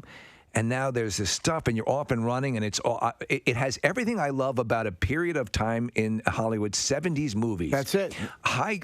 You're good. Wait a minute. Did you talk to somebody? No, but when you turn badass, there's a scene where you grab a guy, you pull up. But to get back to my original point, there's angles from the car. When you leave the car, a lot of times you're seeing you through the windshield, and you're hearing. And you bring the guy back, and so the car itself is a character in the thing, and so you have your claustrophobia, but it's also your one way of getting away from the crap. Yeah. And there are angles and stuff that I thought were just really brilliant for a first-time director. I'm like, that was all him too. This guy was knocking on trailer doors for 13 years and writing scripts, and he sent it to Carnahan, and Carnahan read it. And gave him some notes, and they started dialogue, and he sent it to me, and I was like, man, this is really interesting. Control 93.3 WMMR. Mind control, brain control. Dinner for schmucks. No such thing as brain control. But that's from Eric Bass Presents. Eric Bass of Shinedown fame. Yes. Pretty cool. It's got a catchy little flavor to it. 10:35 on Monday morning with the Preston and Steve Show. Coming to a close, our program, and snow's still coming down. Scheduled to go for another couple hours, and then should be tapering off, and then we should get what we get by that point in time. And they're saying in this area, and we're in Bala Cynwyd in the general Philadelphia area, 1 to 3 inches. Seems very Not light, bad. very light, flurry-ish. Yeah, agreed. And then it's going to stick around for a few days, though. I mean, they'll get it off the roads, but it's not out of our hearts. It's going to be cold for several days. Our high temperature in the low to mid 30s, and that is it. So Pierre Robert is here and survived another weekend. It was like the end of the world. The end of the world. Oh my God, it's going to be so much. Don't leave your houses. I almost said for the full. For F's sake. For F's sake. Yep. I mean, it's a dusting. I know. At least here. Now, in other parts of the country, it has gotten hit pretty hard. But I mean, it's dust outside. Yeah. All right. So good news. Not too bad in our area, but the world is ending. Do not leave your house. Whatever you do, watch. Do you have at your home in your neighborhood, like getting when it does get bad? Do you have a lot of hills to traverse? Yes, I have a big hill that I live at the bottom of. Oof. And I don't have four-wheel or all-wheel drive. You only need it about 4 or 5 days of the year out here. Yeah. But on those 4 or 5 days of the year, you really need it. And on the days you don't, then you really don't. But I can't get up my hill.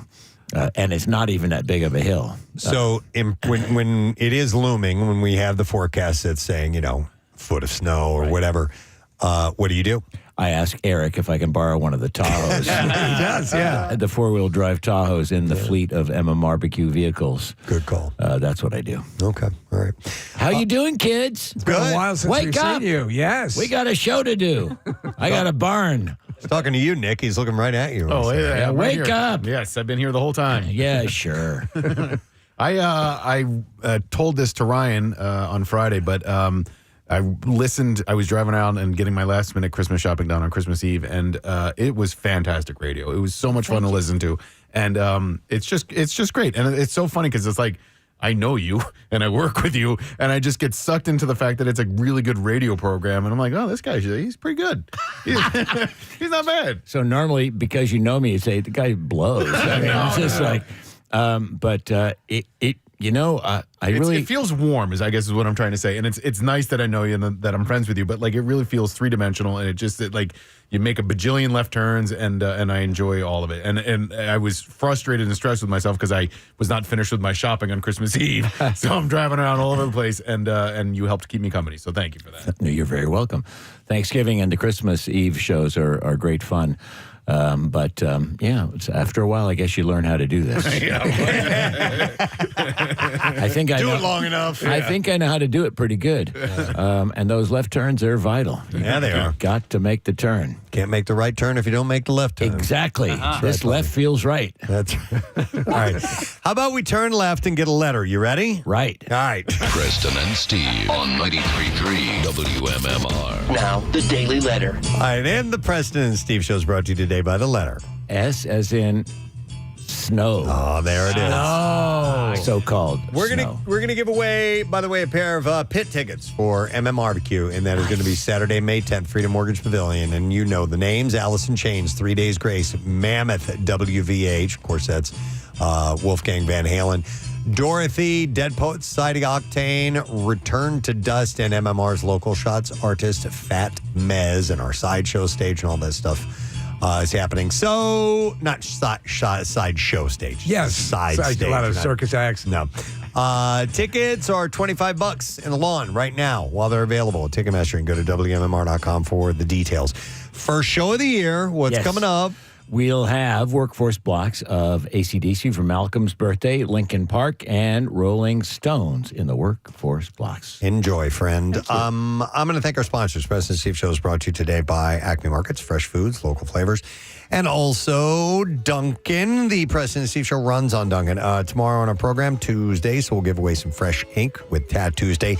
And a guest we love having come on the program via Zoom, our friend Richard Kind. Great. Will be joining us. Pennsbury alum. He's in the Hall of Fame, Kathy's High School. But great actor, and we'll talk to him tomorrow. So that's it. We are done. Rage on. Have yourself a great day, and we'll see you tomorrow, friend. Bye-bye.